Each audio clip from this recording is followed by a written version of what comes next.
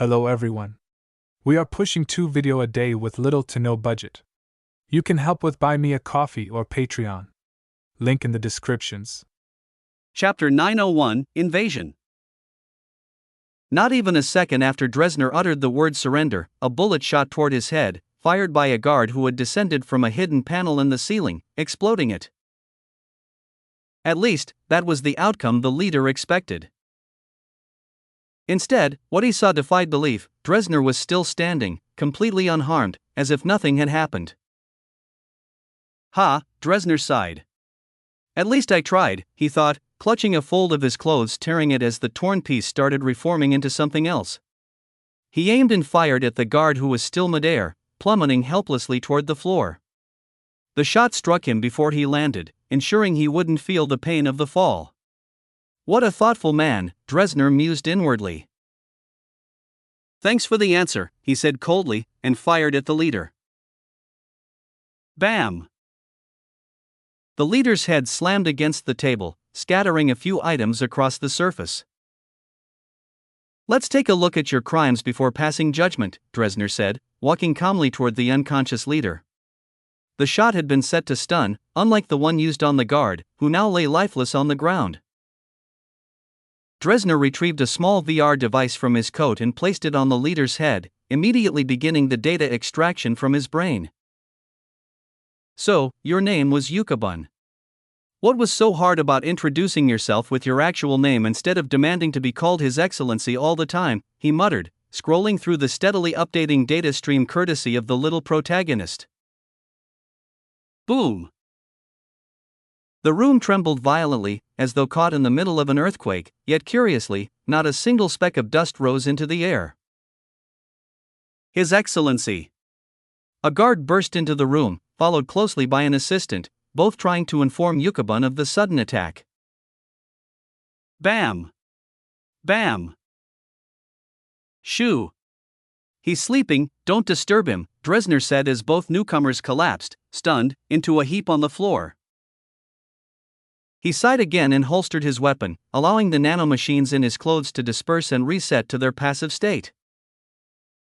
Let's wait till they're done, he muttered, lowering himself to the floor and lying among the unconscious bodies. I can't be bothered shooting every single person who comes in to announce the obvious. Explosions erupted across various locations on the planet as chaos unfolded in every direction. Ship-to-ship dogfights lit up the sky, streaks of plasma fire and missile trails crisscrossing through the atmosphere. Overhead, the heavens were choked with civilian ships attempting to flee the carnage below. But the invading forces had come prepared. Military bases, mana-powered long-distance communication nodes, planetary defense systems, and anything capable of fighting back were being systematically targeted and neutralized. Precision strikes gutted defense platforms, and EMP pulses shorted mana cores and backup systems alike. The situation grew even more desperate when the fleeing ships suddenly found themselves frozen in space. It was as if invisible tractor beams had seized them, stripping away their ability to maneuver. They floated helplessly above their burning world, forced to bear silent witness to the swift and brutal invasion. Panic spread among the civilians aboard those vessels, their only hope now that the invaders deemed them too insignificant to destroy. For the moment, they were nothing more than sitting ducks, adrift, powerless, and afraid. The communication nodes are out. We can go all out now, sir, reported the communications officer aboard the command ship. Zoreth Varkun, former pirate leader turned invasion commander, nodded at the update. His rise to command hadn't been by accident. During training, he had demonstrated an exceptional tactical mind, a natural flair for leadership, and an unmatched grasp of underhanded tactics that came in handy when facing better-equipped enemies. Among all the pirates, he had been the obvious choice. Good, Zoreth said. Where are we on the planetary scan? Should be completed within 5 minutes, sir. Make sure to watch for any nuclear launches.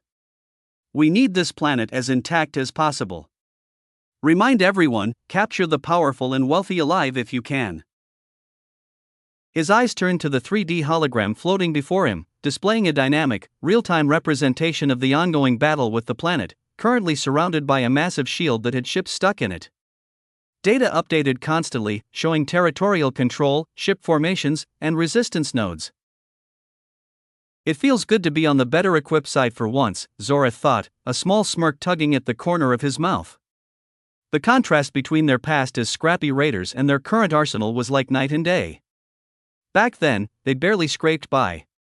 Now, they were the ones bringing overwhelming force. At the rate things were progressing, the planet would fall in less than a week, possibly even faster. Dresner's decisive strike had shattered the chain of command, taking out the planetary leader and plunging the local leadership into disarray. The secondary command bases had also been destroyed, leaving the defenders directionless and scrambling. All that was left was to finish the job before any outside force had time to respond. A ship darted through the sky, heading directly toward the residence of the planet's leaders. Several frigates pursued it, attempting to intercept, but one by one, they were either blown out of the sky or forced to peel away under the relentless barrage of covering fire. The planet's anti-ship guns and defense systems should have activated by now, but an earlier EMP strike had already crippled them. Just to be thorough, those installations had been targeted and destroyed immediately after the EMP burst. The result, an open path through the airspace, almost entirely unchallenged. Only scattered ground soldiers remained to oppose the incoming ship. They tried to open fire, but each time they exposed themselves, they were eliminated in real time by automated countermeasures tracking threats with surgical precision. As the ship neared the target, it didn't slow down. Instead, soldiers began dropping from its open bay doors mid-flight, descending with eerie precision right in front of the palace entrance. The ship itself adjusted its trajectory and weapons systems, switching from a transport role to direct assault, clearing the path for the troopers it had just delivered. By a.m. Dust exploded into the air as the soldiers landed. Without hesitation, they finished off the wounded enemies on the ground, those who had survived the initial bombardment, and moved swiftly into the palace-like structure. Room by room, they advanced, neutralizing any resistance. Combatants were shot on sight, while non-combatants were put into comas using weapons equipped with automatic lethality adjustment, each shot calibrated on the fly by built-in threat analysis. The building was enormous and densely staffed, clearly a symbol of power and paranoia. But the objective was clear: capture the entire leadership family. Similar operations were unfolding across the planet. Every key figure, government officials, wealthy elites, slave merchants, gang leaders, heads of commerce, and anyone else wielding real influence, was being systematically hunted down. No one with power was to be spared. Chapter 902, Addressing the People. Although the invasion had initially sparked widespread panic and desperate escape attempts, the immobilized ships floating helplessly in orbit served as a grim warning: there was no way out. The message spread quickly, and no one else dared try to flee. Life under a near-feudal leadership had taught the populace to adapt quickly to shifts in power. So, when it became clear the invaders weren't targeting civilians, the general panic began to fade. Still, the people remained wary, choosing to stay hidden. The invading forces had made their intentions clear by targeting only military and leadership structures, but that didn't guarantee that the civilians wouldn't be next once the bigger threats were dealt with. It had now been 7 days since the fighting started, and the sounds of battle had nearly vanished. The once frenzied skies were now calm. Yet, no declaration of victory had been made, no broadcasts, no announcements, not even rumors. The silence weighed heavily on everyone. No one dared venture out to find answers. With no information, all they could do was wait, and the longer they waited, the greater their unease. Then, the silence broke. All devices connected to the planetary network chimed at once. Every screen lit up with a short but chilling message. The new leader is going to address the planet in a few minutes. Watching is mandatory. Anyone caught not watching will be punished severely. The message was brief, but its meaning was unmistakable. The war was over. The previous government had fallen. A new power had taken control. Fear rippled through the populace. Many wondered what kind of leader would enforce such a demand, and what kind of punishment awaited those who disobeyed. As terrifying as the old leadership had been, at least they were familiar.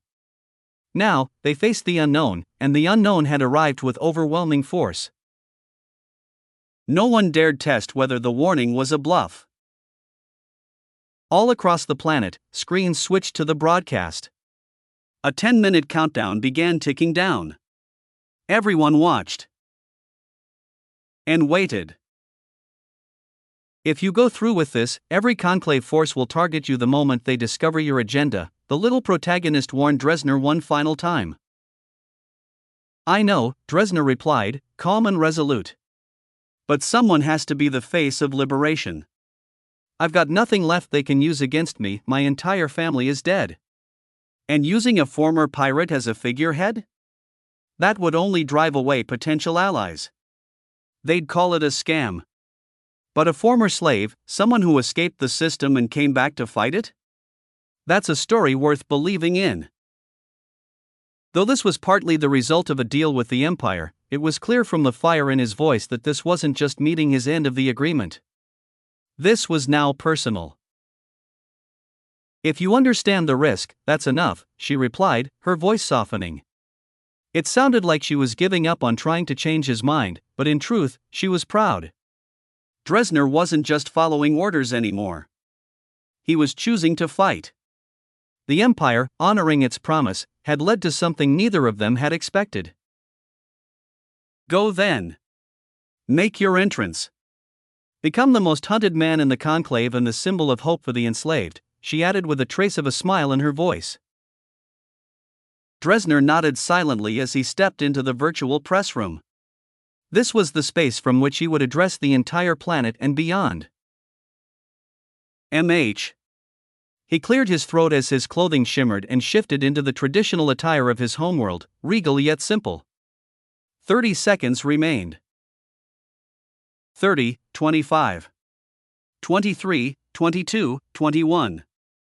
13, 10, 9, 8, 7, 6, 5, 4, 3, 2, 1, live. People of Zypharian, Dresner began, standing tall as the broadcast went live. I am Dresner, leader of the Liberation Forces, and as of today, the new leader of this planet. But before that, I was a slave.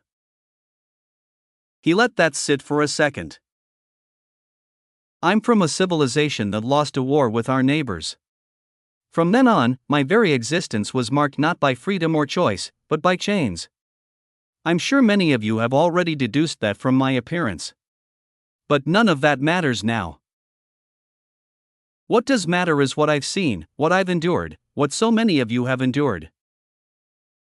I've seen cruelty up close. I've seen slaves used as breeding stock, forced to rape each other so their masters could profit. I've seen people forced to fight to the death for entertainment. I've seen people, my people, used as urinals, toilets, or twisted toys for someone else's fetish. And when I finally escaped, my family paid the price. Every last one of them was slaughtered because I ran. That day, as I held their lifeless bodies, I made a vow. A vow that I would not sit idly by and let this barbarism continue. That I would not become a silent participant in this system. That I would avenge every person broken, tortured, or discarded, whether they were slaves, indentured servants, or free citizens trampled by the powerful. He paused. Took a breath. Let the silence carry the weight of his words. Today, I begin fulfilling that vow. From this moment forward, I declare that every person on this planet is free. Equal. Protected by law and dignity, not by their birth, their species, or their owner. If you were a slave, I hereby break your chains. If you were falsely accused, I hereby exonerate you. If you were oppressed, I welcome your voice and promise to fight for your rights. But not everyone will walk with us into this new world. There are some who must be removed to allow the light to return. To let the sun rise once more over Zypharian, the darkness must be purged. As he said that, the background behind him shimmered. Figures began to appear one by one, wearing simple clothes, hands bound, metal collars around their necks. Each bore a plaque hanging from their chest, displaying their names and former positions of power. These, Dresner continued, his tone sharpening, are the ones who ruled while others bled. Today, I will judge them, not with cruelty, but with justice. And may the beam of that justice be bright enough to pierce the veil that has long smothered our planet. He raised his hand. With a flash of light, the former planetary leader materialized beside him, kneeling like a broken man at an auction block. Dresner turned slowly to him, voice firm and heavy with gravity. "Are you ready," he asked, "to be judged by the Fair One?" The podium vanished. The digital room dissolved. In its place, an endless open field stretched out beneath a gray sky. Before the man could respond, or maybe he tried, but no sound came, Dresner lifted his arm again. "Then let judgment begin." All at once, nearly 100,000 dolls appeared. Humanoid in shape, silent, eerie. They stood in formation like an army summoned from nowhere. The viewers watching across Cypherion fell into stunned silence. Even the former leader, now trembling, could only stare in wide-eyed horror. Because no one knew what the dolls were. But everyone knew they were about to find out. Chapter 903, Addressing the People Too. One of the humanoid dolls stepped forward, its feet softly pressing against the ground as it advanced toward Yukabun, the former planetary leader and conclave-appointed representative. With each additional step, its body began to shift. Its limbs shortened, its skin darkened, and its features morphed into something all too familiar. Within moments, it stood not as a doll, but as a perfect replica of a man Yukabun, and nearly every viewer across the planet instantly recognized. "Your very first victim after rising to power," Dresner's voice rang out, steady and cold. "Your own brother. Burned alive. Publicly executed to set an example, for a crime you framed him for. A crime he didn't commit despite having committed other, real crimes you could have used." As Dresner spoke, vivid, undeniable scenes appeared above the field, projected like living memories. Yukabun ordering the evidence to be planted, dismissing his aide's warnings, his final private conversation with his brother confessing the true reason for the execution: fear, jealousy, control. There was no room for doubt as the truth was laid bare, dissected, and broadcasted. "The second," Dresner said, turning to another humanoid now stepping forward. It transformed, this time into a humble man with downcast eyes. A servant, once loyal and obedient. "You had him castrated," Dresner said grimly, "and his wife executed, because a woman you fancied among the servants looked at him with interest." One after another, the humanoids took shape, each a victim made real again. Each crime was shown with chilling clarity. Dresner stood as both prosecutor and judge, his voice calm as he delivered the case. Yukabun's crimes weren't few, they were a mountain, a lifetime of unchecked power twisted into cruelty. More than 100,000 names appeared across the air in a scrolling list, crimes and victims linked, dates, orders, confessions, all shown. Some crimes were shared atrocities.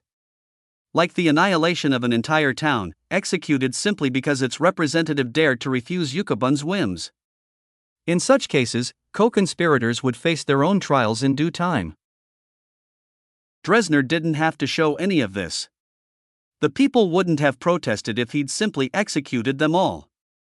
But this wasn't about vengeance alone. This was a principle. He wasn't just punishing Yukabun, he was using him to send a message to the rest of the conclave once the news reached them.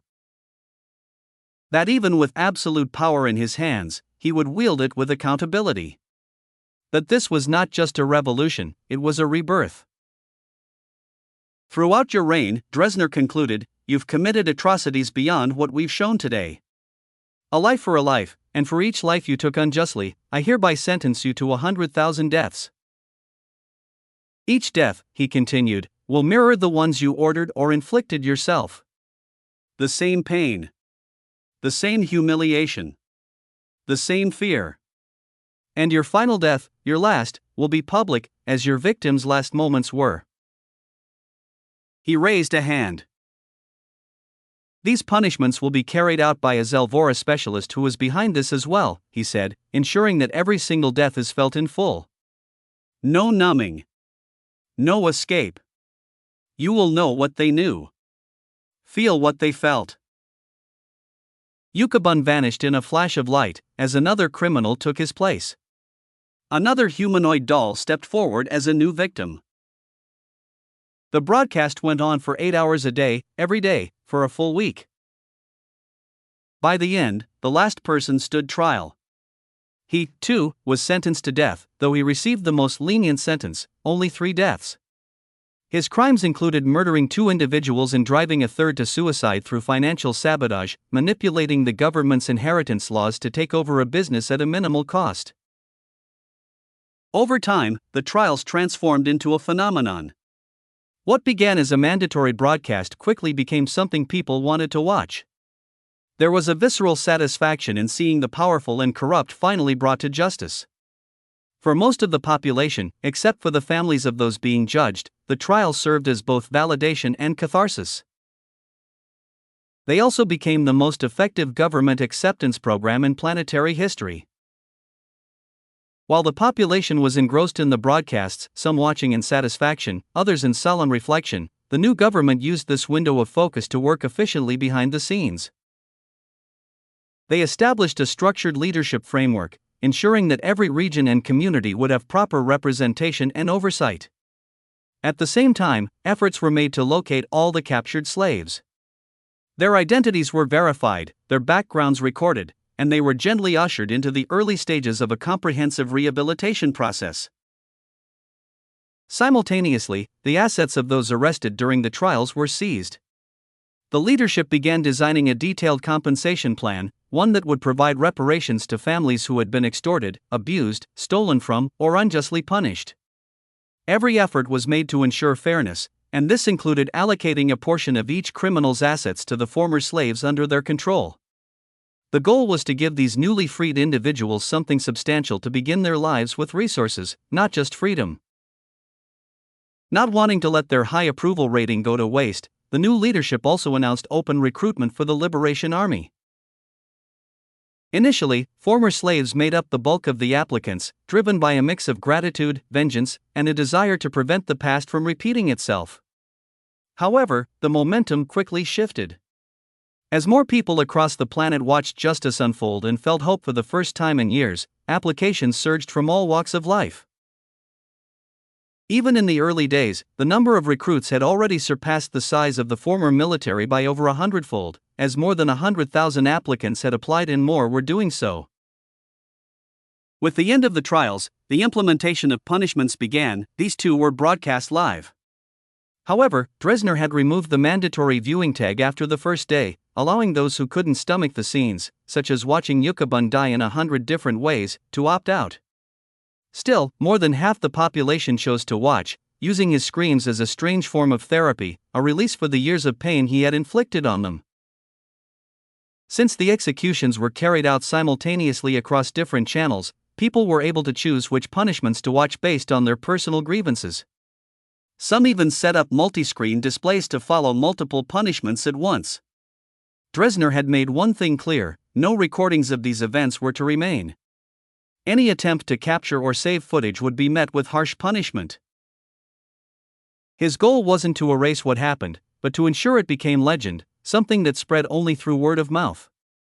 This served a dual purpose: it protected the use of empire-level VR technology from scrutiny, and it amplified the mystique of the new leadership. Even if some fragments of the broadcast survived, the visuals had been deliberately designed in low quality, something a Zelvora could easily replicate. The only truly advanced element was the simultaneous broadcast, and even that had been camouflaged with glitches and imperfections to avoid suspicion. Meanwhile, despite already having enough ships to equip every current and incoming member of the Liberation Forces, the government wasted no time. They began converting the planet's excess manufacturing capacity to produce an entirely new generation of ships, ones with no resemblance to any known design. These ships would mark the beginning of a distinct identity for the Liberation Forces, with unique weapons and systems that reflected their mission and ethos. As for training, it was scheduled to begin the moment the executions were concluded in the real world. Each criminal was to be transported to the very city where they had committed their atrocities, so the victims, or their families, could witness them draw their final breath. It was justice served not only as punishment, but as healing for the ones left behind. Chapter 904, Suspicion. That is completely the opposite of what we experienced when we took over the world, Aaron said with a chuckle as he skimmed through the report detailing the Zypharian people's reaction, comparing it to humanity's during their last world war. By just the second week, Dresner had already gained the support of the majority of the population, a stark contrast to Aaron's own experience, which involved battling numerous insurgencies and unifying fractured governments. Your situation was different from his, Nova said in an attempt to offer some false consolation. His people were already accustomed to living under a centralized authority. In your case, you had to unify multiple sovereign nations, each with distinct systems and professional militaries. If Earth had been in its current state back then, the transition might have mirrored Dresner's, though with a few differences in how quickly people accepted new leadership. What do you think? Aaron asked. Should we help him expand his forces now so he can start taking over other planets, or leave him to build things up on his own? Nix answered this time, due to her deeper insight into Dresner and the other little protagonists. If we leave him to grow at his own pace, it'll take at least a decade before his forces are large enough to become a notable threat to the Conclave. But by then, the wormhole highway system would already be complete, making it easy for a Conclave coalition to assemble and crush him before he can solidify his position. So, I suggest we go all in. Have him reach a threatening size by year 5, enough for the Conclave to consider his demands seriously. That would also be a sweet spot. VR would have spread far enough to help disseminate his ideals, but there wouldn't yet be enough wormhole routes for the Conclave to move a massive force against him without serious strain. Aaron murmured, weighing both options carefully before speaking. What if we gave him a fleet and included wormhole-capable ships? How much would that reduce the timeline? That would shorten it significantly, Nix replied after running a few simulations, but wouldn't that be too much, too soon? It might force the Conclave to act faster. And since it involves wormhole technology, they might suspect outside interference, especially if it doesn't align with their tech profile. Can't we use the same cover story we used to explain the VR element of his speech? Aaron countered. We could give him a few wormhole-capable ships strictly for carrying invasion fleets. Let even their soldiers believe it's thanks to a Tranrian defector or someone with privileged knowledge who joined their side. Then we just keep the wormhole use quiet until it's inevitably discovered. Nix paused as she analyzed that logic. If we frame it that way, it could work. But to achieve real strategic momentum in a short time, the number of ships we'd need to give them would have to be astronomical. I'm sure that won't be a problem, Aaron said with a confident smile. No one matches us in quality or quantity when it comes to production. Start coordinating with the little protagonist. Let's implement this as soon as possible. We'll do our best to ensure the wormhole lane creation efforts aren't used against him. Understood. Inside the VR planet fully controlled by the Drakther civilization's government, shielded beneath the encryption veil of their own design, a report was being delivered. Your Excellency, we've failed the daily planetary connectivity check-in with Yucabun's planet, Zypharian, for more than 2 weeks, reported Bixa, head of the Drakther Intelligence Division. Because of the vast distances between star systems, most civilizations maintained highly independent planetary governments. To retain oversight and ensure interstellar safety, the central government required every planet to conduct weekly mana-powered long-distance check-ins. Missing more than 2 consecutive check-ins typically signaled one of 3 possibilities: rebellion, pirate activity, or rogue governance. Yucabun, the leader muttered, not even lifting his head. That's a first for him. Such disruptions weren't unheard of, and he had long stopped reacting to them with urgency. It was the planetary leader's responsibility to gather the mana required for these systems. Failing that duty often resulted in administrative punishment by the Empire. Yes, sir. It's his first time missing a check-in in over 3 decades. Then let's wait a few more weeks. If there's still no response, follow the standard procedure, the leader replied, then immediately ejected Bixa from the virtual chamber, a feature he particularly enjoyed. While some leaders remained wary of surveillance inside the VR world, even with the heavy encryption safeguarding each system, he was less concerned.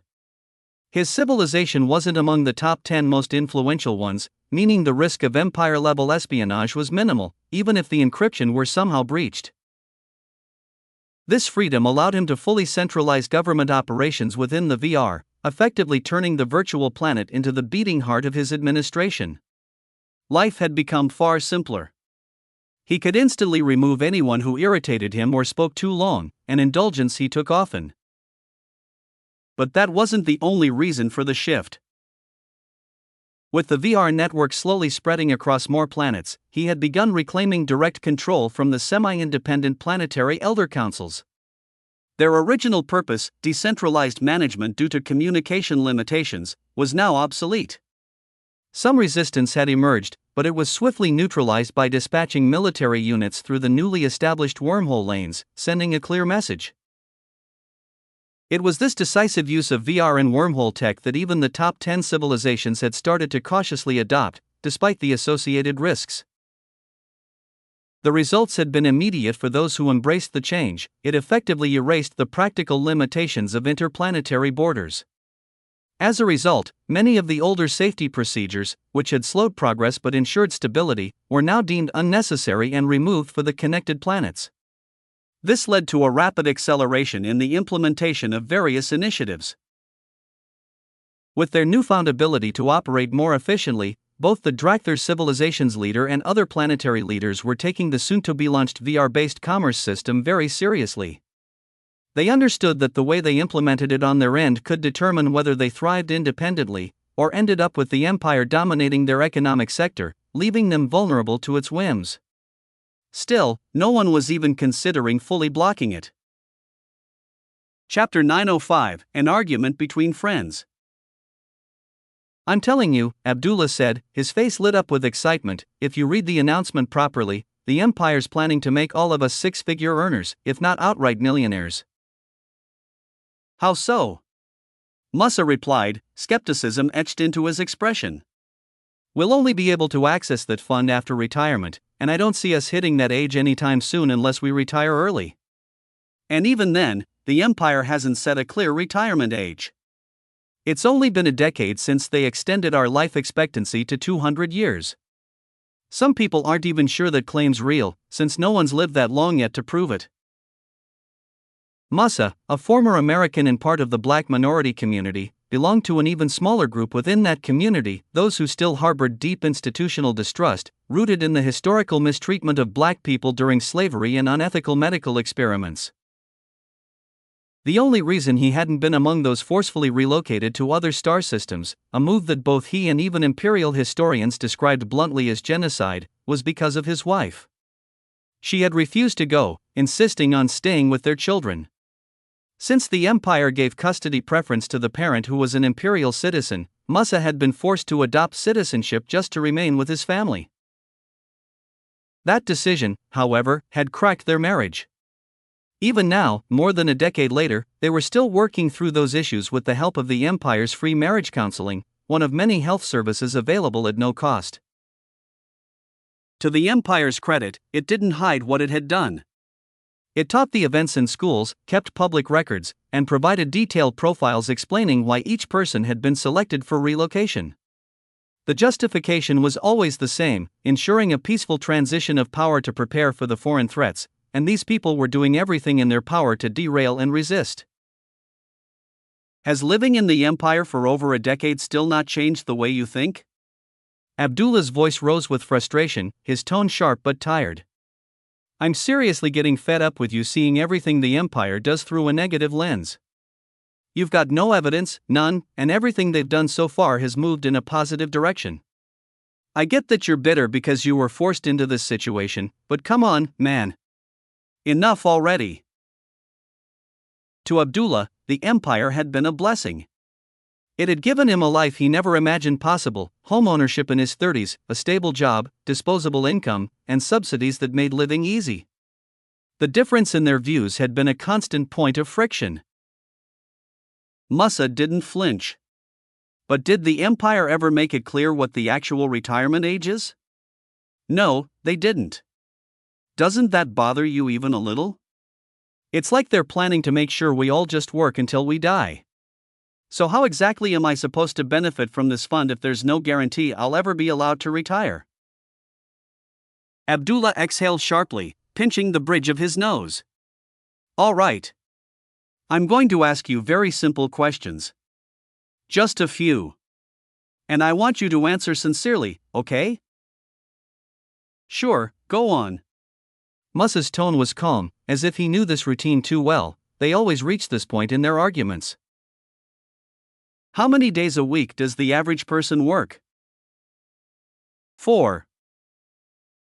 How many hours before overtime is considered?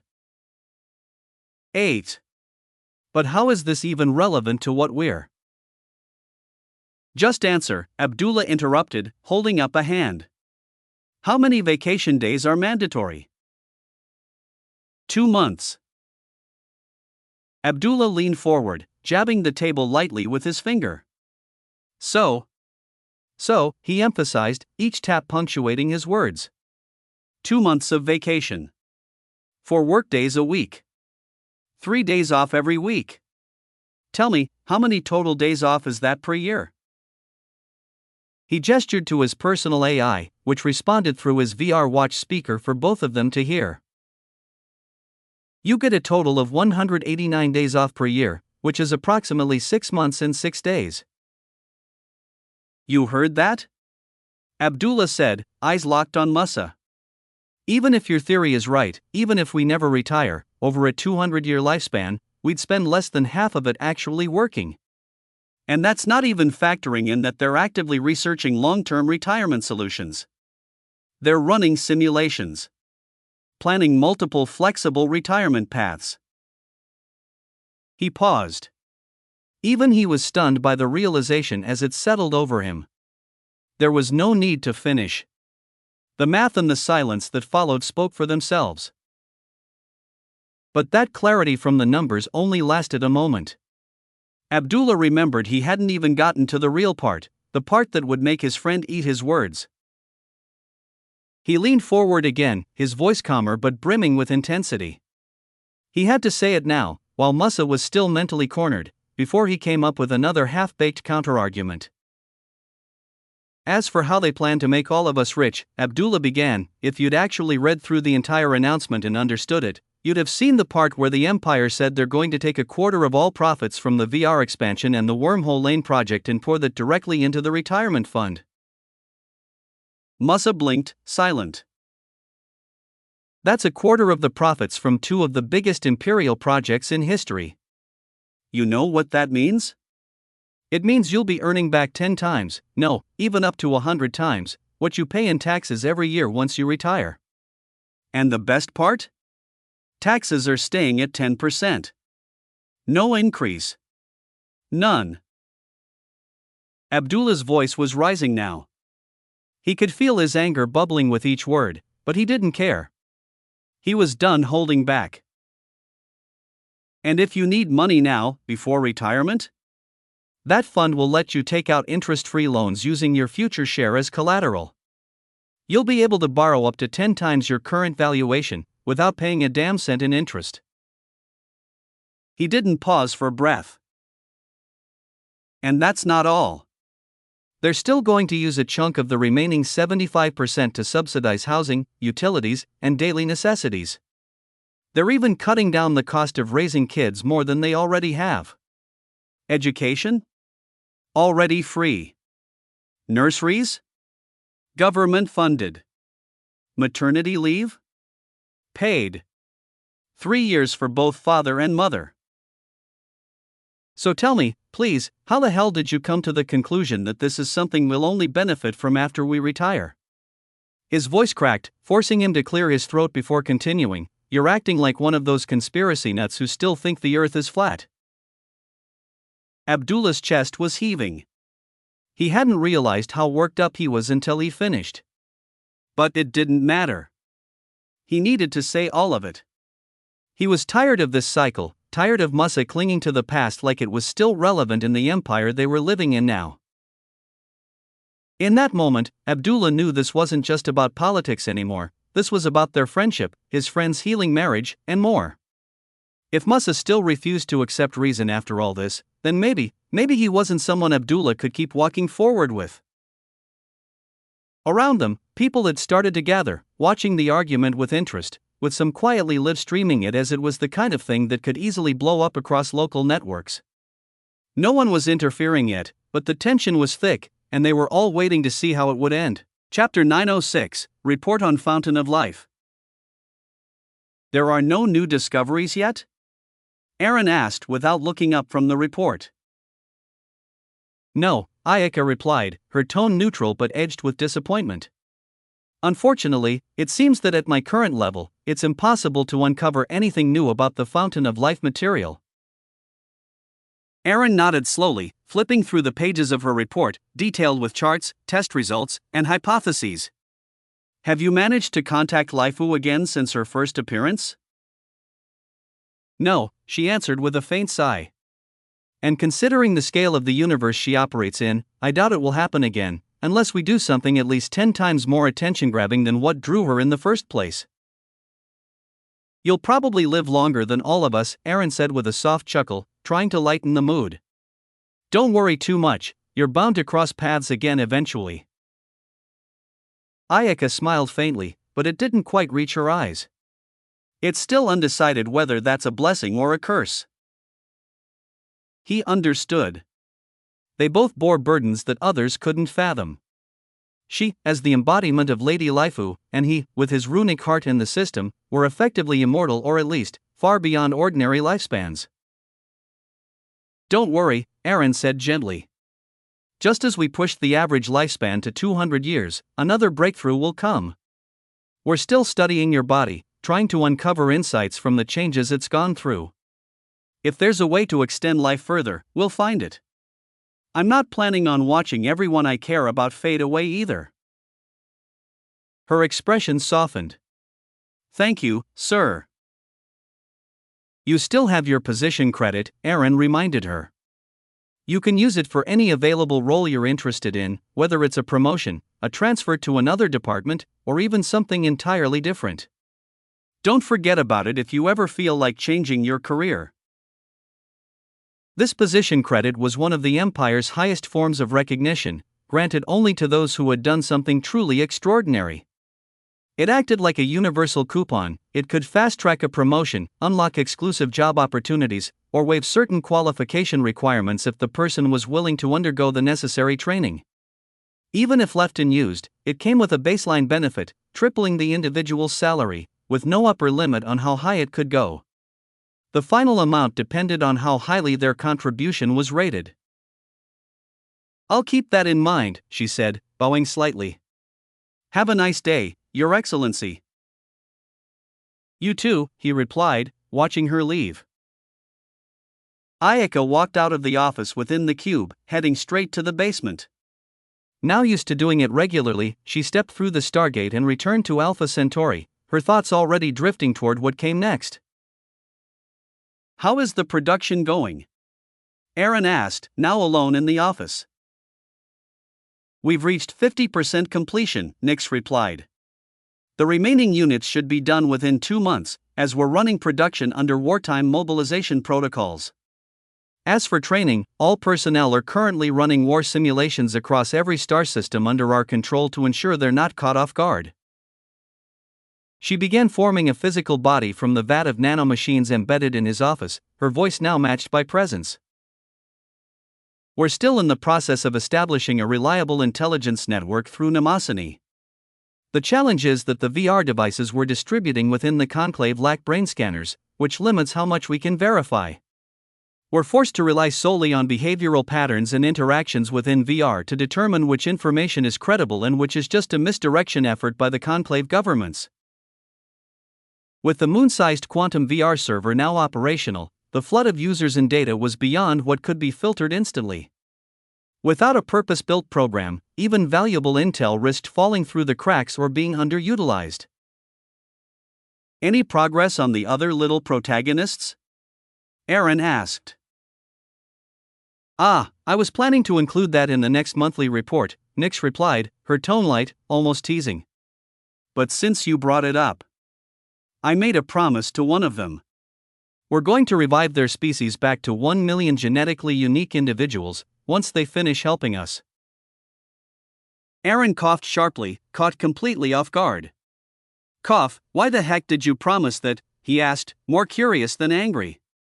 He trusted her judgment, but a commitment of that scale wasn't something made lightly. She's one of the concubines of the ex-Orvac Grand Elder, Nyx said with a smug smile forming on her newly formed face, clearly enjoying the moment. Aaron stared at her in stunned silence. No words formed, no thoughts came. Just a long, drawn-out pause as he processed what she just said. Finally, after regaining control of his faculties, he asked, all right, give me the full lore behind that promise. She is one of the many concubines the Grand Elder has been collecting for himself, Nyx began, her tone darkening slightly. Her entire civilization was wiped out in a genocidal campaign. Afterward, the Grand Elder claimed what remained of her people as a vassal civilization and took her and her family and the remaining people of her race under his protection, only to later force her into becoming one of his concubines. When she initially resisted, he executed the last remaining members of her race and threatened to do the same to her family if she didn't comply. That's way too much to process all at once. Just show me what happened, Aaron said, cutting her off. The emotional weight packed into her short summary was enough to make him want the full story, but not in pieces. But Miss Rena banned you from using VR and AR for a full month, remember? How am I supposed to show you anything? Nyx teased, the glint in her nanomachine eyes mischievous. Rena had insisted on a month-long VR/AR detox for him after realizing he'd been spending more time in virtual space than with their family. He'd agreed, knowing she was right. Then let's leave it for the monthly meeting, Aaron said with a resigned sigh. It'll be over by then anyway. Besides, it wasn't urgent enough to break his promise, and anything related to the little protagonists was still under Nyx's jurisdiction. More data would likely come in by then, too, making the full picture even clearer. Chapter 907, Influence. No matter how slow time had felt, the month without VR finally passed. Aaron could now receive the full report and witness for himself how they had discovered and recruited her. We found her through one of Seraphina's faction members, Nyx began as she materialized beside him. He had been demoted to the role of overseeing the well-being of the Grand Ex-Orvac's concubines after he had abandoned her.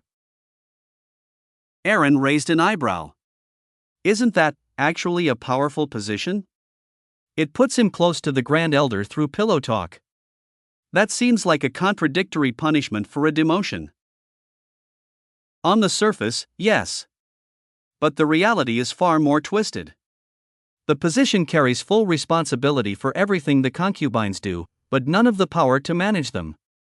If one of them tries to escape, for example, you can't punish her, because that would mean laying hands on the Grand Elder's concubine. But you will be punished for failing to stop her. She paused to let that sink in, then added, it's essentially a trap, used as a convenient way to justify punishing or removing individuals the Grand Elder no longer favors. Aaron let out a low whistle. A clever political move. Makes it look like justice while eliminating annoying individuals, though I doubt anyone would complain unless they were willing to challenge him directly, and that would just be a flashy way to commit suicide. Anyway, since you gave Seraphina the nanomachines to inject into all her faction members and helped them set up a local VR network, we were able to keep detailed records of everything that happened. The moment our VR towers went online, we collected the data, analyzed it, and identified potential recruits in positions of influence. Nyx's expression shifted slightly, proud and calm. She was one of the high-priority targets. After evaluating her circumstances, we took action. With the right incentives, she accepted our offer, despite the enormous risk of crossing the Grand Elder. As Nix finished speaking, the surroundings shimmered. The office dissolved, replaced by a hyper-realistic simulation. They were in a dimly lit room adorned with luxurious silks and exotic materials, sterile despite the beauty. Sitting at the center was a woman, her skin shimmered like a living kaleidoscope, each movement casting new patterns of color across her body. She was mesmerizing to look at, yet impossible to get used to. "You want me to risk doing all of that for you?" "In return for what?" she asked, her voice steady, but her eyes betrayed her exhaustion. Across from her sat an angelic-looking figure, his presence calm, serene, and impossibly composed. A soft smile graced his face. "What is your greatest desire?" he asked gently. She looked away, her expression dimming with a quiet sorrow. "It's impossible for you to grant them," she said, lowering her gaze. "Say it anyway. If it truly is impossible, I'll stop asking." She hesitated before speaking, her voice laden with bitterness and resignation. "I want my people to survive. To not vanish from the stars. I want them to live in peace, without fear, without being hunted for their appearance or enslaved for the pleasure of others." Her fists clenched. "But that's not happening, not now, not ever. Not unless something unimaginable happens." She didn't say the rest, but it was clear either the Grand Elder would have to miraculously free them, which was unthinkable, or they would escape, only to be pursued, her family slaughtered, and her race wiped out completely. Even survival through isolation meant extinction through inbreeding, an end, all the same. The angelic figure's expression turned solemn. "If you agree to carry out our mission and follow our plan, I swear, on a mana oath, that I will give you 1 million unique members of your race. Genetically distinct. Strong. And a safe home, where they can live free from persecution and fear." She blinked, her expression blank for several seconds. Then she frowned deeply.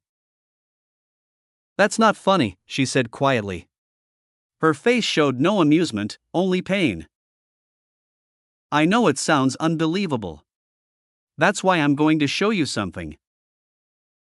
With a gesture, a projection bloomed in the air between them. The image showed the fountain of life, a liquid mass.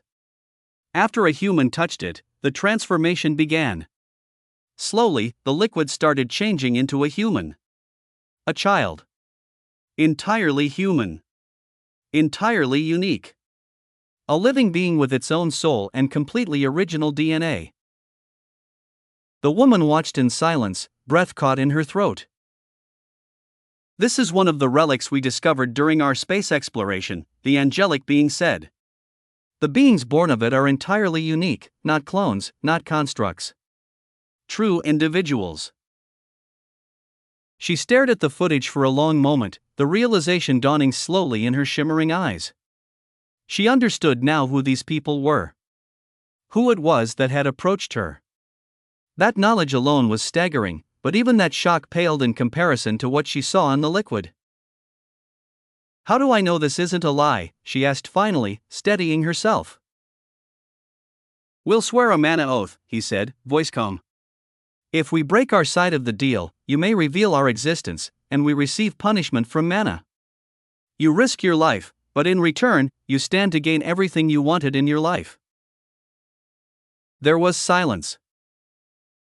Then, Aaron watched in silence as the conversation between the angelic figure and the woman unfolded. It continued until they reached an agreement, sealing it with a contract of mutual benefit. The little protagonist would receive plans and intel on how to exploit them, while she, in turn, would use her influence, through pillow talk and other subtle manipulations, to sway the Grand Elder and increase her standing within the government. In doing so, she would funnel vital intelligence back to the Empire. "Good job," Aaron said, giving Nix a thumbs up, genuinely impressed with the results she had secured in exchange for such a bold promise. "We're working on other individuals as well, but it will take longer to position them where they can truly make an impact," Nix responded, carefully avoiding names. The operations were still in progress, and she preferred not to report on efforts that might fail. Still, her reach was growing. She was quietly running a vast and varied program, funding and arming individuals like Dresner, elevating others into powerful business magnates, political leaders, religious icons, and more. Bit by bit, she was embedding the empire's influence into every layer of the conclave's civilizations and governments. Chapter 908 Mobilization. For anyone who witnesses injustice and atrocities taking place, there are 4 paths he can take, Dresner's voice echoed through the parade ground, calm yet heavy with conviction.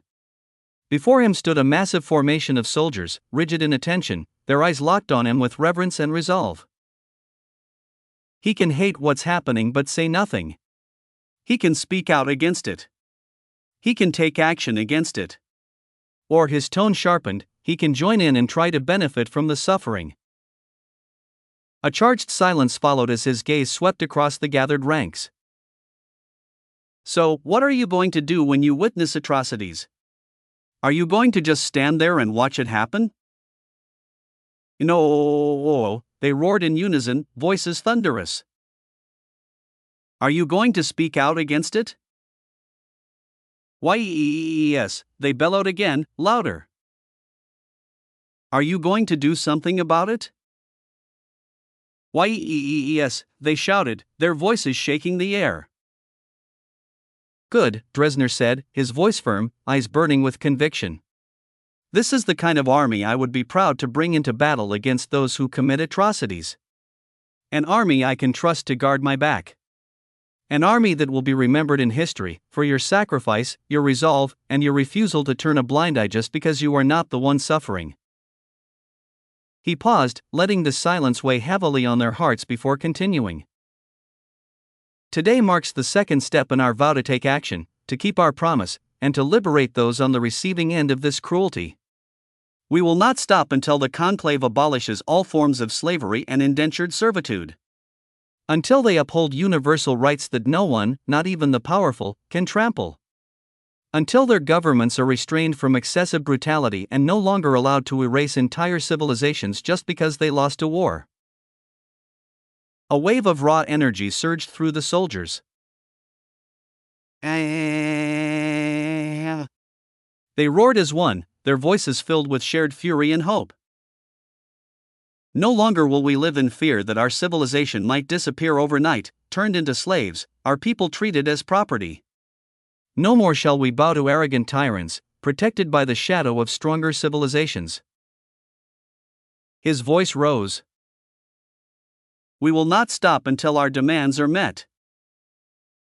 Yes. We will keep moving forward until they have no choice but to take us seriously. Yes. If our sacrifice is what it takes to build a future where our descendants can live free, then may we die 1,000 deaths, for every head they take, 2 more shall rise. May we die 1,000 deaths. May we die 1,000 deaths. May we die 1,000 deaths. The chant thundered from their throats like a storm, rolling across the base, the mountains, the skies. On that day, every citizen of Zypharian watched, eyes wide, skin prickling with goosebumps, as their army prepared to carry this message to the conclave in the one language all tyrants understand: violence. We will not stop until we either reach our goal, or none of us are left standing, Dresner declared, his voice unwavering, eyes locked with those of his soldiers. And that includes me. I will be with you through every step of this mission. If we are to go extinct, then we will die together. He raised his voice one last time. May we return glorious, or never return at all. May we return glorious or never return at all. The soldiers roared back in perfect unison. Without hesitation, they turned and began moving in formation, like clockwork, each unit breaking away into preassigned directions. The sky began to darken. Not from clouds, but from the thousands of ships descending from orbit, blackening the heavens as they arrived in waves. They had come to collect the soldiers, men and women who had completed their training, taken their final vacations with their families, and were now ready for war. Ready to fight for the ideals they had come to hold sacred. Dresner stood in silence, watching as over 20 million soldiers boarded the ships, battalion by battalion. he let out a slow breath. What did the Conclave do to the Empire to drive it this far? Only days ago, the promised reinforcements had arrived. The specs of the ships were enough to make even him uneasy. And that was before he realized just how many there were. Even with his current 20 million troops, they had filled less than 20% of the fleet. The Empire had sent him enough vessels to field an army of over 100 million soldiers. And with them, 20 wormhole-capable warships. But that wasn't the most shocking part. Accompanying the fleet had been a detailed star map, an encrypted dataset with absolute coordinates of nearly half the weakly defended star systems within the Conclave's outer territories. Systems ripe for the taking. They hadn't just given him a fleet. They'd handed him the blueprint of an invasion. And now the wheels of that invasion were turning. That's not something I'm permitted to answer just yet. The little protagonist responded with a soft chuckle. She knew Dresner's question had been an expression of disbelief rather than a genuine inquiry. With the boarding schedule having been meticulously planned in advance, and every soldier knowing exactly where to be at what time, it took only 2 hours for the entire mobilized force to be stationed in orbit, ready and waiting. Dresner himself remained on Zypharian with a million-strong force. His task now was twofold: to defend the planet and to coordinate the simultaneous offensives across dozens of star systems. Standing at the command center, he spoke with calm determination, broadcasting to all ships, "For the liberation of all those who are oppressed." The moment the words reached the fleets, the 20 wormhole-capable warships activated. One by one, they tore open space, forming 20 shimmering wormholes, each linked to a different star system. With practiced precision, the fully staffed 20% of the fleet surged forward, vanishing into the folds of space. The wormholes sealed behind them like silent doors, leaving only the ships that created them behind. Dresner stared at the emptiness left in their wake. "Our 3-year timer starts now," he said, watching the wormhole seal shut behind the departing fleets. That was the window they had to accomplish their mission, the maximum time the Empire could stall the Conclave's inevitable requests to open wormholes to the captured planets under the guise of liberation. By then, they needed to be in a position where their demands had to be met. If not, the Conclave would teeter on the brink of civil war, an outcome neither Dresner nor the Terran Empire wished to see. Chapter 909, New Development. No matter how carefully you plan something, the moment you implement it, the unpredictable always happens, usually in response to the other side's actions. The same was true when Dresner launched his fleets. While they succeeded in disabling the mana-powered long-distance communication nodes for more than half of them, a few of them managed to send out SOS signals before being neutralized. Keep it quiet for now and gather as much intel as possible. We can't afford the embarrassment of losing control of a star system without even mounting a defense, was the general sentiment shared among the leaders of the civilizations that received the distress messages. Their immediate strategy was to contain the situation, keep the takeover hidden, and buy time to figure out a solution. Each government believed it had been targeted alone and that it was either a coup or pirates, unaware that many others were suffering the same fate. Dresner had wisely focused his initial attacks on the lower-ranked Conclave civilizations, starting from the 51st ranked. These nations lacked the technology and the mana stones required to open wormholes, making them easy targets. Yet they were close enough in rank to other civilizations that losing territory would risk demotion in the Conclave's hierarchy, which would lead to a loss of resources and make it difficult for them to deal with their neighbors, who might use this to their benefit. And so, within less than 2 weeks, Dresner's forces had taken control of 20 planets. Ironically, the leaders of those fallen systems helped conceal the Empire's growing presence, hoping to quietly rebuild their strength and strike back only after wormhole lanes and VR infrastructure had expanded far enough to allow for a counterattack, without alerting others to their weakness. With each planet his forces conquered, Dresner repeated the same process he had carried out on Zypharian: arrest the corrupt and publicly deliver justice, liberate and rehabilitate slaves while providing them reparations, restructure the government, and begin local recruitment and training of new soldiers. A small contingent remained on each secured planet to oversee these efforts while the bulk of the military advanced to the next target. Because they were targeting impoverished territories with limited armament and poor infrastructure, battles rarely lasted long. This created a positive feedback loop. More liberated individuals meant more recruits, which in turn enabled the mobilization of the previously idle ships that had been underutilized due to the small number of soldiers at the campaign's outset.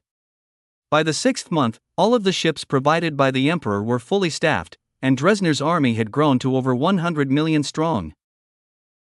From the beginning, Dresner had known there would be no further weapons shipments from the Empire, only mana stones. So he had made an early strategic decision to capitalize on the wormhole ships.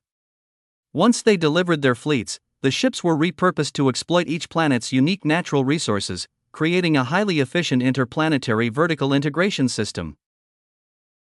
Using the ship blueprints the Empire had provided, he quickly established large-scale manufacturing across the newly conquered worlds.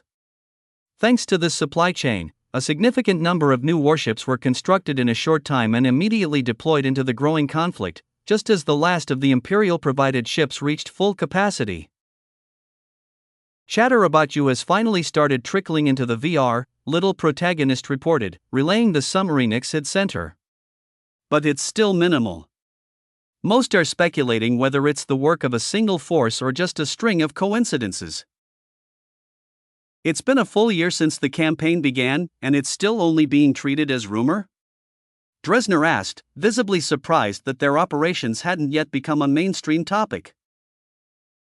Since you're striking across different civilizations, and in most cases successfully disabling the mana-powered long-distance communication nodes before they can send reports, she began, and considering those governments are actively covering up the incidents to protect their reputations, most of the public and even many in the governments only know about the planets directly under their authority. Those planets either sent an SOS or missed their scheduled check-ins. And even then, missed reports from lower-ranked systems aren't seen as unusual due to their chronic mana stone shortages. She continued, listing out the systemic weaknesses and bureaucratic blind spots that had allowed Dresner's campaign to remain hidden despite having taken over more than 45 star systems. We need to pick up the pace, Dresner said thoughtfully. At this rate, we'll need to control at least 200 star systems before we can go public and force the Conclave to acknowledge us. He knew that, by now, the territory under his command was already large enough to rank him among the bottom 35 civilizations on the Conclave's official hierarchy list, not particularly high, considering there were over 100 recognized powers, but still astonishing given that he had achieved it in a single year and under complete secrecy. Slow is smooth, and smooth is fast, Little Protagonist reminded him, her tone calm, encouraging patience. As Dresner spoke with Little Protagonist and she continued her report, neither of them, nor the systems monitoring the VR feeds, realized that a critical meeting was taking place, far beyond their spheres of surveillance. How many of you have lost contact with a star system or received an SOS signal from a planet under attack? The holographic image of Grand X Orvac loomed over those in the call as his voice echoed cold and unforgiving, sending an involuntary shiver through nearly everyone seeing it. Few understood why the leader of the Conclave's most powerful civilization, whose own territory, and even that of his vassals, remained untouched, was this enraged. But one by one, hands began to rise. The leaders of the affected civilizations lifted their hands without hesitation or shame. They held their heads high, projecting composure as was expected of sovereign leaders. They had lost control of systems, yes, but dignity, never. 34 hands raised. 34 holographic feeds confirmed their silent defeats, feeds made possible by the mana-powered long-distance communication nodes they could now maintain for a long period without worry, thanks to the recent influx of mana stones. The Grand Exorvac's eyes narrowed. So this has been happening in your territories, and you thought it trivial enough not to inform the Conclave government? You even tried to hide it? There was no mistaking the fury behind his words now. It was quite obvious as he made no attempt to hide it. The leaders stiffened under his gaze, despite it being through a hologram. None dared believe his anger stemmed from concern for their well-being or lost territory. No, this was something else entirely. And the fact that they couldn't yet grasp the reason made it all the more terrifying. Chapter 9-10, New Development 2. While the leaders silently questioned why the Grand Exorvac was so furious, the answer inside his mind was sharp and unwavering. Who dares infringe on my territory? Yes, his territory. In his eyes, the entire conclave belonged to him. He was not merely a leader of the strongest civilization, he was its rightful king. Its ruler. Its owner. To Exorvac, this belief wasn't delusion. It was a truth constantly reinforced by reality. His whims, if spoken aloud, were fulfilled by nearly every civilization without resistance. As long as his desires didn't challenge the top 10 powers or those who possessed wormhole technology, he could wage war on any of the remaining civilizations simultaneously and win. But he didn't want to rule directly. He had no interest in the burdens of leadership. What he craved were the benefits of power, deference, wealth, and influence. And in the current arrangement, he had all of that. The lesser civilizations bent over backward to curry his favor, doing everything they could to stay on his good side. Why waste energy leading when the perks flowed freely to him anyway? To him, and to all Exorvac, this was natural. They had fought and clawed their way to the top, earned their place through overwhelming strength. The feeling of superiority wasn't a privilege, it was a birthright. Something they had paid for in blood and fire. So when someone dared to take what he considered his, when someone tried to steal from under his nose, he didn't see it as a mere attack. He saw it as an insult. A direct challenge to his authority. And if he didn't respond violently, he would be acknowledging that insult as valid. Which made the silence and deception of those who had lost territory even more offensive. They had allowed it. They had hidden it. And so, as each hand had risen in the chamber, the Grand Exorvac had taken note, not just of what was lost, but of who had failed. There would be consequences. It's a matter internal to our own territories. There was no need to report it to the conclave, one of the leaders said, attempting to justify his decision. He was relatively new to power and didn't yet fear the Grand Exorvac to the point of silence. In his mind, his authority was being questioned by someone who had no business interfering. Internal? How? The Trianrian leader shot back, disbelief clear in his voice. More than 34 of you have lost at least one star system, and you still think this is a private issue, not something the conclave should be informed about? Those at the top of the conclave's hierarchy did not need to mask their emotions. That kind of posturing was for the weak, who needed deception to survive. But for the powerful, openly expressing one's thoughts was a mark of strength, and the Trianrian leader made no effort to conceal his scorn. We only just became aware of the pattern, at the same time as you, the first leader insisted, trying not to appear incompetent. We thought it might be isolated unrest, coup, pirate attacks, or just routine communication failures for some. We never imagined something coordinated. The Grand Elder's voice cut through the tension, halting what was about to become a drawn-out argument. How many star systems has each of you lost? What's the total count? The affected leaders began reporting, one by one, the number of star systems that had gone dark or failed to check in for extended periods. Within minutes, the scribe compiling the report stood and addressed those in the call. Confirmed attacks, 23 star systems. An additional 67 have failed to report since the first known attacks began. Total loss stands at approximately 90 star systems. A heavy silence fell. The realization struck everyone at once: nearly 100 star systems had been lost, quietly and systematically, and it had taken them this long to even notice. Causing a chill to run through nearly all of them. Have you gathered any intel on them? Asked the leader of the Ural coalition, his tone sharp and urgent, eager to extract any information that could help make sense of the situation. This was all we managed to salvage from the SOS transmission before they destroyed the communication nodes, one of the affected leaders said, sharing a series of images. The images displayed a diverse fleet. Most of the ships bore unfamiliar designs, but scattered among them were unmistakable silhouettes, models that matched the military ships of several top 50 civilizations. While the majority of the attackers' ships appeared new and alien, a significant minority were clearly built using the same styles and technologies found in the fleets of some of the Conclave's most powerful members. Encouraged by the revelation, other leaders began sharing the limited data they'd salvaged. The patterns were consistent: unfamiliar ships working alongside those modeled after, or outright belonging to, the top 50 civilizations. The room grew tense as the lower-ranked civilizations turned their eyes, not toward the top 10, whose power made them untouchable, but toward the rest of the top 50, silently demanding an explanation. Why did the invading fleets carry warships designed by them? And how did they have access to wormhole technology sophisticated enough to launch these simultaneous assaults? The answer was obvious to them, at least with the evidence and the knowledge at their hands. With the recent influx of mana stones, especially after trade with the Terran Empire began, the top 50 had the resources to not only maintain but greatly expand their reach. On top of that, many of them received direct payments to help establish wormhole lanes, making rapid, large-scale deployments not only feasible, but alarmingly easy. Suddenly, what once seemed implausible now made perfect sense. The wormhole lanes removed the biggest historical barriers to expansion: time and mana.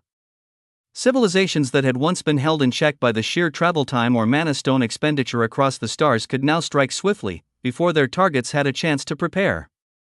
With this obstacle gone, the temptation to expand and conquer was undeniable. It was a far more plausible explanation than imagining an external force. After all, outsiders wouldn't have access to these ships. The top civilizations never sold their most advanced vessels. They retained exclusive rights to their cutting-edge military technology to avoid being attacked by their own creations. The ships in the attackers' fleets could only have come from within. And then, one of the invaded leaders finally spoke, his voice calm but loaded with restrained fury. Would any of you care to explain how they managed to get their hands on military vessels from your civilizations? Chapter 9:11, New Development 3. Who dares? The Valthuran leader thundered, slamming his hand onto the table. The gesture might have carried more weight if the meeting hadn't been held via group call. His holographic image merely flickered slightly, his display shaking for a brief moment before settling. But no one was surprised by his reaction. The Valthurans were known to hold their honor and pride above all else. And now, both were being called into question by the very civilizations they considered beneath them. To the Valthuran leader, this was not just an accusation, it was an insult. There was no way he would simply sit back and watch without responding. Yet the leader who had demanded answers didn't flinch. Instead of replying directly, he raised a hand and jabbed his finger at the holograms displaying the damning images of the enemy fleets. His silence spoke louder than words. There was no need for verbal sparring. His expression made his message clear: your outrage is meaningless in the face of evidence. So, what explanation do you have for these ships? Another leader asked, his frustration barely hidden. The realization had hit him hard: he had lost the most star systems out of everyone. 7 star systems had gone completely dark. He was furious. I have never approved, let alone considered, sending ships to attack another's territory, the Droll coalition leader responded, his tone sharp but measured. Why would I resort to secrecy when the Conclave grants me the right to declare war openly and seize territory through legitimate means? He was quick to distance himself, and for good reason. The Droll coalition was well known for its unmatched large-scale, rapid manufacturing capabilities. If the top 50 civilizations had conspired to launch a joint offensive, it would have been the Droll who supplied most of the ships. That made him the most obvious suspect. But he wasn't the only one on edge. Similar thoughts ran through the minds of all the top 50 leaders. The images clearly showed vessels built with their tech.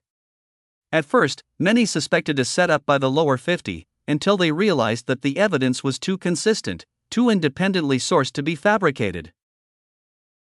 That left them with two chilling possibilities. 1. Someone inside the conclave was orchestrating this, framing them all. 2. Someone outside was doing it, and that was far worse. Because that would mean someone not only had intimate knowledge of their fleet designs and technologies, but was using them to attack with precision and coordination. And had it not been for the scattered spies who picked up the attacks and intercepted the SOS signals, this invasion might have continued unnoticed for far longer. Whoever it was, they had access, they had planning, and they had the upper hand.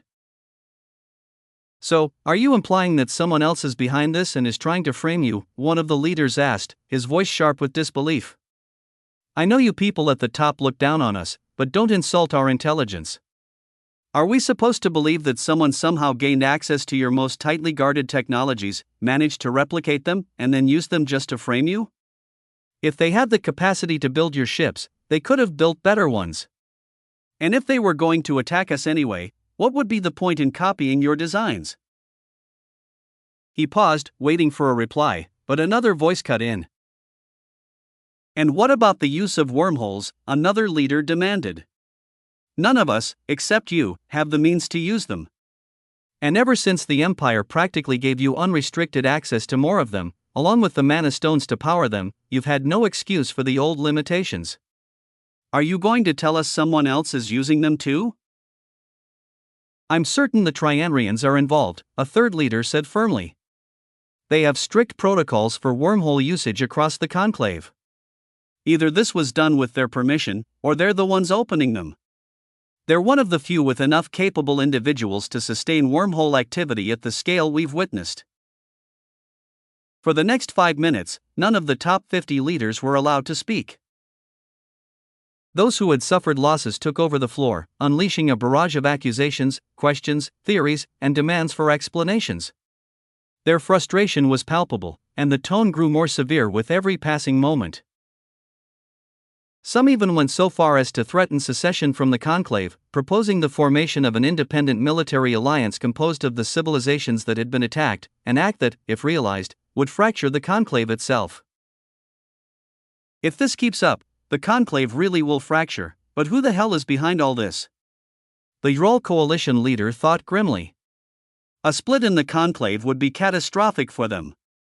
Their economy thrived on interstellar trade, and any division would lead to tariffs, trade barriers, and disrupted markets, leaving them with massive oversupply and a deflationary spiral they might not recover from. If this continues, our honor and pride will be shattered beyond repair, the Valthuran leader fumed in silence, barely able to contain his rage as he listened to accusations hurled by leaders who once bowed their heads in his presence. If I ever find the one responsible for this humiliation, I'll skin them alive for what they've done to us. It was a bitter truth, sometimes the most painful wounds come from those you once considered beneath you. And now, he was feeling every cut. The only way this could be happening the way they're accusing us is if there's a coordinated faction made up of members from each of our civilizations, people in powerful positions who can act without alerting the rest of us, the Zalavara leader reasoned, trying to wrap his head around the scale of deception that would be required. But I'm certain no such group exists in my government. Or, could they be so deeply embedded that I've overlooked them entirely? He immediately dismissed the idea. For the Zalavara, such a conspiracy was almost impossible. Their mental network ensured that intentions and major decisions were always transparent to those with access. Any traitor of that magnitude would be uncovered before they ever reached that level of influence. Still, as the voice of reason in many past debates, he knew it was his responsibility to bring clarity before things spiraled beyond repair. He began quietly compiling arguments to steer the discussion back to logic.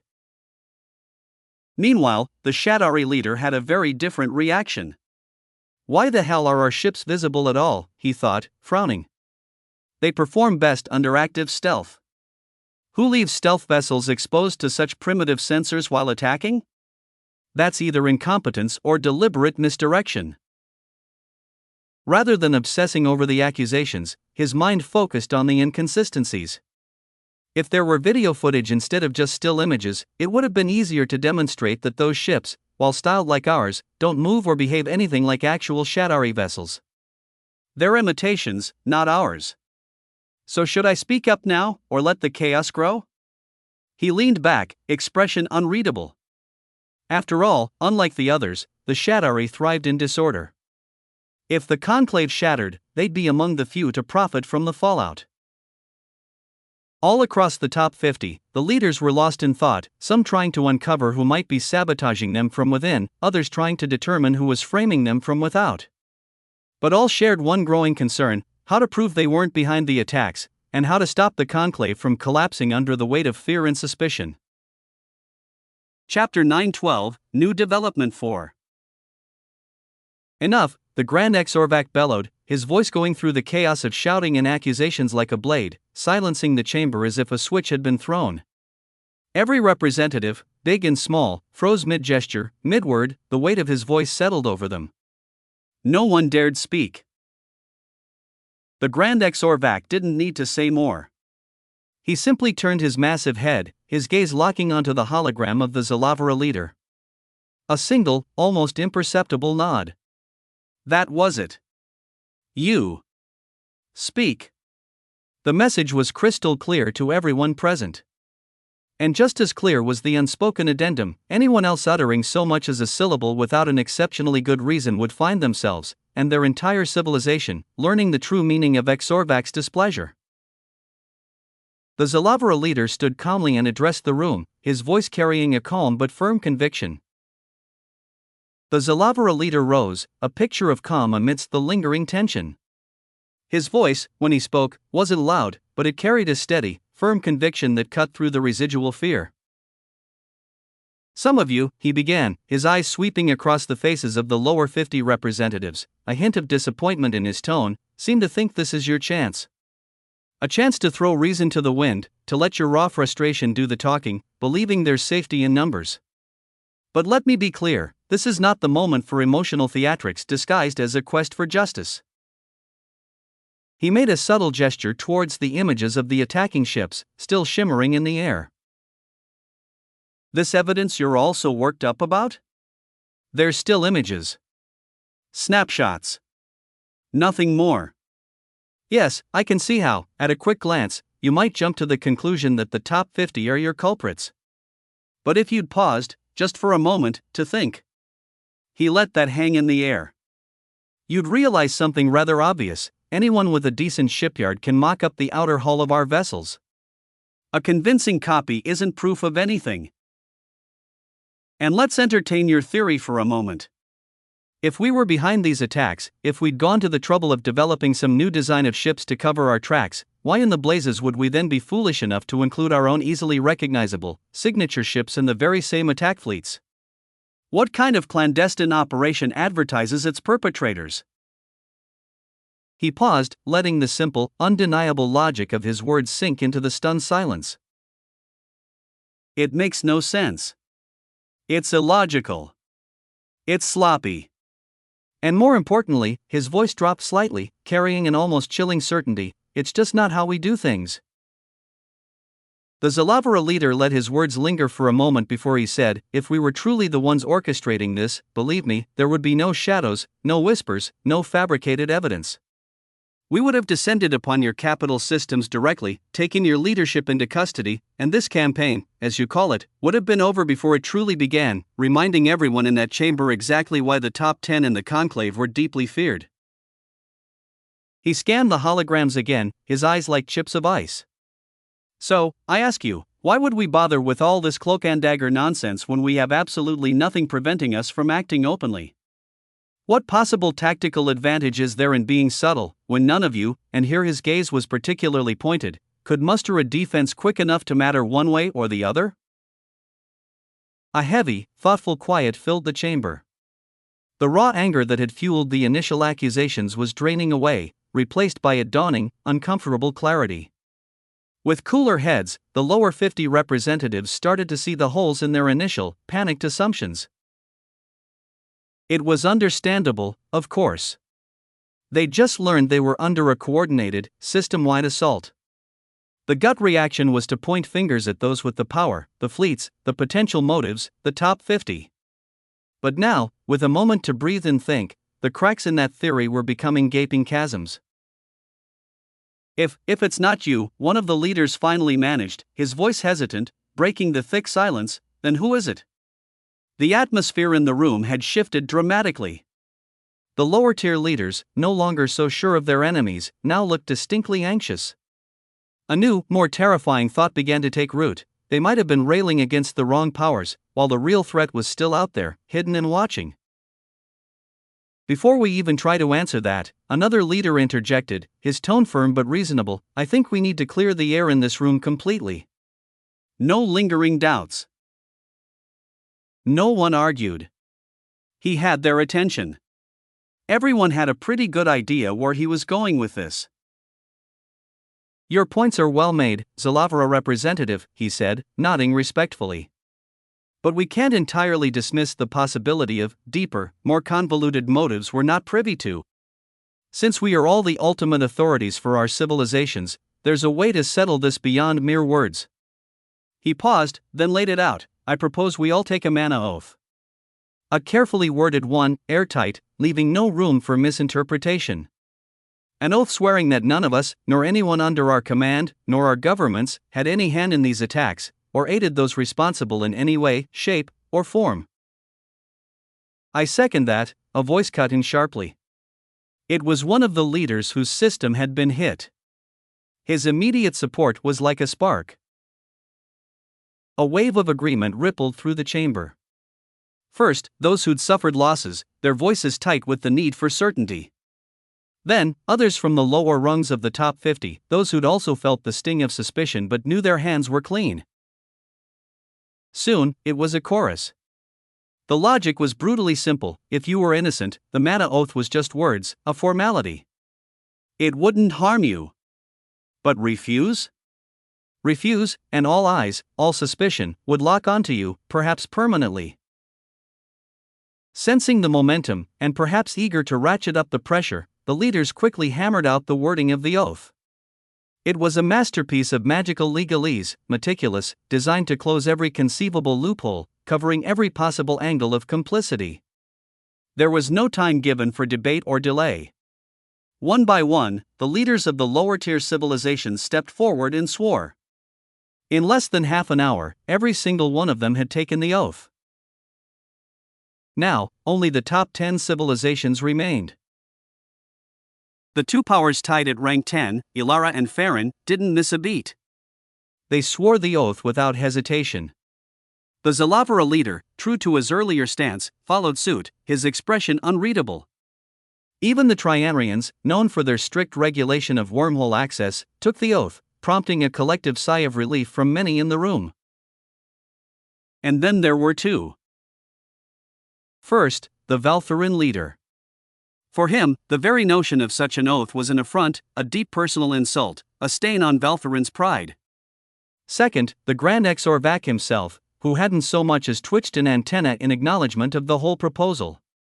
Despite the unspoken pressure radiating from every corner of the chamber, a palpable force in the silence, neither of them flinched.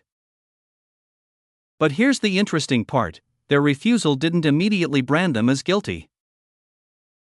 Everyone knew the Grand Exorvac. He was a creature of brutal honesty. Subtlety, deception, backroom deals? Those were games for lesser beings. If the Exorvac wanted you gone, you'd know it. He'd tell you, right before he vaporized your fleet. No theatrics, no scapegoats. And the Valthurins? Their pride was the stuff of legend, almost a religion. Yes, they looked down on virtually every other civilization, but that very same towering arrogance meant they'd never, ever stoop to framing someone else. To do so would be to admit another was worthy of carrying a burden meant for Valthurin's shoulders, an insult so profound it would shatter their honor. Any Valthurin leader even thinking about such a thing would face an immediate, violent challenge to their rule, branded a disgrace to their bloodline. So, their silence wasn't an admission of guilt. It was a statement of who they were. The same leader who'd been interrupted by the proposal for taking a mana oath spoke again, his voice calmer now. Back to my original question. If it's not any of us, then who? The room, finally purged of its internal strife, fell into a different kind of silence. A tense, focused quiet, as every mind turned to that single, chilling question. Someone out there had played them all. Framed the most powerful civilizations, used their reputations against them, and nearly threw the entire conclave into chaos from the shadows. And if it wasn't anyone in this room, then who possessed that kind of terrifying reach? Who harbored that level of audacious ambition? And, perhaps most frightening of all, who had the sheer capability to pull off such a masterful, flawless deception, all while remaining completely invisible to the most powerful, most paranoid minds in all the conclave? Chapter 913, New Development v. The Voice of Reason. The Terran Empire, one of the leaders finally voiced, breaking the uneasy silence with the most controversial possibility yet. A wave of murmurs and narrowed eyes followed, some in consideration, others in immediate rejection. They don't have the wormhole technology to conduct these attacks, another leader countered quickly, scoffing at the idea. But they might have learned it through the knowledge granted to them, a third leader said, eyes flicking toward the Trina-Iran representative. Especially after that duel with your representative. You all saw the broadcast. The Trina-Iran leader didn't flinch. We were the only ones who withheld the decryption keys. Also, possessing knowledge and being capable of applying it are two different matters, he responded, calm but firm. That didn't stop the next question. Was the encryption used in the knowledge the same as what you gave them to integrate into your civilization's private star system? No. They are entirely different systems, the Trina-Iran leader answered again, a flicker of annoyance creeping into his voice. What about learning through the captured individuals? The fighter you sent was killed. Couldn't they have recovered something? Biological memory traces, embedded tech, anything? A few heads nodded. The suggestion wasn't far-fetched. Many of their own civilizations used advanced means to extract even the faintest residue of information from corpses, especially those carrying battlefield enhancements. I'm sure you all saw it, the Trina-Iran leader replied, frustration now evident in his voice.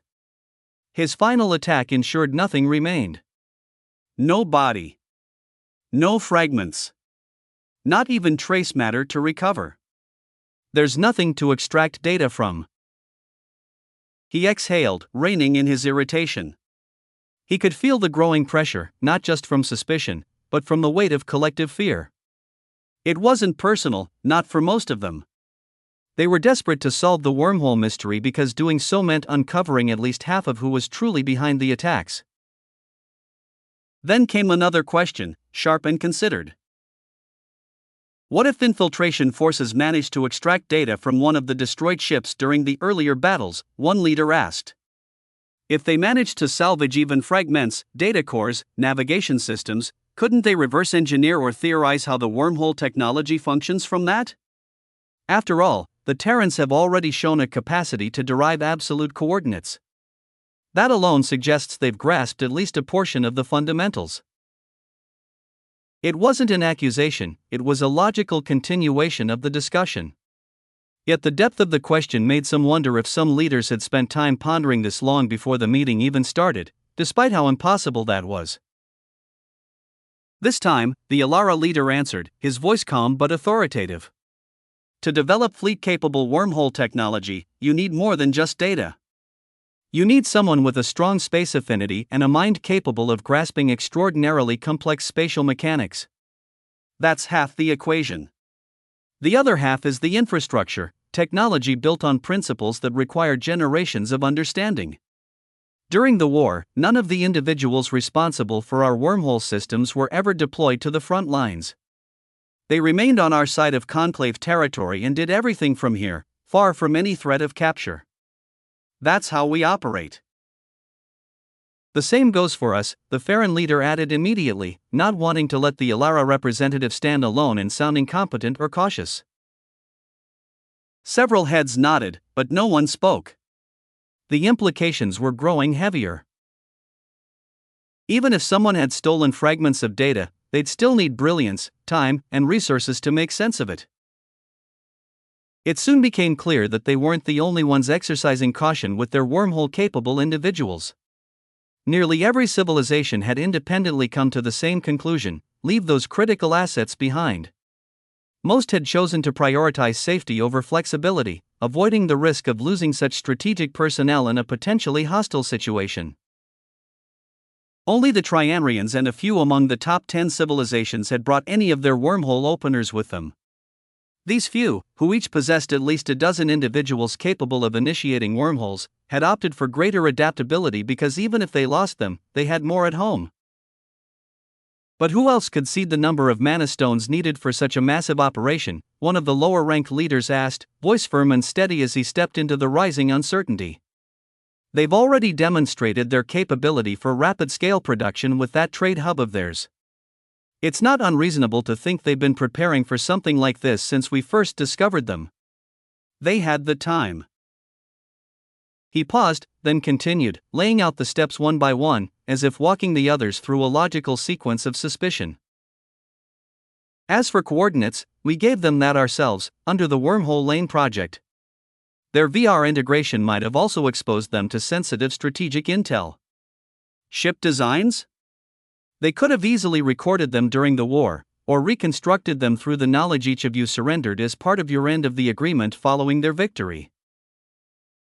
He let the room digest that before continuing, and wormhole tech, even if they couldn't decrypt the knowledge you provided, what's to say they didn't learn more by observing the Wormhole Lane development itself? They were part of it, after all. The silence that followed was heavy, thoughtful, and shocked. Some of the leaders, particularly those who had lost territory, started to murmur among themselves. A few began to lean toward belief. Others went further, sketching the outlines of potential retaliation plans in their minds. Suspicion had found its first real target. Your speculations have gone too far, the Zelvora leader interjected, his voice sharp enough to slice through the growing murmur of suspicion. Nearly every leader turned his hologram, but before anyone could respond, he continued, refusing to let the conversation spiral further. Those assumptions would only make sense if the attacks began after the Empire had access to the knowledge you're referring to. But let's be clear, the majority of the explanations some of you are giving only became possible after the attacks were already underway. He raised a hand and began ticking off his points one by one, calm but forceful. First, the Mana Stone argument doesn't stand up to scrutiny. There's no visual confirmation that the attackers are using wormhole technology at all. It remains speculation. And even if they are, that doesn't confirm they're powered by mana stones. Just because we haven't made a breakthrough doesn't mean the enemy hasn't. We can't assume their technology mirrors ours. Second, the knowledge provided to the Empire didn't include blueprints. It only explained the possibility and the explanation of concepts. Whether they can make use of that knowledge is a completely different matter, and a monumental challenge. Third, without the decryption keys, there is no way to access the deeper layers of that data.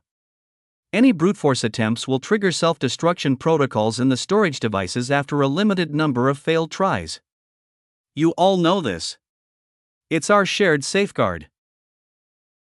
Fourth, they gained access to absolute coordinates not because of some clever trick, but because they still possess Zalthar's ship, the very one that originally provided us with their location. That ship alone makes it possible for them to have the technology to do that. Fifth, the Wormhole Lane project is designed to be information tight. Our wormhole openers remain inside ships with continuous anti-surveillance technology running. Even if someone tries to observe, they'd gain nothing. And even if they did somehow observe something, they'd still need extensive additional data to replicate the functionality. Sixth, if the Empire truly had the technology and capability to launch attacks of this scale, why would they help us improve our own mobilization? Why would they actively assist in pegging their currency to mana stones, giving us greater access to the very thing that will also allow us to use the wormholes as we want without worry? They could have easily continued operating like before, limiting our supply without raising suspicions. Seventh, and this is vital, even if they had gathered data through VR, the scale of that effort would be monumental. Organizing, storing, categorizing, and interpreting such diverse and chaotic streams of civilian VR activity to the level required for strategic exploitation would be next to impossible. And again, most of that access came only after the attack started. He paused then, letting his words settle. I could go on, but I think these 7 reasons are enough to dissuade any rational mind from seriously considering the Empire as the culprit. Everything they are doing now contradicts the goals of these attacks. If they were behind them, they wouldn't be investing in projects that strengthen the Conclave. That would be entirely counterintuitive. The room quieted, many of the murmurs dying off. As always, the Zilovra were skilled at deconstructing complex arguments down to their core components. And in this moment, that clarity was crucial, because misjudging the Empire, especially now, could be catastrophic. The Conclave was already growing dependent on the Empire's trade networks and wormhole lane initiatives. Turning away from those projects because of unfounded suspicions would be like giving sight to the blind for a week, then snatching it away, forcing them to stumble through darkness once again, fully aware of what they'd lost. Chapter 9:14, New Development 6, The Voice of Rage. Then Hu, the leader who had accused the Empire, retorted sharply, clearly stung by the Zilovra leader's dismantling of his argument. They're the only ones who have all the pieces that fit the puzzle. His frustration was obvious. He had presented his hypothesis with confidence, expecting agreement or at least serious consideration. Being corrected and essentially discredited in front of the entire Conclave leadership left him bitter, and he wasn't ready to back down. Yet no one else stepped forward with an alternative suspect. All known external enemies of the Conclave were either too far away or still recovering from past conflicts. The aftermath of their long war had left the region between them nearly uninhabitable, making any large-scale operation prohibitively expensive in terms of mana stone consumption, especially for wormhole travel. And like the Conclave, they too had shown no signs of overcoming the technological limitations surrounding such feats. I think we need to consider the possibility that we are facing an enemy we are not yet aware of, and act accordingly until we have evidence to suggest otherwise, the Shadari leader said, his voice calm and measured. It was only the second time he had spoken since the meeting began, the first being when he swore the mana oath. He continued, whoever they are, they understand how we operate. They targeted communication nodes first, which suggests a strategic intent to delay or prevent news of the attacks from spreading. That's not random, it's deliberate and calculated. It's easy for you to say that, another leader snapped.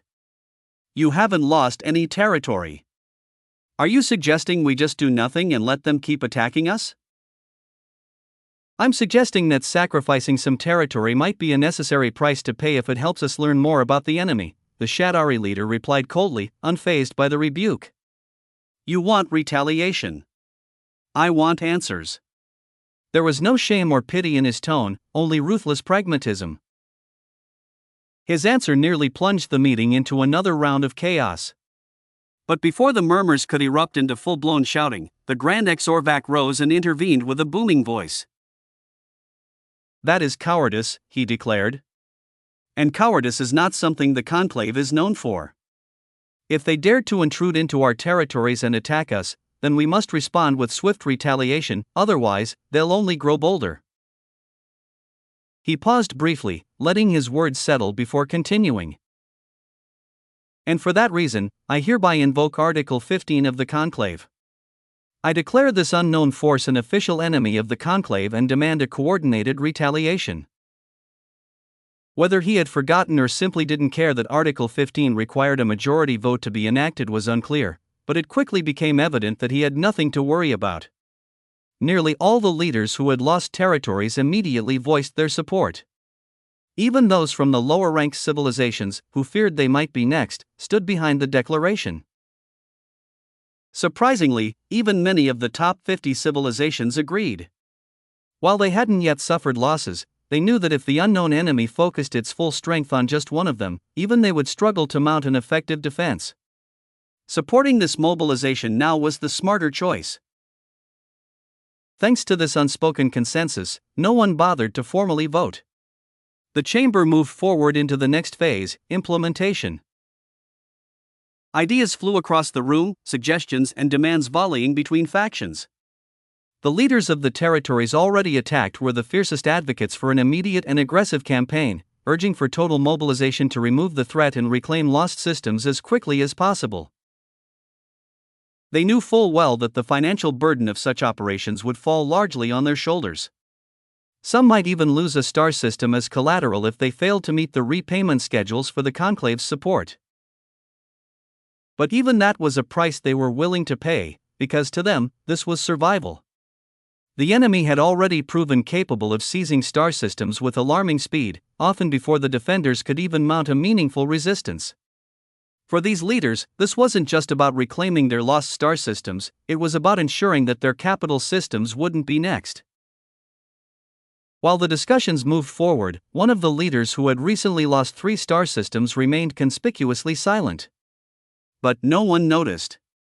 The others were too caught up in planning, too absorbed in their own anxieties and ambitions to care about one leader's quietude.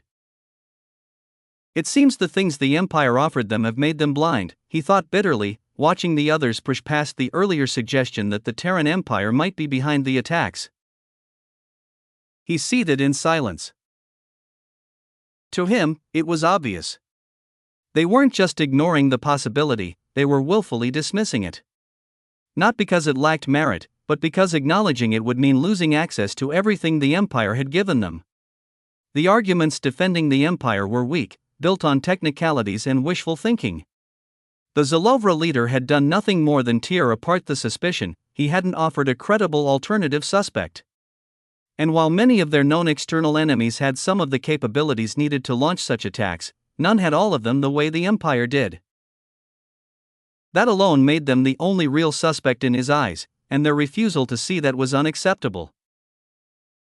Worse still, the Terran Empire's own history was filled with alarming inconsistencies. If their claims were true, and they had only entered the space age 1 or 2 decades ago, then that made them even more terrifying than anyone in the Conclave realized. How does a civilization that young fight the Conclave to a standstill in their first decade of spacefaring? He wondered. How do they develop something as devastating as black hole bombs? Or create mind-breaking technologies like their VR systems within just a few years? And then there was their emperor, an individual whose very existence defied logic. A being capable of destruction of unbelievable scale, whose existence alone should have dragged his civilization into the space age long before their records claimed. And despite having access to mana stones in abundance, their technology seemed to barely use them at all. The more he dwelled on it, the more convinced he became, the Terran Empire was behind the attacks. They had the means. They had the motive. And they had taken his son from him, the son he had sent to lead on one of the now captured systems. He didn't know whether his son was alive or dead. I have to retaliate.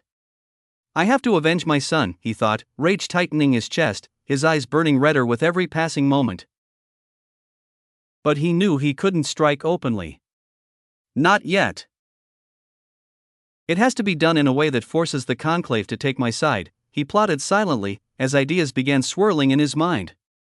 Slowly, a plan began to form. On the outside, his hologram projected nothing more than a cold, satisfied smile. And to those who noticed it, they assumed it was nothing more than the look of a man eager to reclaim what had been stolen. They had no idea. Chapter 9:15, Suspicion. To avoid raising alarms, the meeting was wrapped up within just 2 hours. The leaders agreed that all further detailed planning would be conducted through the long-distance mana communication network in the form of secure documents.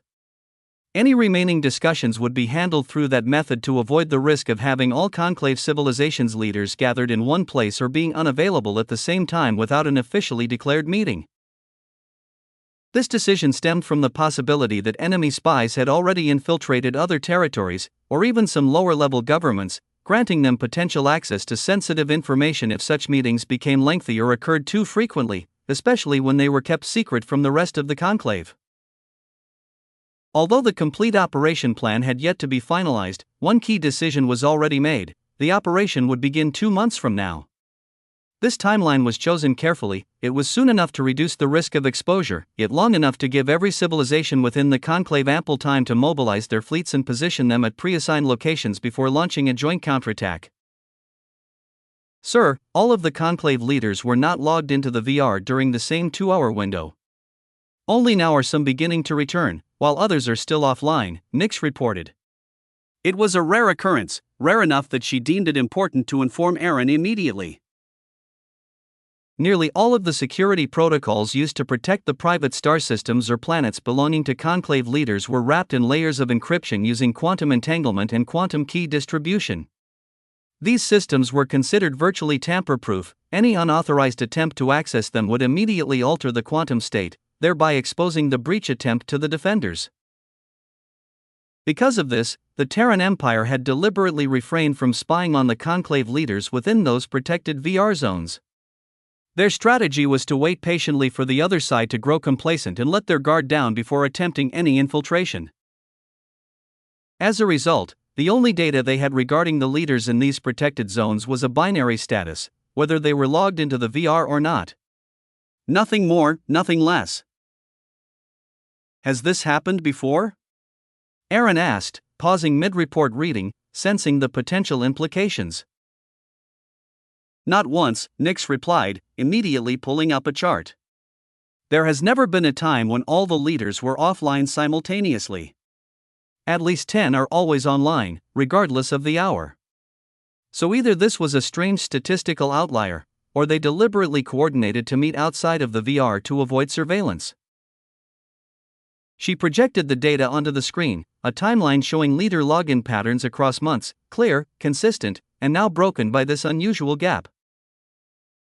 Even if it's just an outlier, we need to have some evidence of it happening. Look deeper into it and see if there's anything out of the ordinary, Aaron said, tapping his finger lightly against the table, his thoughts already turning. Several possibilities crossed his mind. It could be related to Dresner's situation. Or perhaps it was a meeting to coordinate joint demands on the Empire regarding the wormhole lanes. It might even be an attempt to push for the Empire to join the Conclave, or it could be about something else entirely, something unrelated to the Empire. I'll try to find out if anything out of the ordinary is happening through our little protagonists who are in positions of influence, Nix replied, instantly creating a subinstance to begin investigating. Aaron kept tapping the table, the rhythm steady, his brows furrowed in thought. After nearly a minute, he finally spoke. I can't say for sure why, but I have a feeling this is important. If we're not careful, things could spiral out of our control. If you're feeling that way, I'll raise the situation's priority level, Nix said, taking his words seriously. While she and her sister AIs lacked intuition, they had long since learned to trust Aaron's. It couldn't be explained, couldn't be calculated, but it had warned them often enough to be taken seriously, even if it wasn't always reliable. Aaron chuckled softly at her reaction, but said nothing to counter it. After all, if he was right, it was better they acted early. And if he was wrong, well, it was still better to be prepared than to have a nagging concern gnawing at the back of his mind. While Aaron and Nix were discussing, another conversation was taking place deep within the Balaki civilization's capital star system, a member of the Conclave. Inside a colossal palace that served both as the residence of the Balaki's leader Kamakar and the central seat of his government, a man in casual clothes entered without passing through any inspections. No guards stopped him. No questions were asked. He walked straight toward the leader's office. He is waiting for you. You may enter, a servant said with a bow, her hand gesturing toward the door. The man didn't acknowledge her. He simply pushed open the heavy door and stepped inside, closing it behind him. Thud. A dull sound echoed through the office as the man dropped to the ground in a deep prostration, his body motionless as he lay flat on the floor. I have a task for you, Kamakar said without lifting his eyes from the documents in front of him. The man remained still and silent, showing no reaction. I want you to instruct the pirate groups under your control, scattered across various civilizations, to prepare for coordinated attacks on the wormhole gates and the VR network towers. They are to be ready within 2 months. but they are not to act until I give the order. He paused for a moment before continuing. Make sure everything is done in secrecy. No unnecessary attention. Their ships should carry the transponder signatures of the civilizations they operate in, but not so perfectly forged that suspicion won't arise if they're captured. Make it messy, but not stupid. Still, the man said nothing. His prostration didn't waver in the slightest. Finally, Kumaker looked up from his desk, his eyes settling on the man. As per our agreement, if this mission is completed to my satisfaction, this will be our final transaction. Our deal will be concluded. You may go. The moment the words left Kumaker's mouth, the prostrated body began to wither. Muscles deflated as if all the fluid had been sucked out. Skin shriveled, and the body collapsed into a brittle husk, silent and lifeless. It's as grotesque as ever, but a very useful card for my revenge, Kumaker muttered, his eyes fixed on the corpse with a cruel, satisfied smile. His plan was finally taking shape. If everything proceeded as he intended, the blow would be devastating enough that the Empire wouldn't bother with reason. They'd accuse the entire conclave of conspiracy. Especially since the attacks would coincide with the scheduled deployment of the joint fleets. He pressed a button on the intercom. Come and clean the body. A few moments later, a team of servants entered silently and removed the corpse, leaving without a word. Alone once more, Kumaker returned to his documents. This time, the smile never left his face. Chapter 916, On the Way to Utopia. Transforming. That was the word on everyone's lips when it came to businesses now operating through VR. The Empire had recently launched a sweeping initiative to restructure commercial activity within the VR. As part of this initiative, they created an additional protective layer, a sort of social bubble, surrounding individuals who had been connected to the VR for more than 6 months. These individuals were restricted from broad interaction and could only communicate with those considered close connections, from those who were new to the VR. The intent was twofold: to give new VR users time to adapt without external pressure and to level the playing field, preventing them from being at a disadvantage when launching new businesses. In regions where VR-based commerce had been authorized, care was taken not to prioritize VR businesses at the expense of real-world enterprises.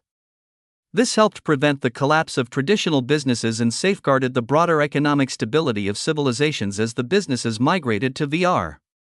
Still, even with these limitations, a transformation was undeniably underway. Currently, business exchanges were restricted to within the same civilization.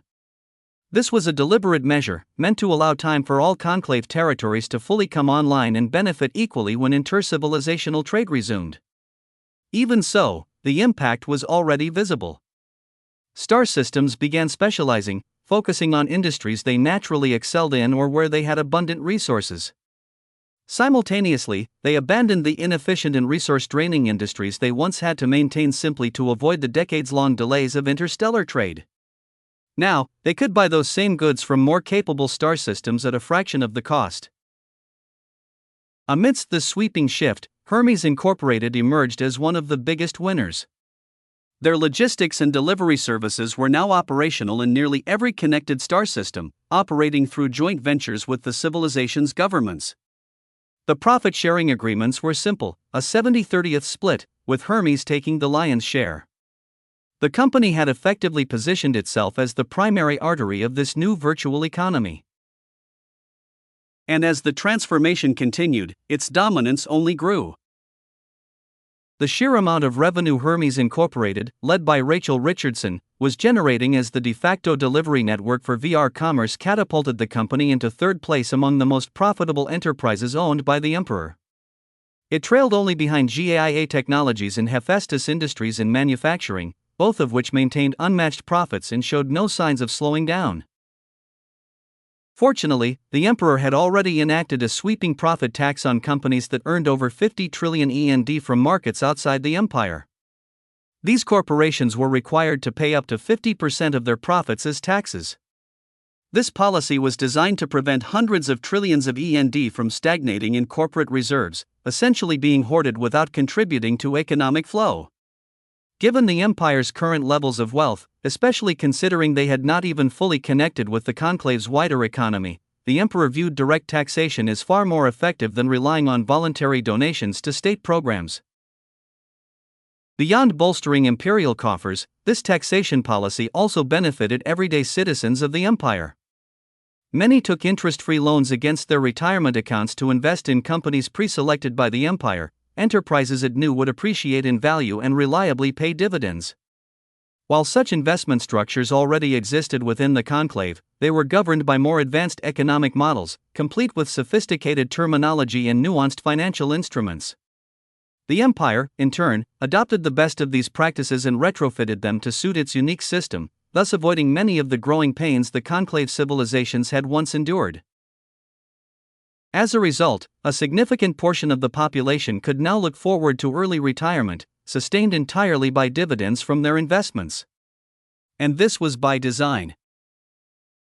With the empire's rapid automation reducing the number of new job opportunities, machines now performed many of the essential labor, which in turn made ensuring widespread financial security through intelligent economic planning a priority. Thanks to the booming VR economy and the tax revenue it generated, the empire was not only able to subsidize key aspects of daily life but also encourage citizens to pursue passions instead of survival. In short, the empire was quietly reshaping its foundation, not just through power or technology, but through financial freedom. The empire was gradually evolving into the equivalent of the formerly oil-rich nations of Old Earth, but with one critical difference: it had no risk of collapse due to resource depletion. Where oil-rich countries had suffered from the finiteness of their core asset, the empire stood on four pillars that ensured its long-term stability and dominance. First, there was VR, now so deeply integrated into everyday life that it was becoming a necessity rather than a luxury. Second, the wormhole lanes connected civilizations, making the empire the backbone of interstellar logistics and travel. Third, mana stones powered virtually everything of importance. As long as the empire had the means to generate energy, it could manufacture mana stones endlessly, fueling its entire civilization. And lastly, but most crucially, it had the military power to defend all of this. Unlike past nations that had to curry favor or form uneasy alliances to avoid invasion, the empire stood alone and nearly unchallenged, and with each passing day, its military strength only grew. This unprecedented stability gave rise to a new demand: entertainment. As the population became wealthier and less burdened by survival, people sought more immersive and diverse experiences, and VR was the perfect platform to deliver them. And with access to brain data through neural integration, the empire had another powerful advantage. It could monitor mental and emotional patterns and limit them through the device's safeguards measures to ensure people didn't become overstimulated or desensitized, something that could lead them to seek extreme stimuli in the real world just to feel something meaningful again. Such behavioral spirals, common in societies where stimulation was unchecked, were preemptively managed through tailored VR experiences. The empire's technology didn't just entertain, it ensured that it kept people balanced. In short, the empire was on a trajectory to become a true utopia, one that not only provided abundance and security but also had the foresight and infrastructure to avoid the very pitfalls that typically came with such prosperity. The empire, or more accurately, Aaron, had made it a central mission to ensure that people lived fulfilling lives, not ones where they worked simply to survive. He had succeeded. But with that success came a challenge to one of the four pillars of the empire: the military. In the past, many military powers, such as the former United States, had relied on poverty as a recruitment strategy, setting up booths in struggling communities and offering military service as a path out of hardship, recruiting students with the enticing bait of paying their tuition. Those tactics were no longer viable in the empire. Those communities didn't exist anymore and education was practically free. People's needs were met. There was no desperation to exploit. As a result, the imperial military, Ares, was currently only holding steady at around 500 million active personnel, making it the largest employer in the entire empire. And that was during peacetime mobilization, not even full war footing. However, the Empire wasn't caught unprepared. Ares had contingency plans in place in case a sudden need arose for billions of troops. These plans were thoroughly simulated, updated regularly, and stored securely, but they remained inactive, waiting for specific trigger conditions to be met. Until then, there was no need to alarm the public or divert resources unnecessarily. Chapter 917, Explosion. 2 months later, the Nexus. The Nexus space station was still deep in its construction phase, with activity buzzing across every level. But progress had been swift. The gates were already completed and locked into their required coordinates, allowing materials from across the conclave to begin arriving in steady waves. Civilizations competed to deliver those materials, eager to earn END, which they could then exchange for precious mana stones. This approach allowed the Empire to preserve its own limited resources while tapping into the vast reserves spread across the conclave. Thanks to the station's modular design, the core sections were already operational. They now housed Imperial citizens and government workers from the Imperial Transportation Agency, ITA, who were responsible for overseeing and categorizing all the incoming sensor data. These sensors monitored every aspect of the wormholes, both the ones already active and those still under construction, including their traffic, structural integrity, and surrounding activity. Although each civilization had full access to the sensor data for the wormholes located in their territories and the authority to grant or revoke access, the Empire retained overarching access across the entire conclave network, along with veto and sanctioning powers on individuals, companies, or entities using the wormholes. The Imperial Transportation Agency, rather than the military, was placed in charge of wormhole monitoring and administration. This had been both a diplomatic compromise and a strategic suggestion from the Empire itself. It was designed to reduce misunderstandings that might arise from military involvement, while also ensuring that civilizations remained responsible for the protection of wormholes within their own territories, eliminating the need for Imperial military vessels to be stationed within conclave space. Just last month, the network reached a critical threshold of interconnectedness, prompting both the Empire and conclave civilizations to agree to open wormhole access to civilian traffic, though still limited to intra-civilization use, much like Hermes Incorporated's delivery routes. As a result, the Nexus Wormhole Highway Central Command Center, NWHCCC, had become a hive of activity. Teams were tasked with monitoring, logging, verifying, and processing payments for every ship that used the wormholes. The demand was staggering, comparable to the frenzy of a new store opening with a massive discount. With the first 2 wormhole uses offered free, curious civilians flooded the network, eager to experience the technology firsthand. A normal-looking ship approached wormhole gate number 1043275187772, moving slowly along one of the 24 inbound lanes.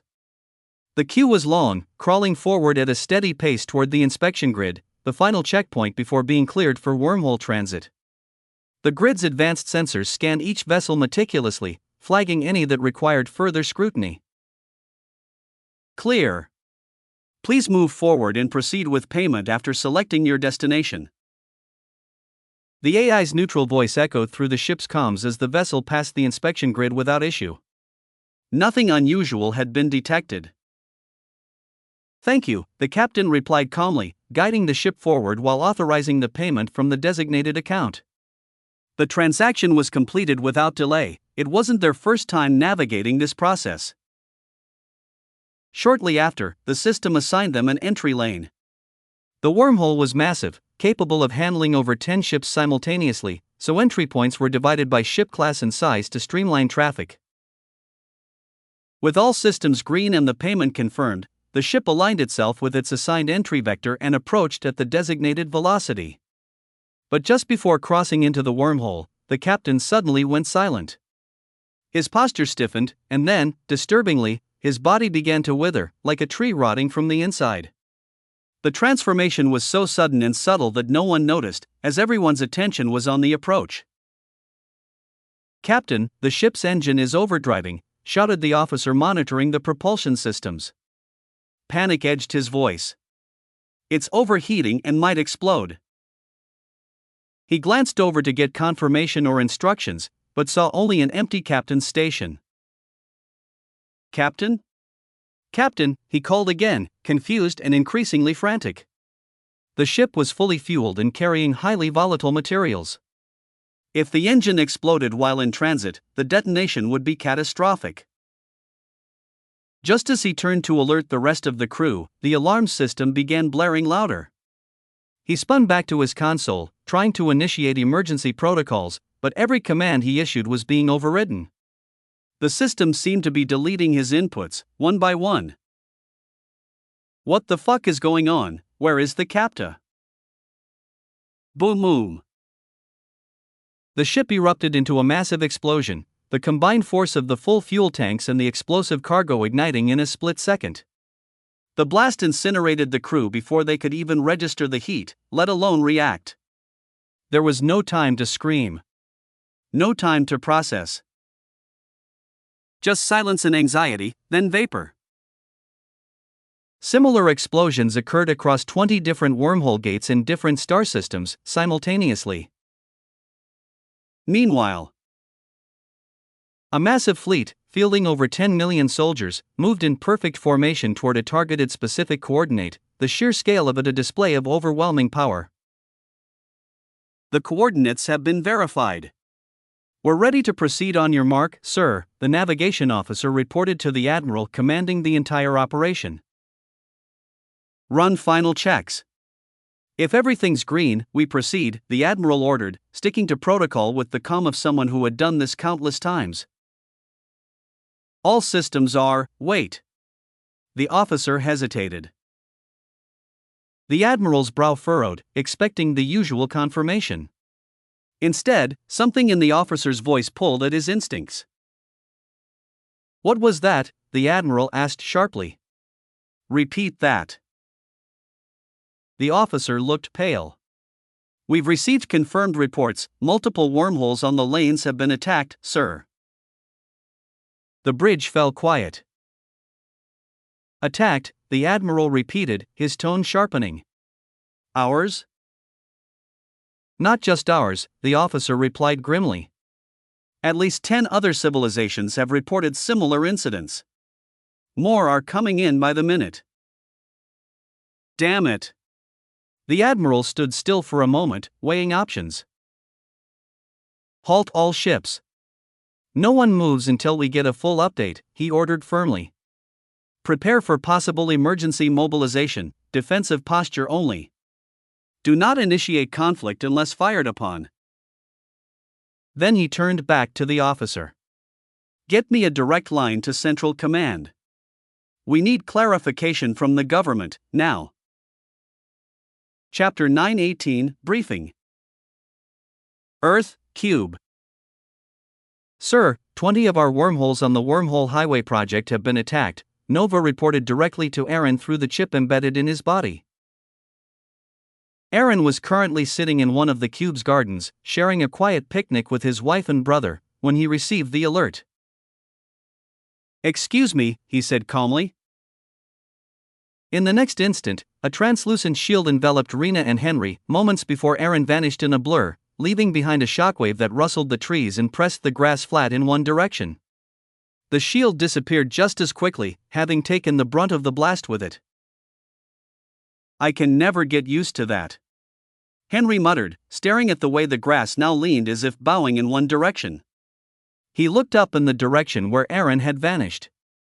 What kind of emergency would make him move like that without even saying a word? Nova hadn't said anything aloud, and they knew that it was Nova, and she had most likely reported straight to Aaron's internal systems. Whatever it was serious. "It's not something he does often," Rena replied casually, flipping a page in her book and biting into a crisp apple. Her calmness baffled Henry. "Aren't you even worried? What if one day he forgets to throw up a shield and we end up deaf or worse?" Rena smiled faintly without looking up. "As long as we're alive, anything damaged, body or mind, can be repaired. What's there to worry about?" She gestured to his jacket. "And your clothes are equipped to absorb much worse than a mild shockwave."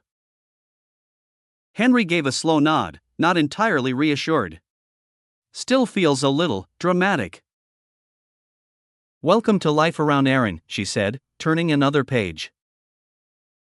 The moment Aaron arrived at his office, he headed straight for his VR pod. Protocol demanded it, especially since there was no telling how long he'd be engaged or what threats might arise while he was inside. Even with the slim chance of a surprise attack, multiple safety measures were in place to protect his real body while he operated in the simulation. Nova logged him in immediately and transferred him to a secured instance of the universal simulation. When he opened his eyes, he found himself in a virtual meeting room. John, Nix, and the head of the Ministry of the Interior, the Exterior, and the head of the Imperial Transportation Agency were already present. As soon as Nova confirmed everyone required was in attendance, the environment shifted.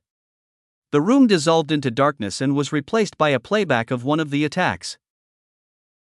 A seemingly ordinary ship moved into its designated lane toward a wormhole gate. Without warning, it exploded. A massive fireball surged outward, but the reinforced shield walls surrounding the wormhole's entry zone activated instantly. A bright blue containment field snapped into place, sealing the explosion within and opening a vented channel to redirect the blast.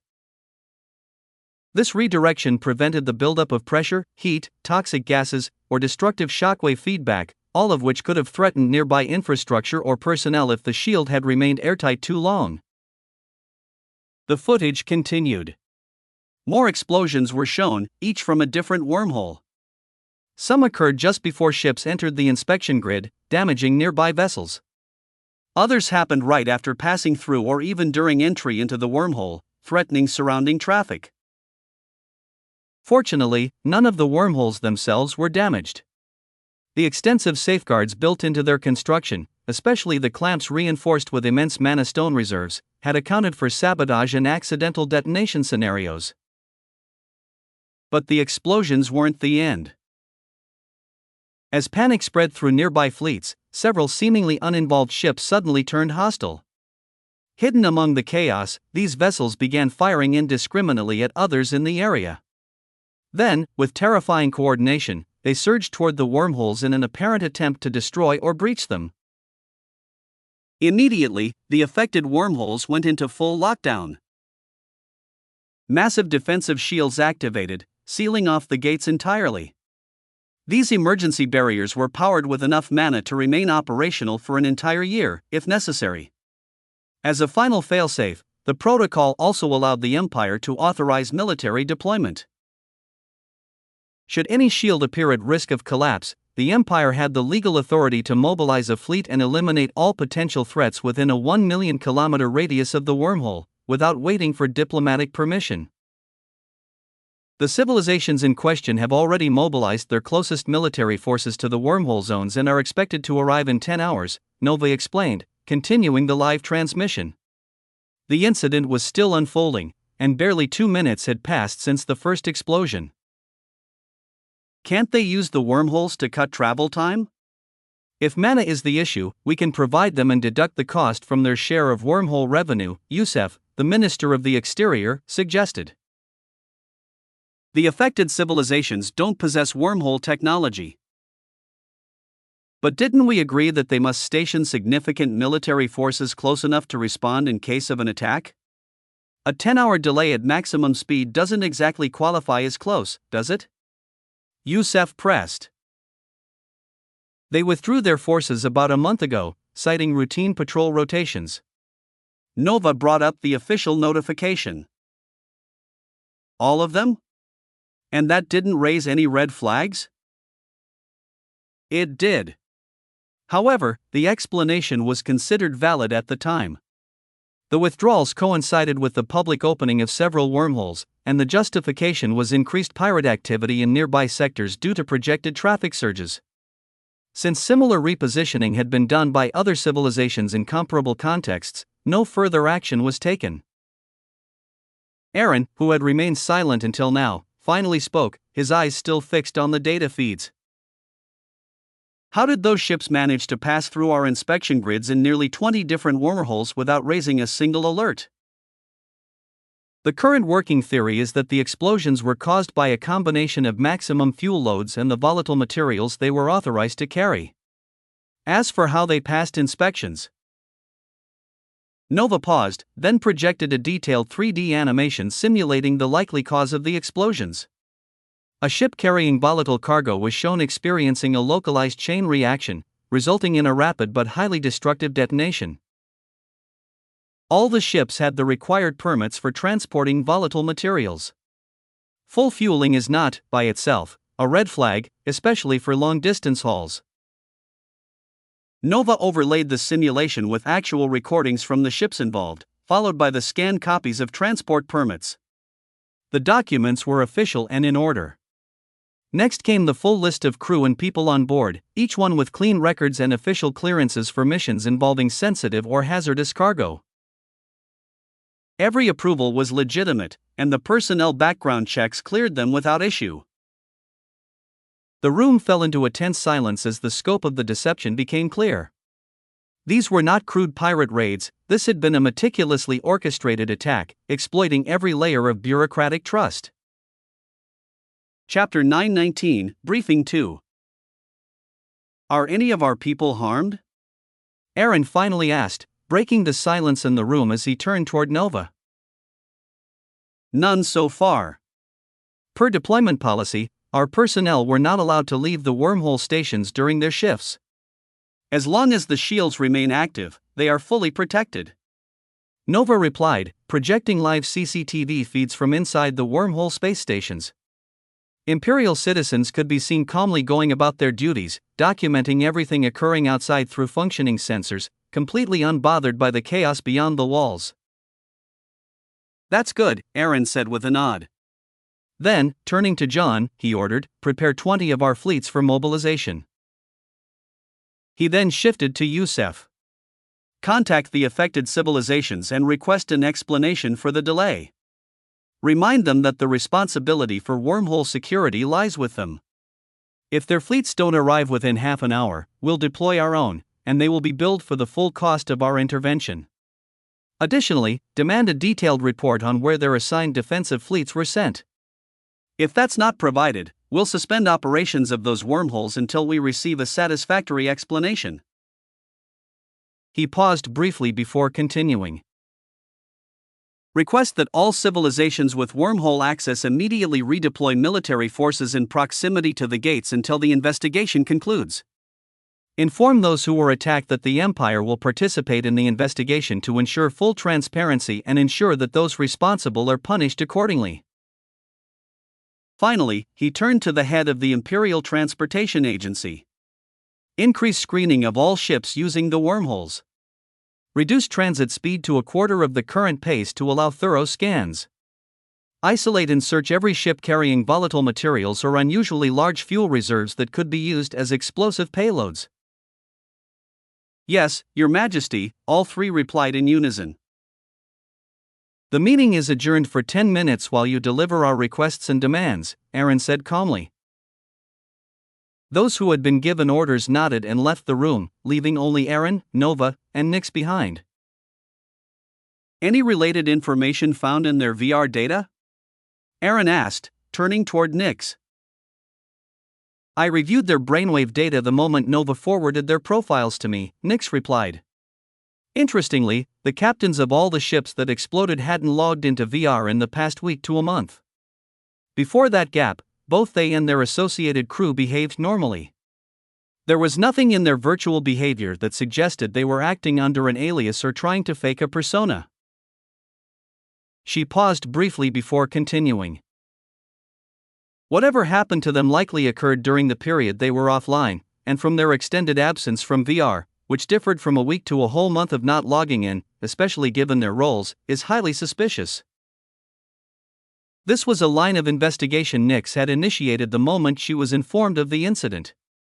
The VR data alone often provided a psychological and behavioral profile that could uncover hidden motivations or false identities, especially when cross-referenced with neural activity. Although the version of the VR devices sold to the Conclave had omitted the modules responsible for collecting and reading brain data, to prevent diplomatic issues if it was discovered, the Empire's internal systems retained limited access to certain neural waveforms. These were necessary for synchronizing with the VR towers and could still be used to detect lies, persona testing, or attempts to mask true intentions.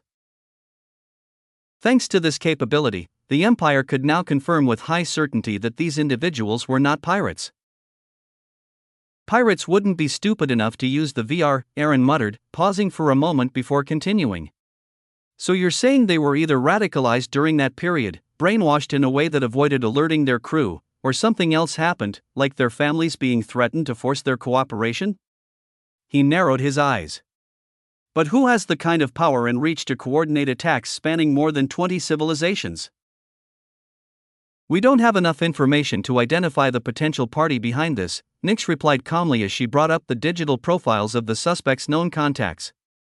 But we can rule out coercion through kidnapping.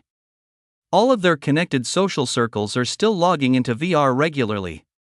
Their behavior shows no notable deviation, nothing that would suggest they're acting under duress or trying to avoid suspicion. She let that sink in before continuing.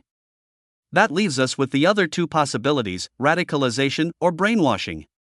But there is one more potential explanation. Aaron tilted his head. And what's that?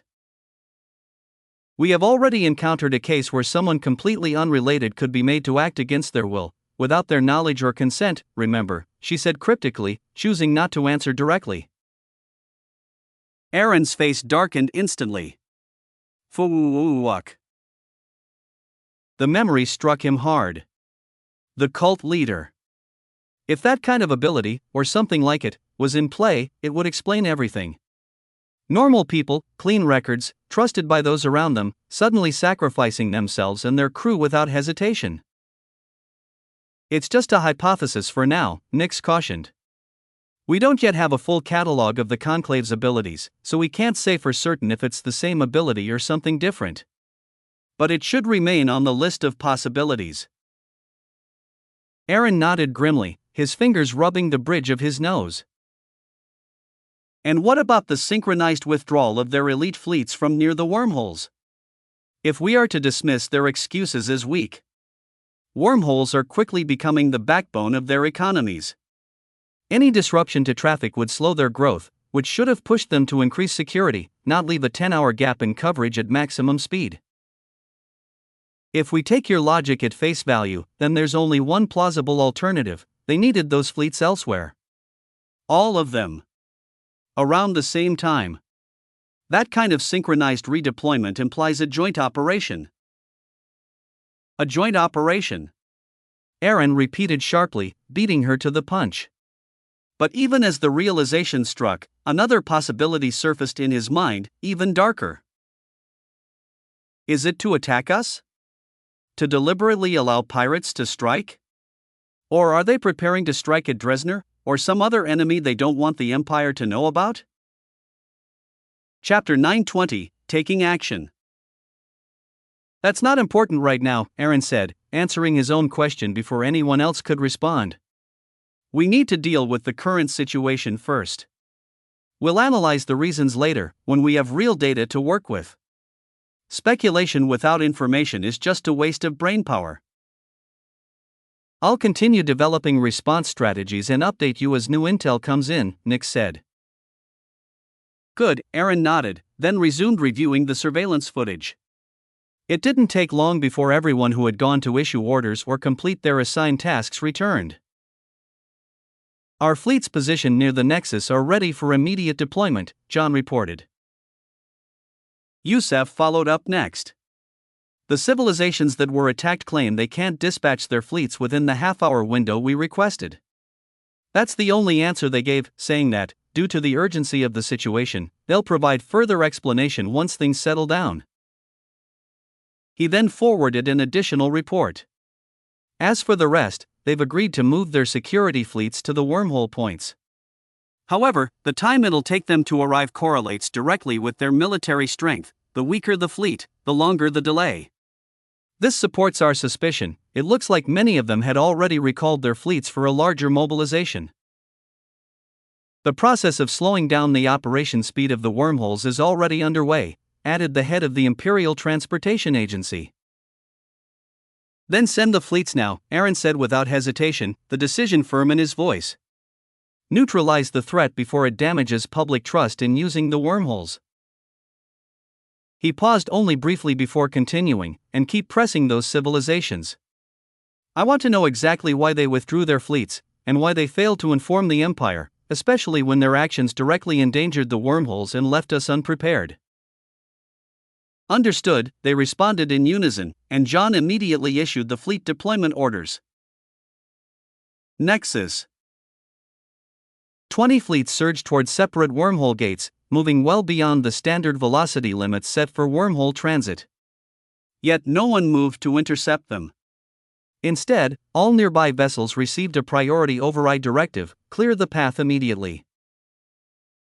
Once the fleets had passed through, construction work in the disrupted zones resumed without delay.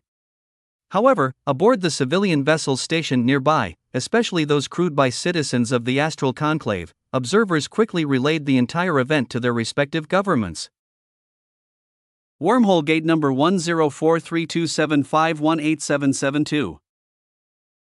The pirate ships continued their rampage, terrorizing civilian vessels with impunity. They reveled in the chaos, freely targeting damaged ships, those too crippled to escape, without fear of interference. Intelligence had assured them a 9-hour window of unchecked freedom, with only the final hour reserved for retreat, giving them ample time to plunder before any military response could reach them. Initially, they had attempted to breach the wormhole station's shield. For 5 full minutes, they unleashed their most powerful attacks, only to find the barrier utterly unyielding. Frustrated, they abandoned the effort, shifting their attention to the vulnerable ships scattered across the area. The plan was simple: eliminate or capture as many targets as possible before returning their efforts to the shield later. In their focus, neither the pirates nor their active sensors noticed the faint shift in hue, barely perceptible, rippling across the otherwise stable blue of the station's shield. But even if they had seen it, it would have been too late. A moment later, a fleet of ships came from every exit channel of the wormhole, slipping through the shield as though it weren't there. What followed was swift, coordinated devastation. The Imperial forces had linked into the wormhole station's sensor network well in advance. Armed with precise data and pre-calculated targeting plans, they executed their assault with ruthless precision. Before the pirates could organize any sort of response, ship after ship was disabled, engines crippled, weapons silenced. Within seconds, many were pulled into a massive containment dome, ensnared by powerful tractor beams. The trap had been set long before the pirates even realized they were prey. "Sir, we've detected ships approaching with transponder signatures matching those of the pirates we just dealt with at the Balaki civilization's wormhole," the sensors officer reported to the fleet admiral. "If they're heading our way, eliminate them the moment they enter our designated operations zone," the admiral replied coldly, eyes fixed on the transporter data. The signatures were a near-exact match to the pirate vessels they were currently securing, crews still being extracted after being subdued with localized EMP blasts. "All ships have received the directive and are ready to engage once the targets enter the operational sphere," the communications officer confirmed. With the Allied civilizations still withholding critical information, John had authorized a standing policy: act decisively based on confirmed intelligence and avoid unnecessary delays that might complicate the situation further. Meanwhile, Imperial military vessels moved through the field of destruction, among both civilian and pirate wreckage, deploying containment shields around heavily damaged ships. These shields served dual purposes: stabilizing compromised vessels to prevent oxygen loss, and isolating any potential secondary explosions. Soon after, landing units, mechanized bodies remotely piloted via VR, descended into the wreckage. Their objectives were clear: rescue injured civilians and secure any surviving pirates. Resistance was met with lethal force. Pirates who attempted to fight back were killed without hesitation, while the rest surrendered, except for a few who activated self-destruct sequences in a final attempt to take out Imperial personnel, unaware that they were only targeting remote avatars. Roughly 2 hours into the ongoing rescue and recovery operation, the second wave of ships bearing identical pirate transponder codes arrived. The standing orders remained unchanged. The moment they crossed into the operational sphere, pre-positioned stealth mines detonated in unison. In the same instant, a coordinated barrage of precision laser fire lit up the battlefield. Within minutes, the entire group was annihilated, no time to respond, no chance to retreat. The Empire had deployed some of its most advanced ships for this operation, and the results were now on full display for all to see. Chapter 921, His Plan. Sorry for the delay in chapters over the past 2 days, I was traveling back to my country. Sir, our fleet was attacked by Terran Empire forces without provocation. What are your orders? The Balaki civilization's general reported to Kumakar, his voice clipped with frustration. What? Attacked? Kumakar responded, feigning shock with just the right amount of disbelief. Weren't those ships dispatched in response to the earlier raids? Could the Empire have mistaken them for pirate vessels? Had he not been the one who orchestrated this very misunderstanding, even he might have believed the innocence in his own voice? The performance was nearly flawless. There was no room for a mistake, the general replied, jaw tight. The transponders were active and broadcasting the entire time. They opened fire the moment our ships entered their zone, no warning, no communication. The general's fury wasn't just from the blatant show of disrespect, it was from something more dangerous, the realization that the Empire's military capabilities were significantly more advanced than their latest intelligence had estimated. And that was without factoring in the black hole bombs. Then this wasn't an accident, it was a message, Kumakar said grimly. Call for a conclave council meeting. We'll be lodging a formal complaint. I want a response from the Empire now. Understood. The general ended the transmission, already moving to put the process in motion. Once alone, Kumakar leaned back in his chair, his carefully constructed facade melting away into something darker. Now let's see, he thought, a twisted smile creeping across his lips, whether you'll keep playing the frightened lamb, or finally show your fangs against the conclave. He didn't say it aloud, not even in an empty room. Some instincts were too deeply ingrained to ignore. Since the civilizations of the conclave were already in active communication due to the agreed-upon mobilization day, the news of the Balaki's fleet being attacked by the Terran Empire spread rapidly. Within minutes, every conclave member civilization was aware of the incident. The first coordinated response was immediate, all fleets en route to support the attacked wormhole sectors, as well as those responding to the Empire's previous request for increased security around wormholes, were ordered to halt their journeys until further notice. Another emergency meeting was swiftly called.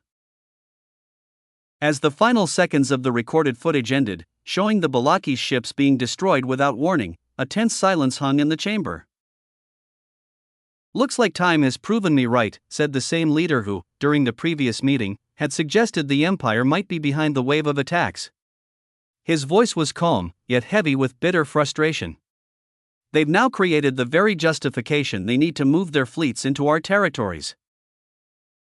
Yet there was no satisfaction on his face. Even if he'd been vindicated, the price was still heavy, the loss of territory and people was far too steep to celebrate. We haven't yet heard the Empire's explanation, the Zelvora leader interjected, trying to cool the tension. It's possible they acted under the impression that those ships were pirate vessels. Their own wormholes have been under relentless assault, any fleet approaching might look suspicious. No. No. Kumakar slammed his hand against the table, interrupting with shaking fury. You don't get to wash away the deaths of my soldiers and the destruction of my fleet by chalking it up to a misunderstanding. His eyes were bloodshot, his voice on the edge of cracking from restrained rage.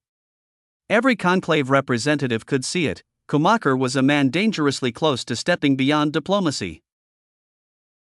What part of this? He brought up a projection of the transponder data, clearly showing active Allied signal signatures. Looks like a pirate fleet to you. The transponders were active the entire time. Our ships identified themselves properly and followed protocol. That fleet was deliberately attacked. He swept his gaze across the room. Right now, the Empire has more than 20 fleets inside 20 conclave member territories. If I hadn't warned you about what happened to us, they might have done the same to your incoming fleets. So tell me, what exactly were they mistaking us for? The chamber remained silent, the weight of Kumakar's words and his barely contained wrath settling into everyone's mind. His message was clear: if the Empire was not held accountable now, retaliation would follow, and it might not be sanctioned by the Council. The Zalvora leader hesitated, his mouth half open as he prepared to raise a critical question: were the Balaki's ships using the universal military transponder used across Conclave fleets, or merely their own civilization's signature? If it was the latter, then the Terran Empire might not have recognized them, especially if they had never encountered Balaki's military transponders before. That nuance could change the nature of the confrontation entirely. But he stopped himself. The eyes of the other leaders, particularly those who had already suffered territorial losses, burned into him. Their silent message was loud and clear: defend the Empire again without undeniable proof, and you will bear the backlash yourself. So, instead, he redirected. But why? The Zalvora leader asked, his voice quieter now. Why would the Empire risk provoking a joint war with the Conclave, especially now, when we're on the verge of a mutually beneficial partnership? Their economy would gain and their standing would rise. What do they gain from this? Kumakar didn't even pause. His answer came cold and resolute. It doesn't matter, he said, his voice like a blade. They've taken lives. They've spilled our blood. The why can come later, after we've dealt with them, after we've seized every document and pulled every secret from their shattered command. Until then, the only truth that matters is this: they owe us a blood debt. He stood, eyes sweeping across the council chamber. I believe the evidence I presented today is more than sufficient to call for the execution of Article 15. I formally move for the Conclave to jointly demand reparations from the Terran Empire on my civilization's behalf. A heavy silence fell over the chamber. The weight of Article 15, a joint measure that, if triggered, demanded a unified compensation request from all Conclave members and implied the threat of war, was never taken lightly. Especially because it was one of the few articles the top 10 civilizations could not veto. The Zalvora leader sighed. Then spoke, for what he made clear would be the final time before the vote. As always, I advise caution. We must act only with certainty, not anger. The Empire is, at least for now, an ally. Allies deserve the opportunity to explain themselves, especially when war looms as the alternative. He looked directly at Kumakar. Should they offer a valid explanation, they may still compensate you directly, and you would retain your honor and your claim without dragging all of us into a war that, if later proven unjustified, could fracture the Conclave from within. Article 15 cannot be easily revoked. He stepped back, expression unreadable. But the time for words is almost over. If you insist, let it go to a vote. And with that, the fate of the Terran Empire, and possibly the future of the Conclave, hung in the silence before the decision. Chapter 922, Delegation. As expected, the top 50 civilizations, except for Grand X or VAC, who didn't even bother to vote, nearly all voted against the motion, as they are the ones who have been benefiting from the Empire and had also directly experienced the devastating power of the black hole bombs voted no. The footage of the bomb's effects had not been shared with others, and only anecdotal accounts were provided to avoid exposing the full extent of the Empire's capabilities, which would have embarrassed the higher-ranked civilizations and damaged their prestige, something they were not willing to allow as it had already received enough damage on the individual fights' livestreams. On the other hand, those who hadn't experienced the black hole bomb firsthand and were at the lower end of the conclave all voted in favor of the motion. They wanted to pressure the Empire into making concessions and sought assurance in case the Empire was indeed behind the attacks on their territories. They believed that the earlier a potential enemy is dealt with or proven otherwise, the sooner appropriate actions could be taken. As a result, the motion passed, and a delegation was immediately formed to deliver the accusation and demand an explanation from the Empire. The delegation was fully authorized to inform the Empire that if their explanation was found unsatisfactory and they refused to meet the demands, the Empire would have to face the entire conclave. With sustained communication now possible thanks to mana stones, the council quickly moved on to organizing the delegation. Schumacher volunteered to be part of the group, insisting on going himself rather than sending a representative. Despite several members advising against this, he remained firm in his decision and was included in the list. With the wormhole network operational in the areas these members were, the delegation met and gathered at the Nexus at the agreed time and began their journey toward the Empire, only 5 hours after the attack on the wormholes had taken place. Why are they coming? Aaron asked after he received the news that the Conclave had sent a delegation to speak with the Empire regarding an important matter. I would assume it's about the wormhole attacks, but the attacks are still ongoing, and the individuals in the delegation don't match the profile expected for this situation, Nix replied, displaying the list of delegates. The list included 9 representatives who were unknown to the Empire from different civilizations, and 1 leader from the Schumacher civilization. This indicated that the current situation alone wasn't enough to justify Schumacher's personal attendance, suggesting that the matter had escalated or concerned something broader involving the Conclave. I should go and hear them out, Aaron said, initiating the logout process, planning to attend the meeting in person. Wouldn't it be better to have Youssef speak with them instead? Nix asked, surprised by his decision. Aaron usually delegated tasks to competent and trusted individuals when he didn't need to handle matters personally. A head of one of their civilizations is coming in person, which is a first. It's appropriate to meet them directly. There are allies, and some level of respect is warranted, he replied just before the logout completed and he exited the VR pod, heading toward the elevator to reach the basement floor. I'll inform Youssef of your attendance so he can make the necessary arrangements to welcome you, Nova said through the device in his body. The elevator had already been called automatically by her when Aaron said he was going. He entered the elevator, which immediately descended to the basement floor, bypassing all other calls. Everyone who saw this happen understood it meant the Emperor or Empress was using it, and waited patiently, knowing the protocol. Upon reaching the basement, Aaron proceeded to the section housing the stargates that connected to all parts of the Empire. Without delay, he walked toward the gate linked to the Trade Hub's Imperial Government section, which was restricted to Imperial Government personnel.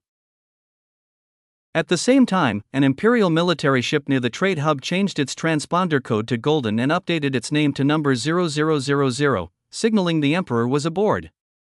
This served as a plausible explanation for how he arrived at the Trade Hub just minutes before the delegation. After arriving, he made his way to the meeting room, which was always kept ready for impromptu sessions. He sat on the Empire's side of the table, directly opposite where the delegation would sit, and waited for both Youssef and the delegates to arrive. To outsiders, it might have appeared that Aaron was simply bored and decided to attend the meeting himself. But in reality, he had a strong feeling that he needed to be there in person, rather than relying on a report or observing the meeting through Youssef's brain data. When the delegation arrived via the express route and entered the meeting room, they were surprised to find the actual Emperor waiting for them. They had expected to have the meeting with the Minister of the Exterior, Youssef, who had welcomed them in the hangar. This unexpected presence caused all the delegates to tense momentarily, as they were now in front of a man currently considered second only to the Grand Exorvac in personal strength, ranked second only because they had witnessed the Grand Exorvac's capabilities firsthand. However, Schumacher's reaction differed from the other 9. He was pleased to have the opportunity to directly address the person he believed was responsible for the attacks on his star system.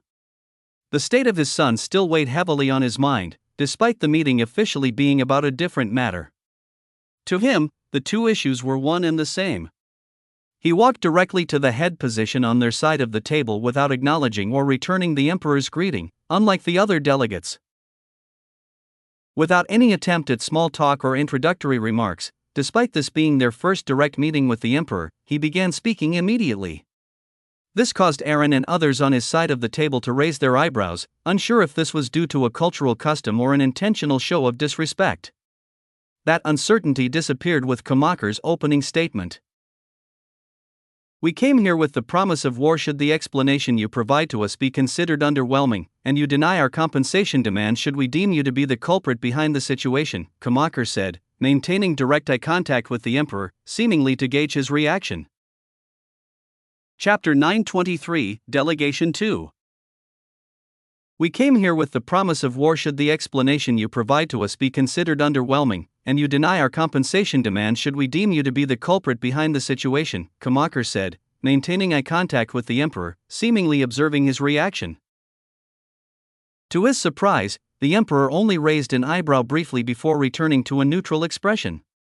He said nothing and simply waited for Kumaker to continue, which made Kumaker wonder whether this was just how the emperor behaved or if he was silently surprised about being discovered and was waiting to hear how much had been uncovered before deciding how to respond. Kumaker had already formed his conclusion, and anything the emperor did during the meeting would only serve as confirmation of his beliefs. Still, he continued with what he had come to say. Your side has breached the agreement of non-hostility and cooperation with conclave civilizations by attacking and destroying my civilization's fleet and killing everyone in it. We are here for an explanation of why you did that and to demand compensation for your actions against us. He struck the table as he mentioned the death of his soldiers, openly displaying his emotions despite the expectations for someone in his position to remain composed. I have no recollection of me ordering or our fleets doing anything similar to that. What led you to that conclusion? The Emperor, Aaron, finally responded after a short pause, looking directly at Kumaker. Kumaker didn't respond. Instead, one of the delegates, who had been sweating profusely due to Kumaker's behavior in tone toward the Emperor, placed a hologram device on the table. It began playing footage of the fleet's destruction from the perspective of the attacked fleet. The Empire's side watched the evidence carefully, reviewing each part before they quickly understood the accusation being made against them. Aaron, who was observing the footage, briefly turned his head toward the delegation before returning his focus to the footage. Once it was finished, he finally responded. It seems you are accusing us of destroying your fleet when all we did was destroy ships that met the criteria to be considered hostile. Bam! So you're saying my soldiers were pirates? Kumaker asked, slamming the table. Veins appeared visibly on his skin and unusual for his kind, whose skin typically made such signs difficult to see, showing the extent of his emotional state. I understand that from your perspective, it looks like an attack on your forces. But from our side, they were classified as pirates. So I'll say this once, show respect during this meeting. I am not, and neither are my representatives, here to be treated like subordinates, Aaron said in a calm voice. As he spoke, his eyes briefly shifted to gold before returning to normal. What? How dark? Kumaker began, but another delegate quickly interrupted him. I apologize for his conduct. Please understand that he has just lost an entire fleet and everyone in it, without warning, after sending them to respond to the wormhole attack, only to find themselves attacked by those they considered allies. It doesn't matter what his situation is. A leader must maintain a semblance of rationality when speaking to another. If he can't, then a representative should speak on his behalf. And as for the ships we destroyed, they were pirates. All the evidence pointed to that conclusion, Aaron said. As he spoke, the room's lights dimmed and the surroundings shifted. The delegation, tense and on edge after Kumaker's earlier behavior, instinctively braced themselves, half expecting a retaliation. But instead, they found themselves within a detailed recording from one of the Imperial fleet's command ships. The recording began by showing the approach of the unidentified fleet. The first point shown was that the ships had the same transponder codes as those used by the pirates who attacked the wormhole of the Balaki's civilization. However, the Empire had not based its decision solely on this. One of the data holograms displayed how the fleet had been visually scanned.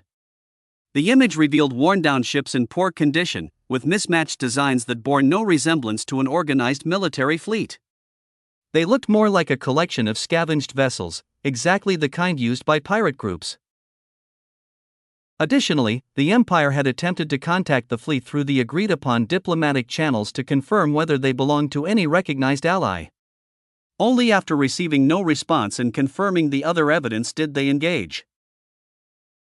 So, Aaron said as he leaned forward, his fingers interlocked on the table, what part of the evidence we've shown suggests that the fleet belonged to an official civilization? And how do you explain the transponder code matching those used by the pirates? Kumaker narrowed his eyes. Are you accusing us of being the pirates? Aaron didn't flinch. Why did the pirates who attacked the wormhole have your civilization's transponder codes? Is your so-called unique transponder system so basic that pirates can easily replicate it? Or is your civilization's internal security so weak that entire military ships were stolen without anyone noticing, then used in a pirate raid? He didn't stop. And why did this fleet, which you claim is a flagship force, look so disorganized and in such poor condition?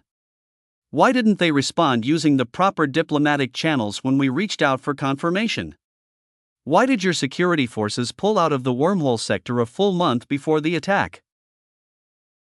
As he asked these questions, a hologram appeared listing the questions and the evidence backing and led to Aaron raising those questions.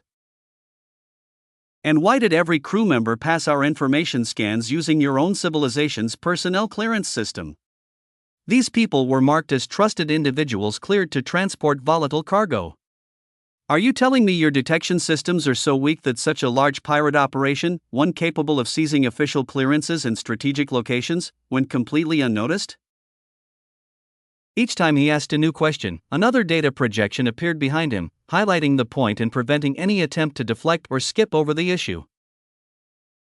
Aaron's voice remained level, but every question carved deeper into Kumaker's claims, laying bare the contradictions and casting doubt on the entire narrative. Chapter 924, Keeping His Promise. You know, Kumaker began, his voice low but heavy with restrained fury, when I first received word that the Empire had attacked my fleet, I had a hard time believing it. I didn't want to accept it. It was only after I saw the recovered data myself that I even began to consider it might be true. He stared at Aaron, eyes now glowing faintly red with anger, his expression sharp and unwavering. But seeing you go so far as to fabricate evidence that can be disproven with a simple scan, like the transponder codes? Claiming you attacked them because they matched those of pirates? That's a pathetic excuse, Kumaker said, his voice rising just enough to carry across the room. With a quick motion, he brought up his own holographic display. A transponder code appeared, hovering in the air for all to see. This, he continued, is the code my fleet was using. The universal one assigned by the Conclave to all authorized military and diplomatic ships. And that code you're showing is the one we used? It's not even close. It's either fake or misidentified. Either way, it doesn't justify a massacre. He didn't pause. No one received any communication attempts either, at least according to the records retrieved from the fleet's black box. So if you did try to reach out, either your systems failed, or you're lying. He leaned forward slightly, narrowing his eyes. As for the so-called disheveled look of the fleet, let me give you a short history lesson. Camouflage or disguise is a strategy we've employed for centuries in pirate-infested sectors. Perhaps it's still a novelty for a civilization of savages that has just stumbled into interstellar space after crawling out from its evolutionary from monkeys. Many of our pirate hunting fleets are designed and trained to look like pirates, intentionally. Their formations, movements, and ship appearances all mimic pirate behavior until the moment they strike. It's a strategy that works. That is, until someone like you mistakes them for the real thing and shoots first. He exhaled sharply through his nose, the heat in his voice returning. For a civilization that's only been navigating space for a few years, you're incredibly foolish to forge such easily disprovable claims. Kumaker's gaze never left Aaron, challenging him, taunting him, his every word a calculated act of provocation that rode the razor-thin edge between justifiable outrage for a leader who was attacked and lost highly skilled people and open insult. I'm sure you want to do something about my disrespect, Kumaker thought, his expression unreadable. So what are you going to do? You warned me about crossing that line, it should be impossible for you to go back on that now. But retaliating would be the same as admitting guilt, and worse, it would make it look like you're trying to silence me. His gaze lingered on Aaron, calculating. You must be burning up inside, aren't you? A man like you, cunning enough to orchestrate an attack behind our backs, would hate, absolutely hate, being accused of something you didn't do. Especially when you are currently doing things worse than this in front of our eyes while feeling satisfaction from it. Come on. Show your true face. I know you want to kill me. Go on. Do it. But none of this storm of thought showed on Kumakar's face. His tone remained cold and steady. Every movement, every breath was measured. He had come to this meeting prepared to be injured, if it meant forcing the Emperor to reveal his true nature. And if this gambit failed, he had more plans. He wasn't here simply over lost territory. That could be reclaimed with time. No, this ran deeper, far more personal. It was his son, his only heir, whose current condition was still unknown. Their civilization, bound by ancient laws, maybe even curses, allowed only one child to inherit a parent's will. This wasn't symbolic, the will was a real metaphysical transfer. A spiritual and ancestral inheritance passed on during the consummation period. They could have other children, but only one would be the vessel for the family's legacy, the only one who could lawfully ascend to the throne. And once chosen, no other will could be created until the current heir was confirmed dead. If Kumakar assumed his son was dead and tried to create another vessel, his soul would suffer fatal backlash. But if he waited too long without any confirmation, the traditional laws of his people would strip him of his title and, worse, condemn him for failing the will of the forefathers. A failure of that kind would result in soul torment, agony beyond the physical. Legacy-bound damnation.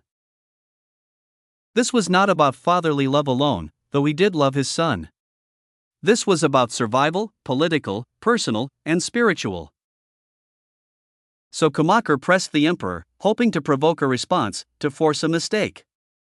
Either Aaron would lash out, giving him justification for a larger conflict, or he'd say something that could be used as proof of his involvement, and more, because war with the Empire would buy him time. Time to find his son or to make sure he dies. One way or another, he needed an answer. Aaron, who had been silently listening to Kumakar's attempt at deflection, remained seated with his expression unchanged. Even when Kumakar had mockingly referred to his people as savages, there was not the slightest flicker of emotion in his eyes. Finally, in his usual calm and composed tone, he spoke. I warned you, Aaron said, his voice steady but with a cold weight behind it. I asked only for a semblance of decorum and respect so that this dialogue could proceed in good faith. But since it seems listening is not part of your civilization's leadership curriculum, I will now keep my promise. He paused just long enough to let the room grow tense. From today onward, until your civilization offers a public apology for the disrespect shown to us, all wormholes within your territories will be closed. Your share of VR earnings will be suspended and held in an escrow account. And every transaction involving mana stones with your civilization will now carry a 100% disrespect tax on top of the base price. The moment Aaron mentioned his form of retaliation, Kumakar's thoughts ground to a halt. This wasn't the reaction he had expected. He had braced for violence, insults, maybe even an outburst, anything he could twist. But this? Retaliation that cut through vital veins of trade and access that they had already seen benefits of and started adjusting to it accordingly? Aaron wasn't finished. And until we reach an understanding, he added, and receive a formal commitment to conduct future conversations with the respect owed between sovereign powers, this meeting is hereby adjourned. Without waiting for any response, Aaron stood, and his delegation rose with him as if already aware of his plan. And just like that, they left, without another word, not giving Kumakar even the satisfaction of eye contact. Chapter 925, Kumakar's Situation. The guilty always look for ways to escape answering questions, Kumakar said, his voice sharp with indignation. We should still send them our list of demands. If they refuse to respond, will treat their silence as an admission of guilt. On the surface, he looked every bit the leader who had just been vindicated, composed, resolute, and justified. But inside, Schumacher was torn between two conflicting emotions. On one hand, there was a grim satisfaction. The empire had reacted, which was exactly what he wanted. Their retaliation of economic sanctions, trade barriers, and diplomatic freeze made them appear evasive, even guilty.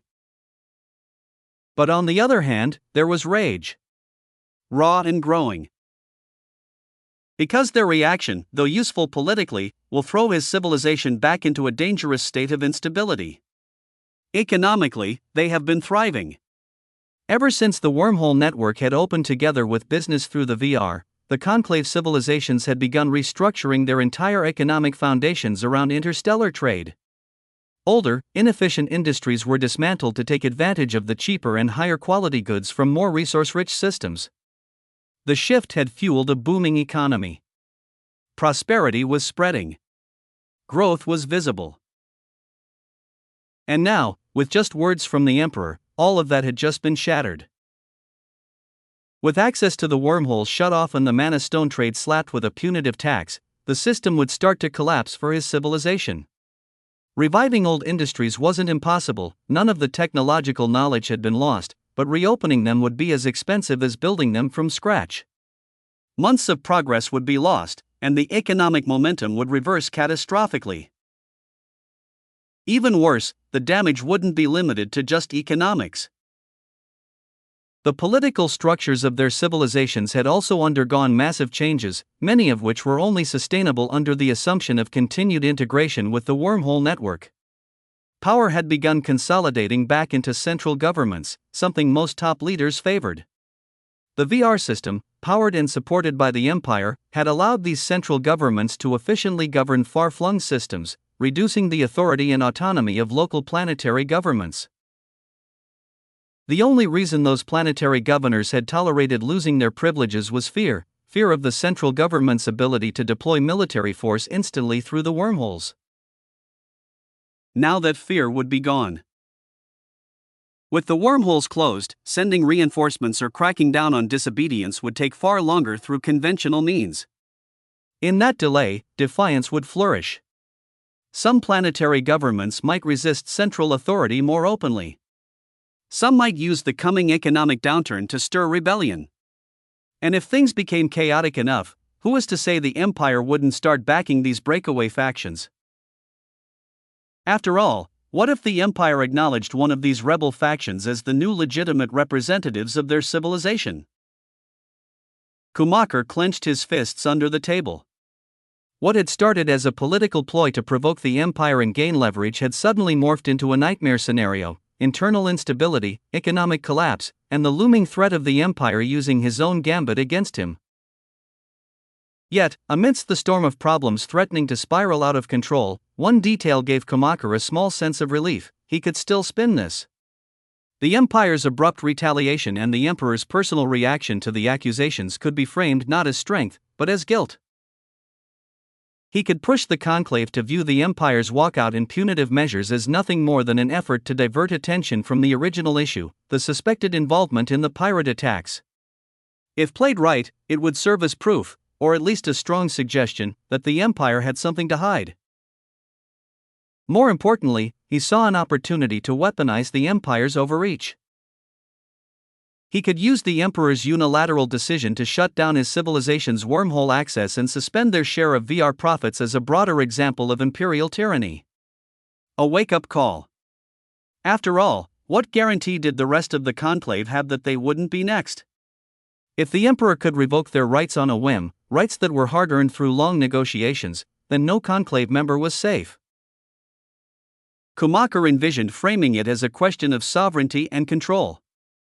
He would argue that the conclave needed to act, either to gain greater control over the wormholes or to demand enforceable protections that limited the Empire's ability to punish or economically isolate civilizations without collective agreement.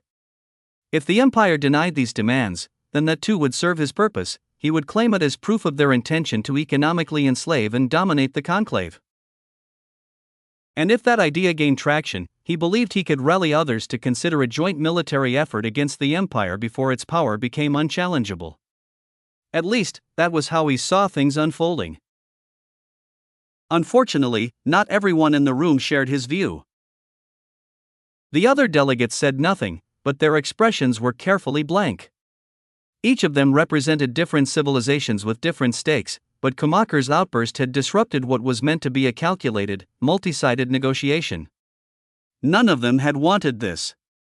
The Empire had been a reliable partner, a fat cow, as some called it privately, that gave milk and meat at almost no cost. They didn't want to provoke it into becoming a hostile force. And while these delegates held significant authority within their respective civilizations, none had the power or position of Kumaker, a sovereign leader. That imbalance kept them silent, for now. Their only consolation was that the Empire's retaliation had been directed solely at Kumaker's civilization, sparing the rest of the conclave from immediate fallout. That meant they wouldn't need to explain why the meeting fell apart. Not yet. "We'll go and report the Empire's sincerity," Kumaker said with a smirk, refusing to acknowledge their silent judgment. He considered them beneath him, and their opinions didn't warrant his attention. Without waiting for a response, he stood and exited the meeting room, heading toward the hangar where their ship was docked. Once aboard, the ship didn't immediately depart. Instead, the delegation used its secure communication systems to send detailed reports back to their respective governments. Each delegate offered their own interpretation of the meeting and included full recordings of the session. It would be up to their leaders to decide how to react, whether to support Kumaker's framing of the Empire's actions or to distance themselves from him before things spiraled further out of control. "Send each of them the meeting recording, along with our written answers to every question Kumaker raised. That should be enough to dismantle the narrative he's trying to build," Aaron said as he walked alongside Youssef toward the Imperial government's private section. "Also, prepare a press release detailing the punishment imposed on Kumaker, along with the conditions required for it to be lifted. Distribute it widely across his civilization. The people need to know who is truly behind their current predicament and prevent him from twisting the story to cast us as the villain." Youssef nodded, then hesitated briefly before voicing a concern. "Won't using the VR network for narrative and information warfare make others even more wary of how much influence we have? They might see this as proof that we can shape their internal affairs and citizens' outlook in ways their own governments can't." He didn't expect the emperor to be unaware of that consequence. But within the imperial government, officials were trained to always ask the obvious questions, to confirm intentions clearly, reduce ambiguity, and avoid the rare but disastrous outcomes caused by assumptions. Orders were to be understood plainly, not interpreted through legacy knowledge or institutional lore. "I know," Aaron replied firmly. "And that's exactly the point. It needs to serve as a warning that we won't just sit back while someone hurls accusations or provokes us under the false assumption that conclave membership protects them." He came to a halt, turning to face Youssef directly before continuing in a more serious tone. "There's something else here, something we don't know yet. Judging by his behavior, I don't believe the destruction of his fleet is the only reason behind Kumaker's aggression. Use your contacts. Dig into everything. Find out what it might be." Though Aaron was addressing Youssef, the message was also intended for Nix, who was undoubtedly monitoring the conversation. He didn't voice his own suspicion yet. There was a chance he was wrong, and speaking it aloud might cause the Empire to misallocate critical resources toward a false lead. But deep down, something in Kumaker's reaction didn't add up. And Aaron trusted his instincts. Chapter 926, Implementation. The order was implemented as soon as Youssef relayed it to the relevant agencies. The wormholes were closed across the network, only allowing ships currently outside their home systems to return. After that, even those vessels would be denied access. But half an hour before the lockdown, the Empire sent out a civilization-wide announcement through the VR network. The message clearly explained what was happening, why the punishment was issued, and what actions Kumaker needed to take to have the restrictions lifted. The empire justified the 30-minute grace period as a final opportunity for Schumacher to resolve the situation before irreversible damage was done to his civilization's economy. But Schumacher took no steps toward reconciliation, and when the countdown reached 0, the empire enforced the punishment. What Schumacher did instead was turn the empire's own infrastructure against them. Using the same VR communication channels the empire had provided to each civilization's government, for official announcements and direct citizen outreach, Schumacher broadcast a passionate message to his people: the empire is distorting the truth. Even when the truth is suppressed by tyrants, it will prevail. We must stand and defend it. Neither I nor our civilization will bow to those who seek to bury the truth, and we will fight to reveal it and ensure that those who hide behind deception are punished. He went on to label the empire as a suppressive force, positioning them as the true aggressors in the unfolding crisis. And it worked. Schumacher's citizens, who had yet to feel the consequences of the empire's order, immediately rallied behind their leader. With the restrictions not yet in effect, the outrage was still abstract and easily fueled by emotion. Cries of condemnation against the empire flooded communication channels. Only a few, those capable of calmly analyzing the situation and foreseeing the devastating effects of the sanctions, refrained from joining in. These individuals quietly urged Schumacher to meet the empire's demands and defuse the crisis, but the overwhelming tide of support for defiance quickly drowned out their voices. It's often said that a crowd of smart individuals becomes foolish when riled up, and that controlling a large group requires only a handful of vocal agitators. Once a few loudly push for a specific course of action, others soon follow, not necessarily out of belief, but out of a need to be seen, to avoid being labeled weak or cowardly. Schumacher understood this well. And he exploited it expertly, using the empire-provided VR communication channels to stir nationalistic fervor and solidify his image as a leader standing tall against oppression. There were even public calls to boycott the empire's products. But notably, and somewhat ironically, no one mentioned the VR itself, despite the fact that their protests were being organized and broadcast through it. As for the other major imperial services within Schumacher's civilization, they were limited to logistical delivery, which would naturally be cut off once the wormholes closed, VR connectivity devices, and mana stones. Even the most vocal of Schumacher's supporters didn't dare suggest boycotting VR access or mana stones. VR has become deeply integrated into daily life, work, education, entertainment, and even political mobilization, all now depend on it. And the mana stones? Their importance couldn't be overstated. All previous means of generating mana canisters had become outdated and were only being maintained through expensive government subsidies. Rebuilding those systems to match the current levels of mana consumption, now 10 times higher thanks to the cheap, abundant imperial supply, was both economically unfeasible and logistically impossible in the short term. In the end, their boycott amounted to little more than symbolic posturing. There was practically nothing they could truly cut off without severely harming themselves. But still, the calls persisted, because in their minds, it wasn't about impact, it was about pride. They needed to show resistance, even if only in appearance. The more rational members of Schumacher's government quickly recognized the full weight of what he had done. A situation that could have been resolved with a superficial, non-apology apology had now been transformed into a matter of pride. By involving the general population and rallying them emotionally, Schumacher had turned what could have been solved fast before being dismissed or quietly suppressed into a national cause. If he were to back down now, it wouldn't just harm his personal reputation, but it would crush his prestige, erode his citizens' pride in their civilization, and potentially plant the seeds of generational resentment. There was a real risk that future children would grow up with the will from their angry parents to correct this perceived national humiliation, possibly even targeting him as the one responsible for it. Although Schumacher's government was not a democracy and his approval ratings held no legal sway so long as he retained control over the military, the consequences of mass discontent couldn't be ignored. Any policies he tried to implement would meet resistance from the very beginning, forcing him to rely on brute force to govern, an approach that would only further alienate the public and increase the chances of a future uprising. He had, in essence, escalated what could have been a quiet knife fight into an open battlefield of tanks. and that led many within his inner circle to question his true motivations. There had to be something deeper driving this, they thought. Schumacher was too rational, too calculating, to let pride alone guide such a self-damaging course. When the timer finally hit zero and the empire's sanctions came into effect, the initial impact was subtle.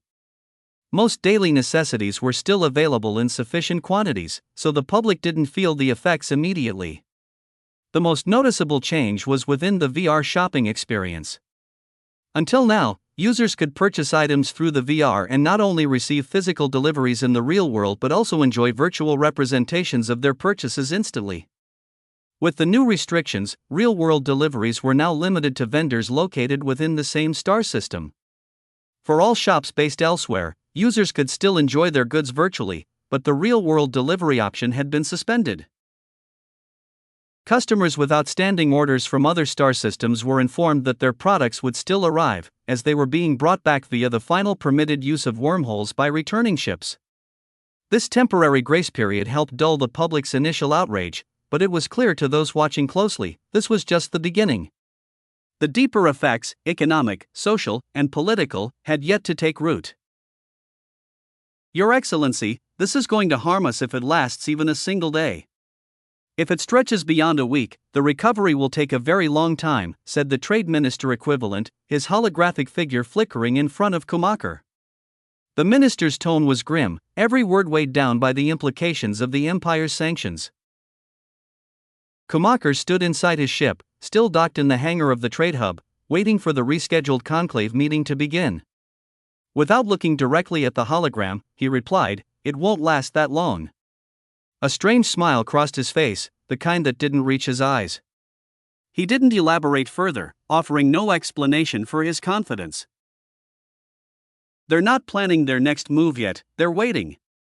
Watching how things unfold before choosing a side, he thought, his mind returning to the moment he saw the conclave's meeting postponed by 5 hours under the pretext of reviewing evidence and allowing each civilization leader time to reflect.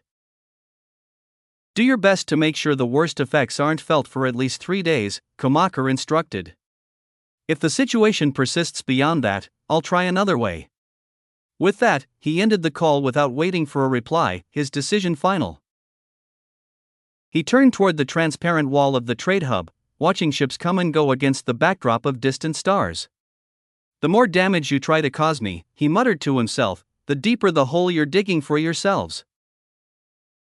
Despite the potential for escalating tension and the worsening diplomatic rift between the Empire and the Conclave, Schumacher didn't seem worried about his own safety. In his mind, harming him would turn a bad situation into something catastrophic, something he firmly believed the Empire wouldn't dare risk. Chapter 927, About the Attacks. While Schumacher was finding a strange satisfaction in how things were unfolding, despite the economic pain his civilization would soon face, the issue of the recent pirate attacks was still being investigated. It had only been a few hours since the incidents occurred, and the Empire was still gathering information from both the ships involved and the few captured pirates who had survived. At that moment, Aaron and his top cabinet were receiving the latest report from the investigation. Although we have yet to identify who is ultimately responsible, what is now clear is that this was orchestrated by a single individual operating from behind the scenes, Nick said as she began presenting her findings. And here's why we believe so. Despite the pirates using different ships with no records of prior communication between them, and even brain data indicating they had no knowledge of or means to contact one another, there's something peculiar about the behavior of their leaders. A hologram appeared, displaying the faces of 20 leaders of the pirate groups that had attacked the wormholes. They were of various races and civilizations, with no visible connection between them. Although brain scans from the captured members showed the leaders each behaved in unique ways, we found that during certain periods in the last 2 months, all of them exhibited extremely suspicious and abnormal behavior. The nature of this behavior was almost identical across all leaders, even though it occurred at different times. Nix then played side-by-side footage of each leader's usual demeanor compared to their abnormal behavior, highlighting eerie similarities in their conduct. If not for their differing physical features, the profiles looked almost identical in those moments. Unfortunately, she continued, these leaders were among those who sacrificed themselves during the initial attacks. We couldn't recover their brains, and all traceable data about them has been wiped. She displayed their records from when they passed through wormhole security, a process that pulled identity information from their respective civilization databases. The profiles were spotless, with nothing indicating any connections between them besides their leadership roles in companies and organizations. So someone was, or rather, had been, controlling them and used them as disposable assets for this final mission? Aaron asked, his thoughts turning to Rick Ashley, who had once used a terrifying ability to control people without their awareness. That's one of the leading theories, Nix replied, but we suspect the ability is different.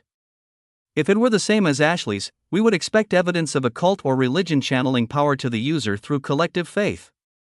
But none of the known religious groups fit that profile. Aaron leaned forward, thinking aloud. What about the leaders of the civilizations themselves? Could one of them have used their position to amass faith discreetly? Given the scale of these civilizations, such a user would have access to power levels far beyond Ashley's, and possibly an interstellar range of control. The suggestion drew a tense silence across the meeting room. The thought of a conclave leader possessing such an ability was chilling. Rick Ashley had caused significant trouble with just a few million scattered followers. A civilization-spanning cult leader with billions of believers? That would be a threat of an entirely different magnitude. While that scenario is possible, Nix responded carefully, it's highly unlikely. The range of control seems limited, it affected only 20 civilizations, and the reason the damage was so large was because of the leaders' positions of authority. If a civilization-wide leader had this kind of power, they would be among the strongest individuals in the conclave. Yet, the only top-tier individuals we know of derive their strength from advanced technology or unique race-dependent capabilities. Someone with an ability like this wouldn't likely hide, they'd be pushing their limits, trying to expand. So while we can't rule it out entirely, we believe the ability in question is distinct, possibly only partially similar to Ashley's.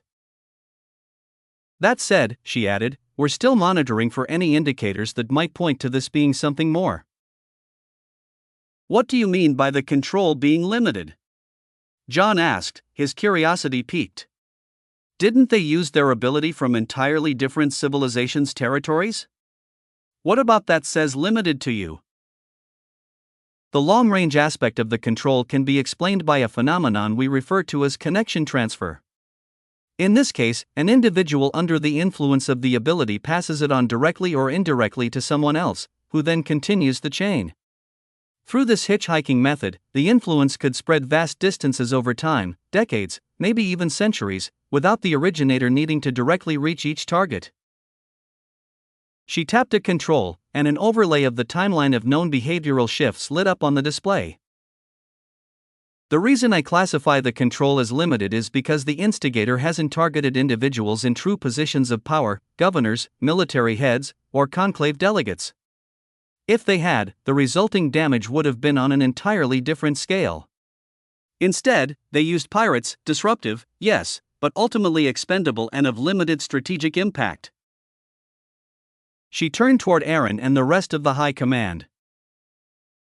Alternatively, if the user is more powerful and simply limiting their attacks on purpose, their motives become questionable. These attacks weren't a show of force or a subtle warning, they were meant to destroy the wormholes completely. We know this because the final level of security was triggered, something only a handful of us knew about, making it unknown to them. This wasn't about shutting down infrastructure, it was sabotage with insider knowledge. Nix then narrowed the display to focus on the pirates' behavior. Furthermore, if this controller were capable of mass domination, they wouldn't have needed to use persuasive tactics, logical explanations, or manipulated motivations to push their workers into action. Instead, they'd have operated with an army of mindless thralls under their full control, something we've seen before in cases like Rick Ashley. That's not what's happening here. Our current theory, based on all collected evidence, is that the controller's ability has specific constraints, either in reach, power, or number of targets. But this remains a theory. If we receive new data suggesting otherwise, we'll re-evaluate our position accordingly. Youssef leaned forward, absorbing the implications. After a moment, he posed a new question. What if the enemy isn't from the conclave at all? Could this be an outside force, someone using these attacks to drive a wedge between us and the conclave, to destabilize us both for their own gain? Nix gave a small nod, acknowledging the possibility. There's no evidence currently confirming or ruling that out. So yes, it's within the realm of possibility. But the same logic applies to someone within the conclave doing this for internal reasons, power, revenge, or manipulation. Until we gather more definitive intel, we must treat both internal and external sources as equally plausible. Chapter 928, Getting Close to the Truth but Missing It. So we're dealing with an unknown enemy who wants to drive a wedge between us and the conclave now believes we're behind the attacks and they won't listen to our explanation that we were manipulated into striking one of their fleets? Aaron said after a moment of silence, having digested the information and its implications. That's some highly effective psychological warfare. From what we're seeing, it's working exactly as intended. With a few refinements, this is probably how I would have executed such an operation myself, though I would have made it even more airtight and layered. The conclave won't accept that explanation, Youssef replied, pinching the bridge of his nose in frustration. To even get them to listen, we'd have to disclose how we came across this information. That means revealing our ability to extract and interpret brain data, which they'll immediately link to our VR systems. And if they start thinking we've been using VR to read their minds too, whether true or not, it'll only escalate things further. He sighed, the weight of the situation pressing down on him. We're in a bind. The conspiracy is real, but exposing it outright could cause more damage than trying to de-escalate quietly while we find another way to bring the truth to light. There's something I'm curious about, Aaron said, opening his eyes after keeping them closed for some time as he sifted through his perfect memory. He had been silently reviewing every detail of the incident, from the earliest bits of intelligence all the way to the current presentation. What is it? Nix asked, noticing that Aaron was still deep in thought. He could tell Aaron was formulating a question, but also running through the data once more to check if the answer had already been there, overlooked. How did the transponder discrepancy even happen? Aaron finally asked, his brow slightly furrowed. Kumaker presented his evidence showing his fleet was using a known, legitimate transponder code. But the same fleet showed up to us using a different transponder, one that matched the pirates. That's what led us to flag them as hostile and eventually engage, after they failed every other verification method. He paused, his tone tightening slightly as the implications set in. If you were the one orchestrating this setup, how would you have pulled that part off? Because that's the critical detail. That mismatch is what triggered our response and ultimately pushed Kumaker into potential opposition. And worse, now that we've punished his behavior, it only reinforces the narrative that we're the aggressors trying to cover something up. We've basically handed him justification for retaliation and made ourselves look even more guilty. Everyone in the meeting began thinking of possible ways such a transponder trick could have been pulled off, but none could match the processing speed of a literal AI. Nix was the first to come up with a solution, or rather, a set of plausible ones. The simplest way to do it, she said, would be to use two different transponder codes, one active and visible to external sensors, and another embedded only within the ship's black box. When the black box data is reviewed, it shows the hidden transponder code, while the visible one isn't recorded at all, giving complete deniability. That's the most believable explanation. She paused briefly before continuing. There are other methods too, but they'd require the perpetrator to possess the ability to fool all of our sensors simultaneously or to mask the ship's own visible transponder while broadcasting a fake one, making it appear as though it's coming from the approaching fleet. But that would demand an absurd level of technological sophistication. Someone capable of that, doing such a thing, would be like using tools that are the equivalent of a diamond cutter to slice a sheet of paper. As soon as she finished, a wave of realization swept through the room. Faces lit up as certain pieces of the puzzle finally began to click into place. But even so, there were still parts of the situation that didn't fully make sense. Why? Jeremy asked, frowning as he tried to make sense of the situation. Why would Kumaker or whoever might be behind this, if there is someone, suddenly attack us out of nowhere? And then either act as if we were the ones who destroyed his fleet, or be deceived into believing that?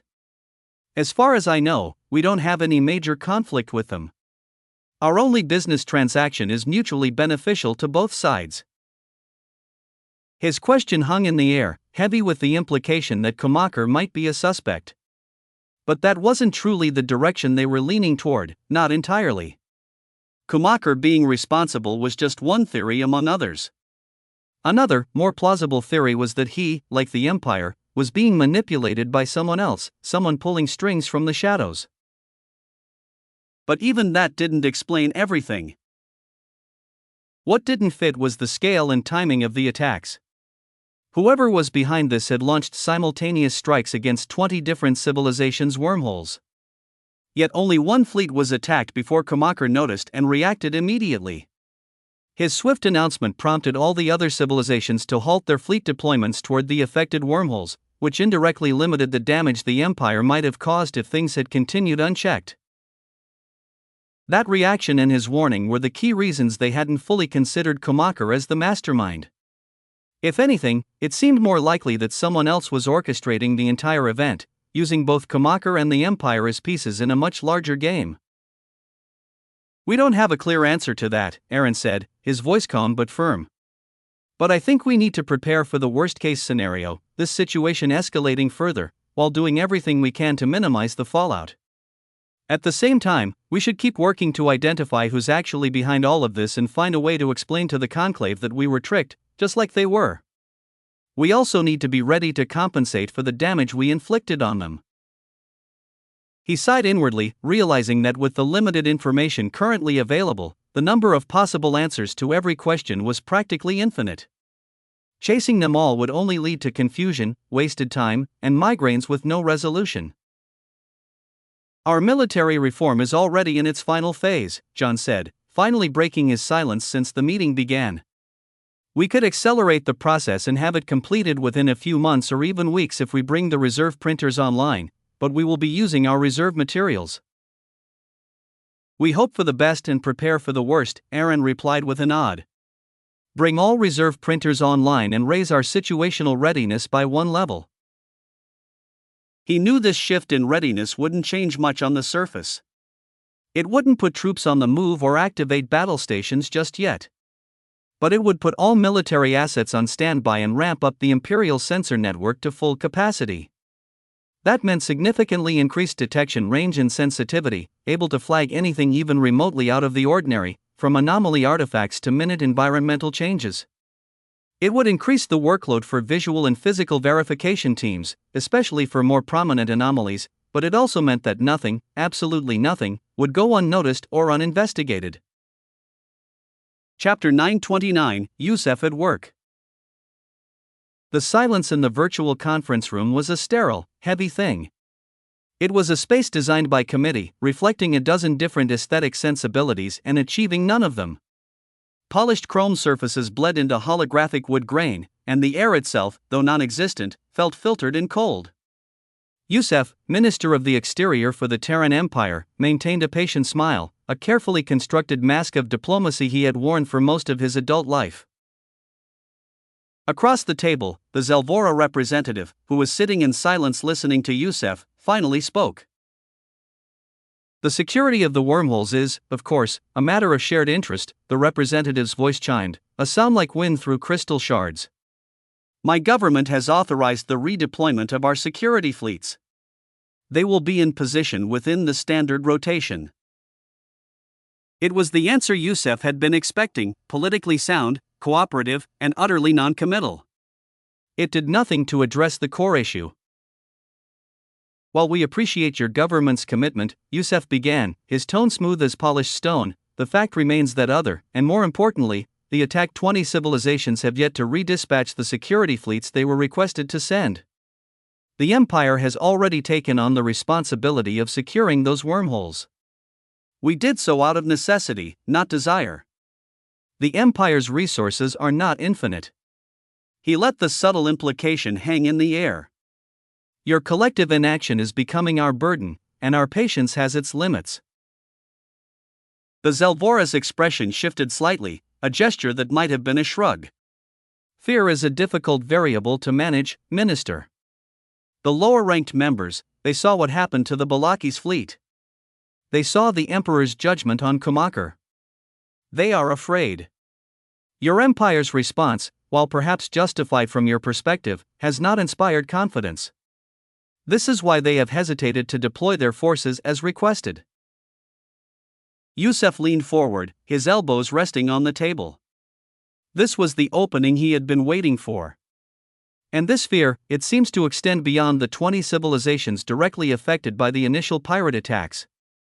We have noted a distinct chill from members who had no stake in the matter, none of their wormholes were attacked, and the same is true for their fleets. I don't recall the Empire doing anything to warrant such a widespread reaction. Care to enlighten me? He watched the Zelvora representative carefully. This was the true purpose of the meeting. The Empire could handle securing the wormholes, what it couldn't afford was a political contagion spreading through the conclave, an infection of mistrust with no discernible source. The representative's facets shimmered, a slow, deliberate cascade of light. Unfortunately, Minister, I have no information on that. My duties do not extend to the internal political sentiments of other sovereign civilizations. But, he added, a conciliatory note entering his melodic voice, what are friends for, if not to help one another? I can make inquiries. If I find something that might be of help to the Empire, I will be sure to bring it to you. Yusef offered a gracious nod, though his eyes remained sharp. Your assistance would be greatly appreciated. And I am sure you already know, the Empire repays its friends most generously. I will come to you if I find anything, the representative repeated, and with a final nod, his body dissolved, leaving Yusef alone in the silent, empty room. The moment the connection was severed, Nyx's own physical avatar materialized beside him. She didn't need to speak. A simple data overlay appeared in Yusef's vision, a real-time analysis of the Zelvora representative's brainwave patterns, captured and cross-referenced the moment he had connected to the VR. The graph was clear, showing a significant spike in cognitive dissonance and deception markers. He lied, Nyx stated, her voice a calm, factual counterpoint to the Zelvora's melodic evasions. He knows precisely why they are afraid. I thought as much, Yusef sighed, rubbing his temples. He stood, the virtual room dissolving around him to be replaced by a tactical map of the Conclave's known territories. This proves it. Something is happening behind the scenes, something that has them all spooked. He paced before the star map. Could it be Dresner? His campaign has been quiet, but not silent. Surely they've realized by now that these are not isolated incidents. That is the leading hypothesis, Nyx confirmed. A new set of overlays appeared on the map, highlighting dozens of star systems. Red icons pulsed over planets Dresner had conquered, while smaller, amber alerts flickered in the surrounding VR networks. Chatter about Operation Liberator has begun to surface. It is still minimal, rumors, fragmented reports, conspiracy theories. Most governments are actively suppressing the information to avoid panic and maintain their authority. They are framing the incidents as coups or pirate attacks, just as we predicted.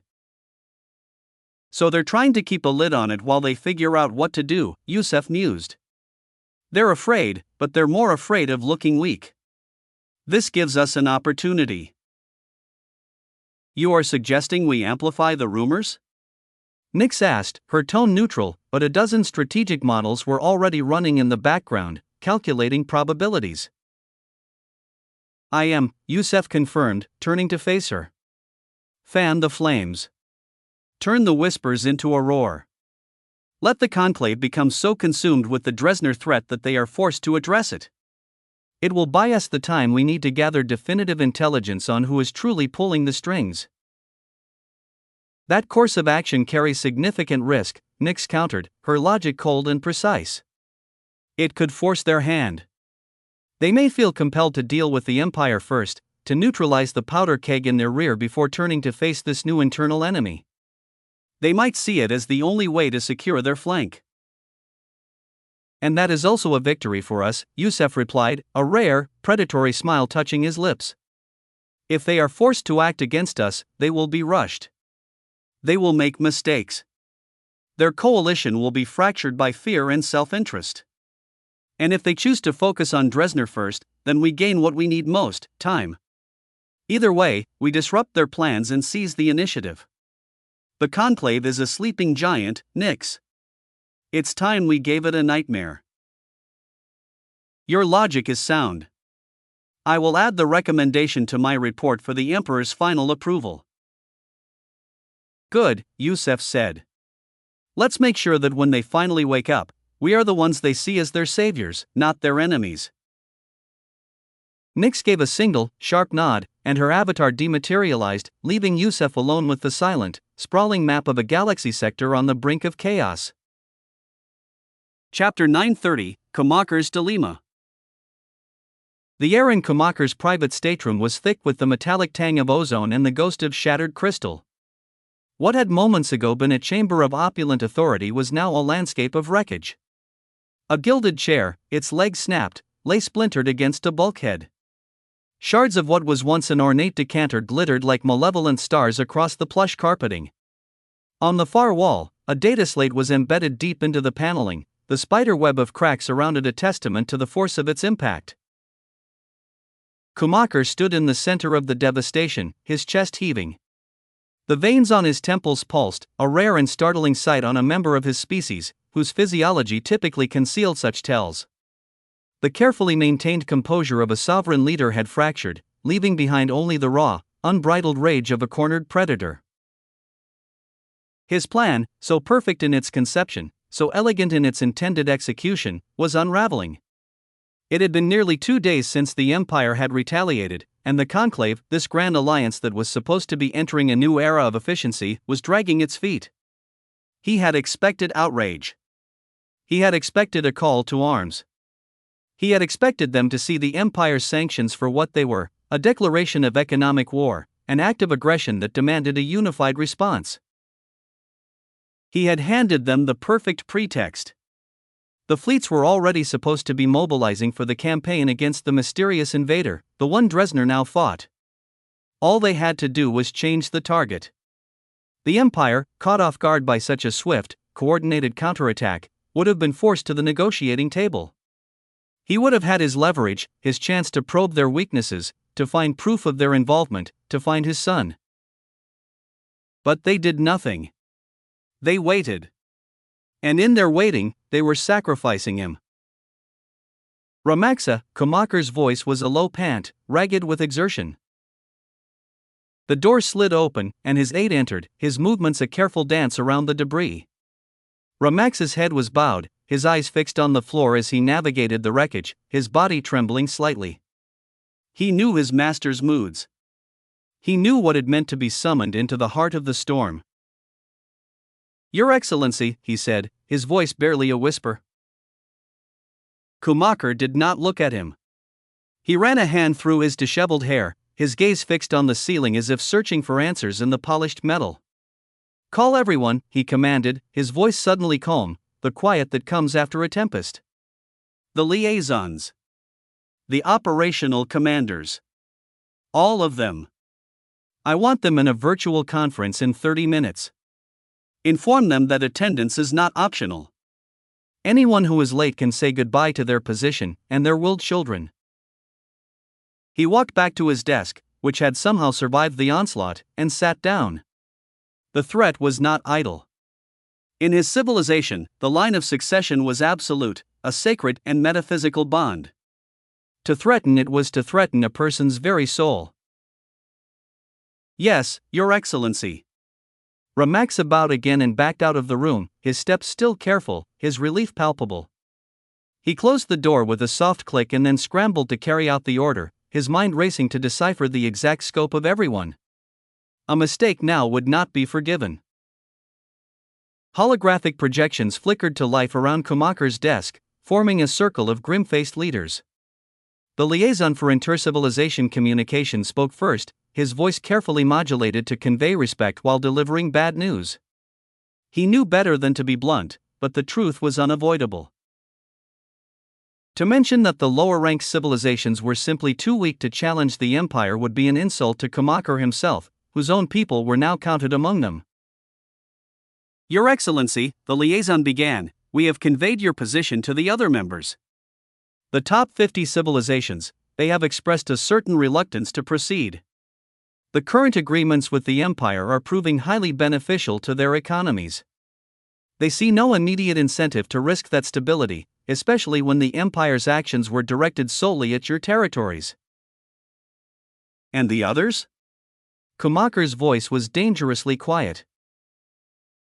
They are hesitant, Your Excellency. They lack the strategic capability for a direct confrontation without the full, unified support of the top 50. Their wormhole access is, as you know, entirely dependent on the empire's infrastructure. They fear being cut off, isolated. Kumakar's fist clenched under the table. Will-less cowards. His attention snapped to the military liaison. The joint operation, he demanded, cutting through the silence. The fleets we gathered to liberate the lost territories. The pirate attacks were a convenient excuse to halt them, but that excuse has expired. Why are they not resuming their advance? The citizens of those lost systems are suffering. Or has their plight been forgotten in the face of this new, more convenient enemy? The military liaison, a veteran of a dozen campaigns, chose his words with the precision of a surgeon. Your Excellency, that operation was momentarily halted after the pirate attacks. Many of those fleets were the primary security details for their respective wormholes. In the wake of the attacks, they have been ordered back to their defensive posts. To recall them again for an offensive campaign, it would take time. At least another month to remobilize the necessary forces from less critical positions. A month? Kumakar's voice cracked, the mask of control finally shattering. He shot to his feet, his voice a roar that echoed through his stateroom. A month? The sanctions are already in effect. The economy will enter a freefall by the end of the week. Do you think we have the luxury of waiting a month? A heavy, terrified silence fell over the holographic conference. Every person present knew the obvious solution. They knew that a simple apology, a diplomatic concession to the empire, could reverse all of this. But they also knew Kumakar. They saw the fury in his eyes, the pride that would rather see his own world burn than bow to another. And so, they said nothing. No one had the courage to test if, in his rage, Kumakar might find a new and terrible inspiration for how to torture a person who dared to speak the truth. Chapter 931, A Potential Solution I. A heavy, expectant silence filled the holographic conference. The military liaison, his projected image a stoic mask, was the first to break it. He had felt Kumakar's burning gaze on him for what felt like an eternity and knew that the silence could not hold. To let it stretch further was to invite a reaction he had no desire to witness. He bit the bullet. A month, Your Excellency. That is the earliest we and the other stretched forces can guarantee mobilization if we are to keep it secret from the Empire's invasive eyes, the liaison repeated, his voice a carefully measured monotone. He knew the others were deliberately leaving him to answer, as the topic fell squarely within his military domain. Kumakar's expression did not change, but a dangerous stillness settled over his hologram. A month is a luxury we do not have, Commander. The Empire's sanctions are a blade already at our throat. Does that mean if we were to act openly, without concern for the Empire's sensitive eyes, it would be faster? Kumakar pressed, his question a baited trap. Yes, Your Excellency, the liaison conceded, but the gain would be marginal, a week, perhaps less. And the cost would be catastrophic. He chose his next words with the precision of a man disarming a bomb. To do so would require another emergency conclave meeting to change our entire strategic posture. The top 50 would never agree. They would see it as a reckless escalation. Furthermore, to justify such a move, we would have to explain what changed our mind. If the Empire is not behind these attacks, we would be handing them a reason to see us as unstable and untrustworthy. And if they are behind them, he paused, letting the weight of the implication settle, then we would be confirming that we have removed them from our list of suspicion, inviting them to act with even greater boldness. The commander had laid out the logic flawlessly, a tightrope walk of diplomacy and military reality. He had made the point without assigning blame for the political corner they were now backed into. They are behind this, Schumacher declared, his voice flat and final, dismissing the commander's careful reasoning with a single, unshakable conviction. We will proceed with that fact in mind.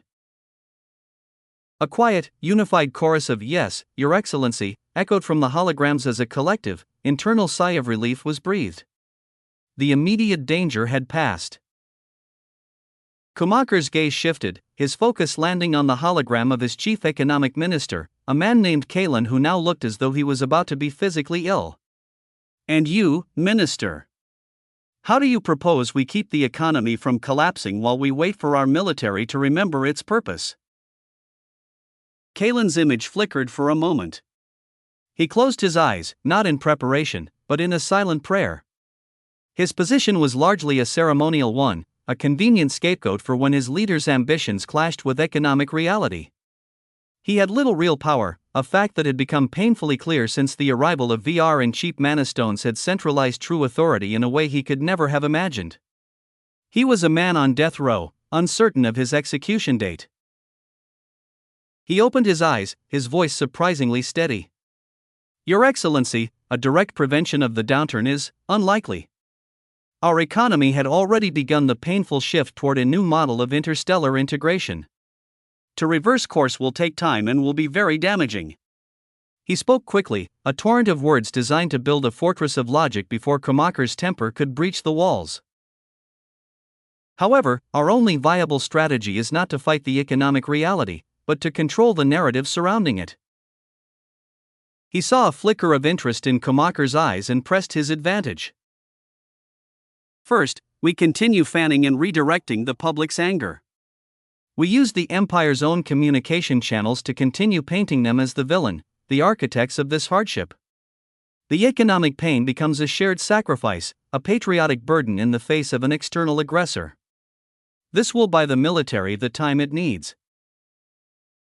Then," he continued, his pace quickening, "once the operation against the invaders begins, we reveal their existence to the public. The invaders become the new focus of their anger. We will frame them as agents of the Empire, their stooges. This reframes our entire position. We are no longer the aggressors provoking the Empire, we are the noble defenders fighting a proxy war on behalf of our citizens. It makes us look strategic, not cowardly. It will unify the populace, and that unity, Your Excellency, will be the foundation of our economic recovery." He finished, his chest tight, realizing he had forgotten to breathe. He was shaking subtly, waiting for the outburst, the dismissal, the punishment. Instead, he was met with a sound he had not expected. "Ha ha ha. Ha ha ha ha ha ha." Schumacher's hologram threw its head back and laughed, a booming, genuine sound that was more terrifying than any shout. He clapped his hands together, the sound sharp and final. "I like this suggestion," Schumacher said, a wide, cruel smile spreading across his face. "I like it a lot." He saw the path forward now, a way to salvage his plans, to regain the initiative, to turn this disaster into a weapon. He did not say this, of course. That was something only he needed to know. His expression hardened once more, the brief moment of levity gone. "Since you now have a plan of action, I expect all of you to implement your parts perfectly. You should be ready to put your lives, and the lives of your willed children, on the line. That is the price for failure. Understood?" "Yes, Your Excellency." The answer was a unified chorus, this time filled with a desperate, sharp-edged enthusiasm. They were still in the grasp of a maniac, but now they had a path. They had a chance to act, to fight, to survive. Before they could raise their heads, Schumacher's hologram vanished. For a moment, there was only the silence of the empty stateroom. Then, the other holograms flickered out one by one as the meeting ended. But the work was just beginning. In their own private channels, a new, frantic round of discussion erupted. Bonded by the shared, mortal terror of their leader's threat, they began to plan. They would do their best because they knew, with absolute certainty, that Kumakar would keep his promise. Chapter 932, A Potential Solution 2. The wreckage of his rage lay strewn about the stateroom, a testament to a fury that had burned itself out, leaving only a cold, calculating silence in its wake. Kumakar sat amidst the chaos, his physical surroundings irrelevant. His mind was a different landscape entirely, one where the seeds of a new plan, planted during the tense holographic conference, were already beginning to sprout. The suggestion from his economic minister had been a desperate gambit, but a brilliant one. It offered a path through the immediate crisis, a way to weaponize the public's fear and redirect their anger. While his subordinates would handle the delicate task of managing the narrative within their own civilization, Kumakar's focus was already elsewhere. He was thinking about the empire. He was thinking about retaliation. He was thinking about how to salvage the part of his original plan that had failed so spectacularly, dragging the Terran Empire into a conflict it could not win. For over an hour, he remained motionless, a predator in thought, fleshing out the new strategy, refining every detail until it was a sharp, viable weapon. Finally, he stirred. Ramaksa. His aide entered instantly, his arrival so swift it was as if he had been waiting just outside the door. Your Excellency. Have this mess cleaned, Kumakar commanded, rising from his chair. He strode toward the door, his boots crunching over shattered crystal without a hint of concern. I want it restored to its original condition by the time I return. Yes, Your Excellency. Ramaksa bowed low as his master passed, then straightened as the door slid shut. He surveyed the ruined chamber, his expression grim. He pulled a small device from his pocket. You have 10 minutes, he said into it, his voice clipped and urgent. Reassemble the room. He didn't know when Kumakar would be back, and he wasn't willing to risk his master returning to anything less than perfection. Moments later, the room began to repair itself. Bent wall panels straightened, the floor smoothed over, and the very air seemed to hum as nanites went to work. A team of silent attendants entered with hovering carts, replacing every broken object with a perfect replica, their movements a silent, efficient ballet of restoration. While his stateroom was being reborn, Kumakar walked the silent, grand corridors of his personal ship, his mouth moving minutely, his thoughts a low, private murmur. I can't use him, he muttered to himself, a flicker of frustration crossing his face. He's already fulfilled his contract. He was thinking of the man, the asset with the terrifying ability to control minds, the one who had orchestrated the pirate attacks. He had been a powerful tool, but a temporary one. I should have held his leverage for longer, made him part of this new plan. But he knew it was a fool's thought. The agreement with that man was ancient, inherited through 3 generations of leaders. The warnings from his predecessors had been clear: honor the contract to the letter, and never, ever attempt to push beyond its terms. To do so would be to invite a nightmare into his own house, a ghost that could turn his most trusted allies against him without him ever knowing. He stopped, his decision made.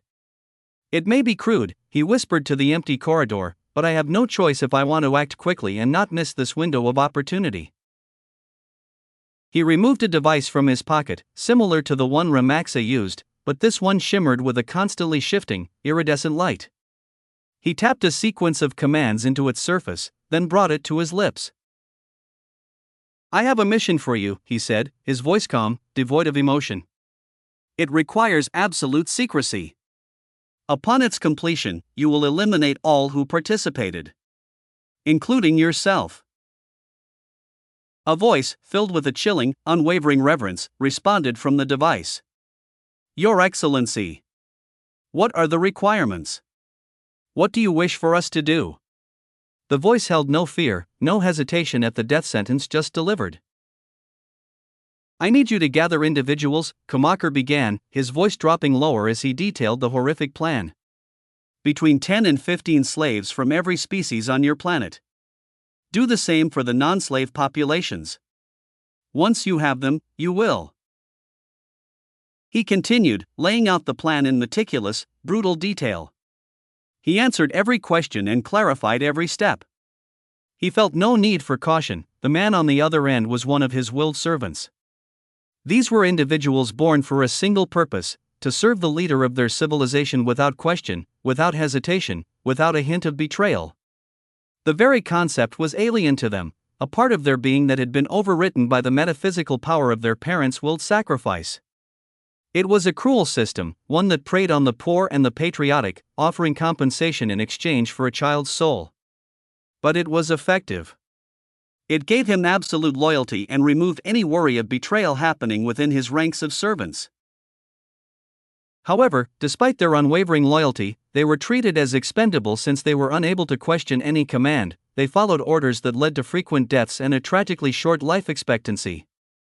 Yet this sacrifice served dual purposes. Grieving parents, now freed from loss, were permitted to bring forth new-willed children and embrace renewed joy using the payment of their sacrificed child. Meanwhile, the civilization's government reaped every possible benefit from their obedient service. "I will have everything prepared within 2 weeks, Your Excellency," the willed servant replied, his voice still filled with that same unnerving reverence. "Then, I will await your order to proceed."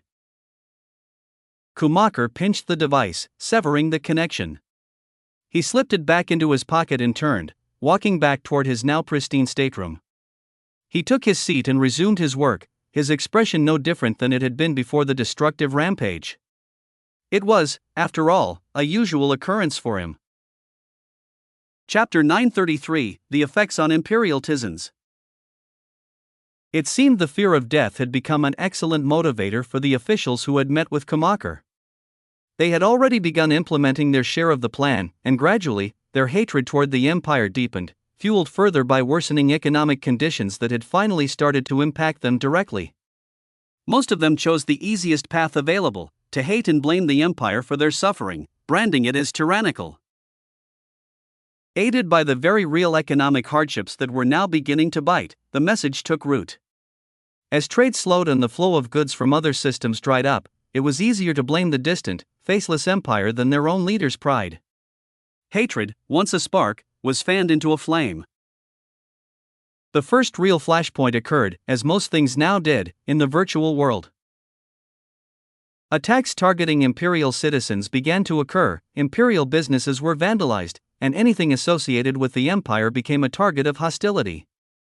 Those involved in these acts knew the consequences: they would receive a strike, and 2 more would permanently ban them from VR. Yet, they proceeded anyway, seemingly viewing the first strike as a worthy price to pay for venting their rage.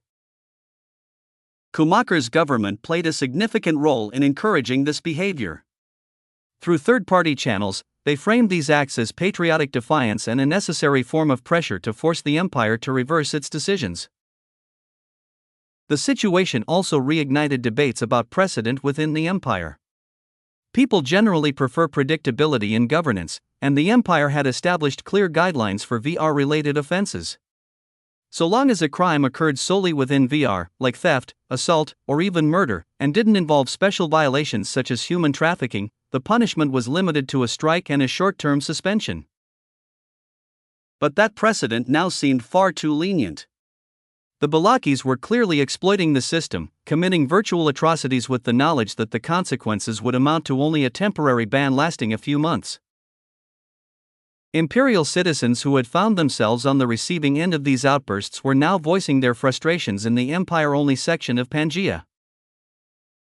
The Empire had gone to great lengths to ensure that each civilization had its own exclusive Pangaea space, a protected environment where they could speak freely without fear of external observation or interference.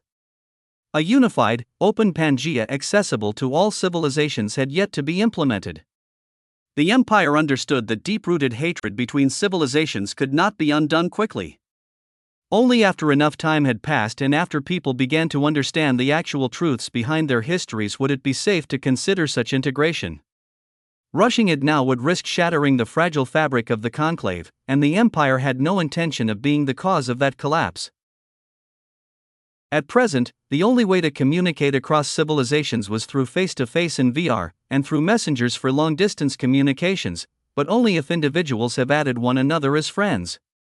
As a result, most imperial citizens had never had any meaningful interaction with these outsiders until now, when they suddenly became the targets of aggression without any warning or context.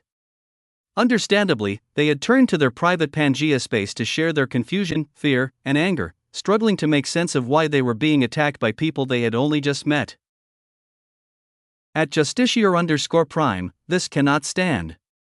We established the 3-strike rule to be lenient, to encourage adoption, not to provide a consequence-free playground for state-sponsored thuggery. If we do not amend the rules, we are signaling that our laws are suggestions, not mandates. We will look weak.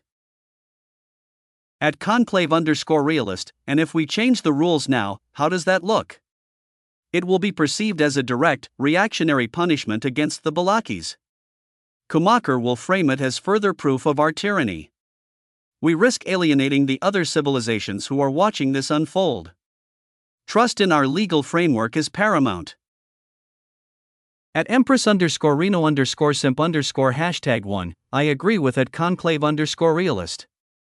This is like that classic holodrama trope. The girlfriend tells her partner she loves him so much she'd forgive him for cheating once. A partner who hears that and sees it as a permission slip is not a partner worth keeping. But a girlfriend who changes her promise and breaks up with him after he cheats looks just as fickle.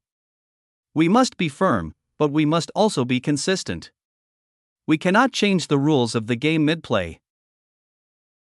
At Skeptic_Savant, at Empress_Reno_Simp_#1, why does your analogy sound so specific? Personal experience? At Meadow_Paladin, can we not derail with relationship drama metaphors again? We're literally being hunted in VR, and you're quoting soap operas. Focus. At Protocol_Archivist, let's not forget, the 3-strike system was a calculated risk. A measured gamble. But clearly, we underestimated how far some governments would go to manipulate their populations into weaponizing it. If a law enables repeated abuse, it's not justice, it's liability.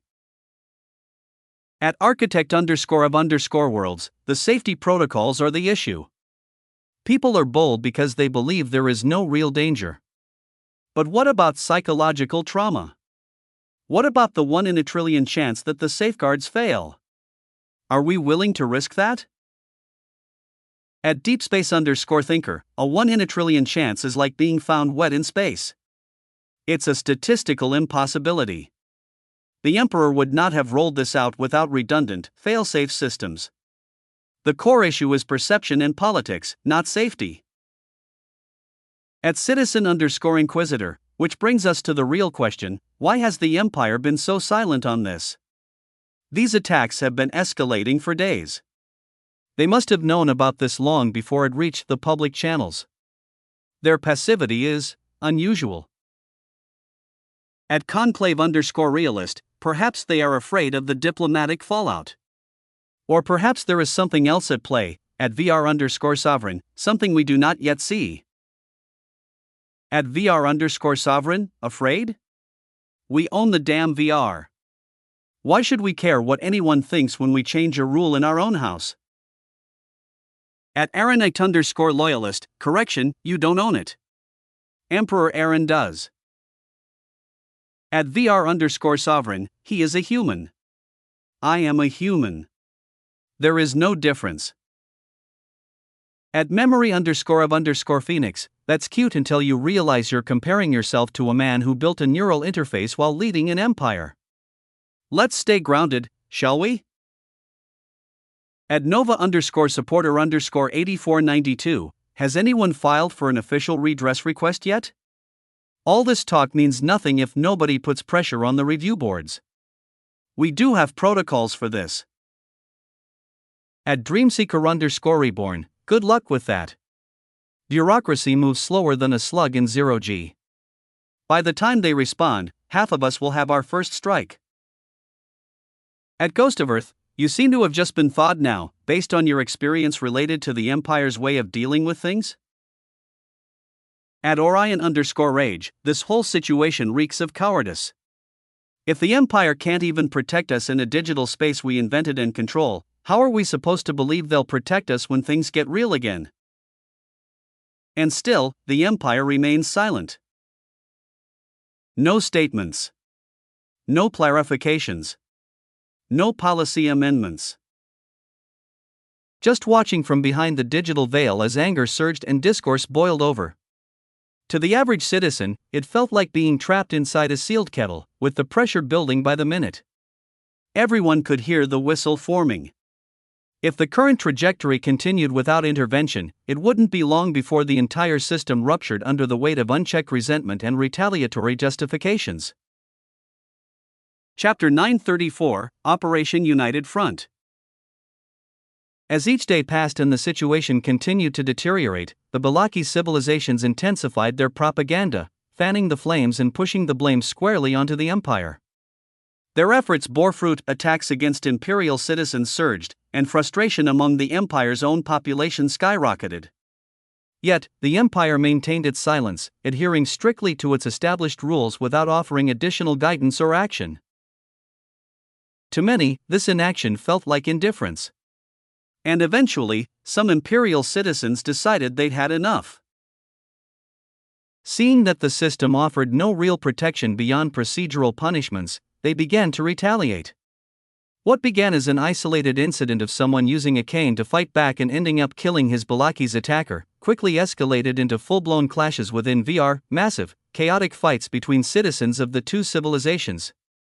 In several high-profile cases, combatants pushed things to the brink, sometimes even killing each other brutally, with the only saving grace being the ability to control pain sensitivity. So these fights were brutal, but no one felt actual pain.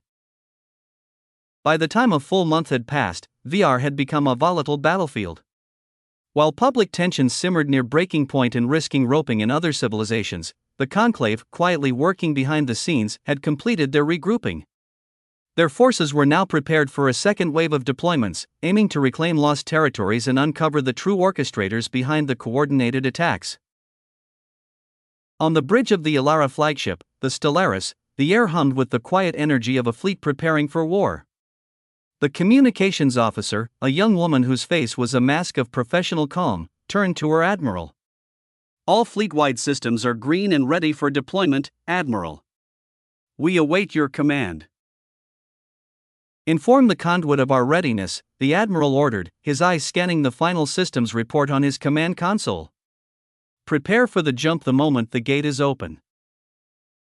His fleet had been assigned to the Yaran system, one of Kumaker's own territories, and one of the most recently targeted.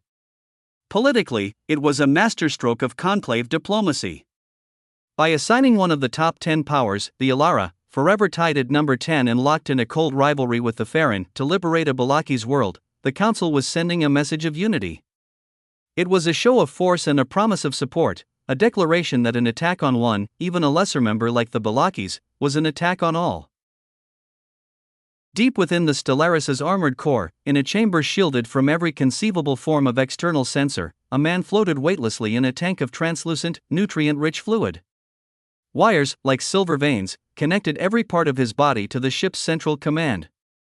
He was the conduit, the living key to the wormhole, a being whose location in every fleet was a closely guarded secret. His body convulsed, a silent tremor that rippled through the liquid. His eyes, which had been closed, snapped open. They were no longer Ilara's eyes. They were voids, empty black sockets from which pinpricks of white light, like distant stars, began to glow with an ethereal intensity. The wires pulsed, pumping a torrent of raw energy into him, a current that would have vaporized any normal being. The space in front of the fleet began to distort, to tear. A miniature wormhole, no larger than a fist, appeared before the Stellaris. It grew with terrifying speed, expanding into a shimmering, colossal gateway that dwarfed the flagship itself. The fleet did not hesitate. They started moving, a silent, disciplined procession plunging into the swirling vortex of the wormhole. Seconds later, the gate collapsed, leaving only the silent, star-dusted void behind. In the tank, the conduit went limp, his eyes fading back to their void look as he drifted into a deep, restorative unconsciousness.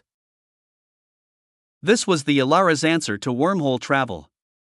The technology they received from the Trinarians was the same as what everyone did, but the method they used was unique. Just like everyone, with the tech used in different ways to access it, depending on their species' affinities.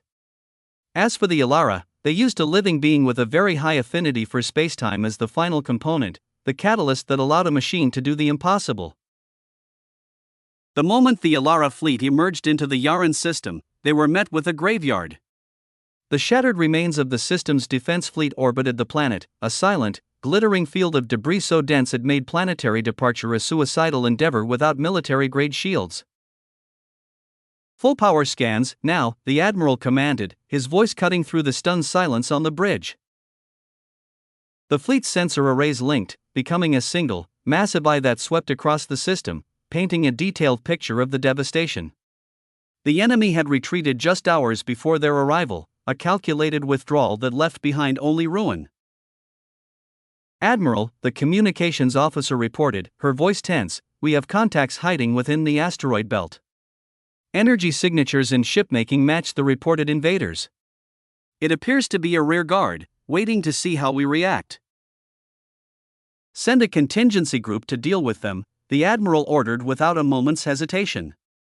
His mind was already racing ahead, calculating the political capital to be gained from this operation. A successful liberation would not only fulfill their duty to the Conclave but also grant him significant personal prestige. A promotion was all but guaranteed. The rest of the fleet will proceed to the planet. Begin cleanup and planetary scans. Assume they have ground forces, and assume they have blended with the local population. I want no mistakes, no losses. Be thorough. As his orders were disseminated, the fleet split into smaller, purposeful groups. One contingent of destroyers and frigates broke away, its trajectory a casual, sweeping arc that seemed to be part of a routine patrol. But its heading was precise. It was moving directly toward the asteroid belt where the invaders lay in wait. The rear guard, confident in their cover, remained motionless, watching the approaching ships, believing themselves to be just another cluster of rocks in a field of millions. They were a silent predator, unaware that a far larger one was closing in on their unsuspecting prey. Chapter 935, A Welcome. The after-action report painted a grim but predictable picture. The battle with the rear guard had been short and brutal. For a rear guard, they were surprisingly aggressive, the Alara Admiral mused, his eyes scanning the data streams. The invaders had fought with a suicidal ferocity, a desperate, cornered animal rage that had cost the Alara fleet one of their frigates. When their weapons were depleted, they had simply turned their ships into missiles, a final, spiteful act of defiance. After all, the only difference between a spaceship and a missile is intent. One carries people and can be stopped. The other doesn't. But both can bring death if the pilot is determined enough to become part of the payload. Retreat was never an option for them, Admiral, his assistant, a young officer named Kalen, replied. He stood at the Admiral's flank, his own gaze fixed on the tactical display. The moment they knew they were discovered, their only mission was to die fighting. To be captured or to flee would have risked revealing the location of their main force. They were expendable, and they knew it. A costly distraction, the Admiral sighed. We've lost the element of surprise. They know we're coming now. He replayed the battle footage, a textbook example of a modern space engagement. It was over in minutes. In an age of supercomputer-driven tactical analysis, the outcome of most battles was determined before the first shot was ever fired. The only variables that mattered were information and will. Who knew something the other side didn't? And who was willing to do something so wildly unconventional it slipped past even predictive models? But those were one-in-a-million moments, short-lived anomalies that quickly became part of the updated parameters once the data was salvaged. As a result, most battles devolved into one of three types: a last stand, a delaying action, or a desperate escape. The last was the most common. After all, in the vast emptiness of space, with nearly infinite directions to flee, stopping someone who's determined to run was almost impossible. The element of surprise was always a temporary advantage, Admiral Kalen pointed out. Even if we had remained undetected, the other fleets are launching their own liberation campaigns across the Conclave. News travels. This was never going to remain a secret for long. If anything, we should be proud. We are the first to successfully liberate a captured world. Before the Admiral could respond, the communications officer interrupted, her voice crisp and professional. Sir, we have finished clearing a route to the planet. Planetary scans are complete in all permitted sectors. Everything is clear. Kalen's head snapped up. Permitted? What do you mean, permitted? Are you telling me there are parts of this planet they refuse to let us scan? His voice was laced with a sharp, incredulous anger. Yes, sir, the officer confirmed. The planetary government argued that those sectors were untouched by the invasion. They claimed their own forces had already secured those areas and that our scans were unnecessary. Unnecessary? Kalen's voice rose, his composure cracking. Ungrateful mongrels. We came here to liberate them, and this is how they treat their saviors? They should be on their knees, welcoming us with reverence. Admiral, this disrespect cannot be tolerated. I request permission to go down there myself and put them back in their place. They must be made to understand the disgrace they have brought upon you. The air around his uniform seemed to shimmer with the heat of his fury, the veins on his neck bulging. The Admiral, who had remained silent throughout Kalen's outburst, slowly turned his head. He said nothing. He simply looked at his assistant, his expression a mask of cold, profound disappointment. The effect was instantaneous. Kalen's anger vanished, replaced by a sudden, dawning horror. He dropped to his knees, his head pressed to the deck of the bridge in a gesture of absolute submission. Admiral! I apologize, he stammered, his voice trembling. My transgression, it was unforgivable. I understand your anger, the Admiral said, his voice a monotone that was somehow more chilling than any shout. But to dare speak in such a manner, in my presence, you are lucky we are on the verge of a great victory, or I would have you court-martialed on the spot. He paused, letting the weight of the threat settle. I will deal with you accordingly when this mission is concluded. But first, you will go to the planet in my stead. You will take command of the ground situation. You will ensure the security of this star system. Understood? I will do as ordered, Admiral, Kalen replied, his voice tight. And upon my return, I will accept my punishment with honor. He rose to his feet, straightened his uniform, and saluted sharply. Without another word, he turned and walked toward the hangar, his back ramrod straight. The Admiral watched him go, then turned his cold gaze to the communications officer, who had been frozen in place throughout the exchange.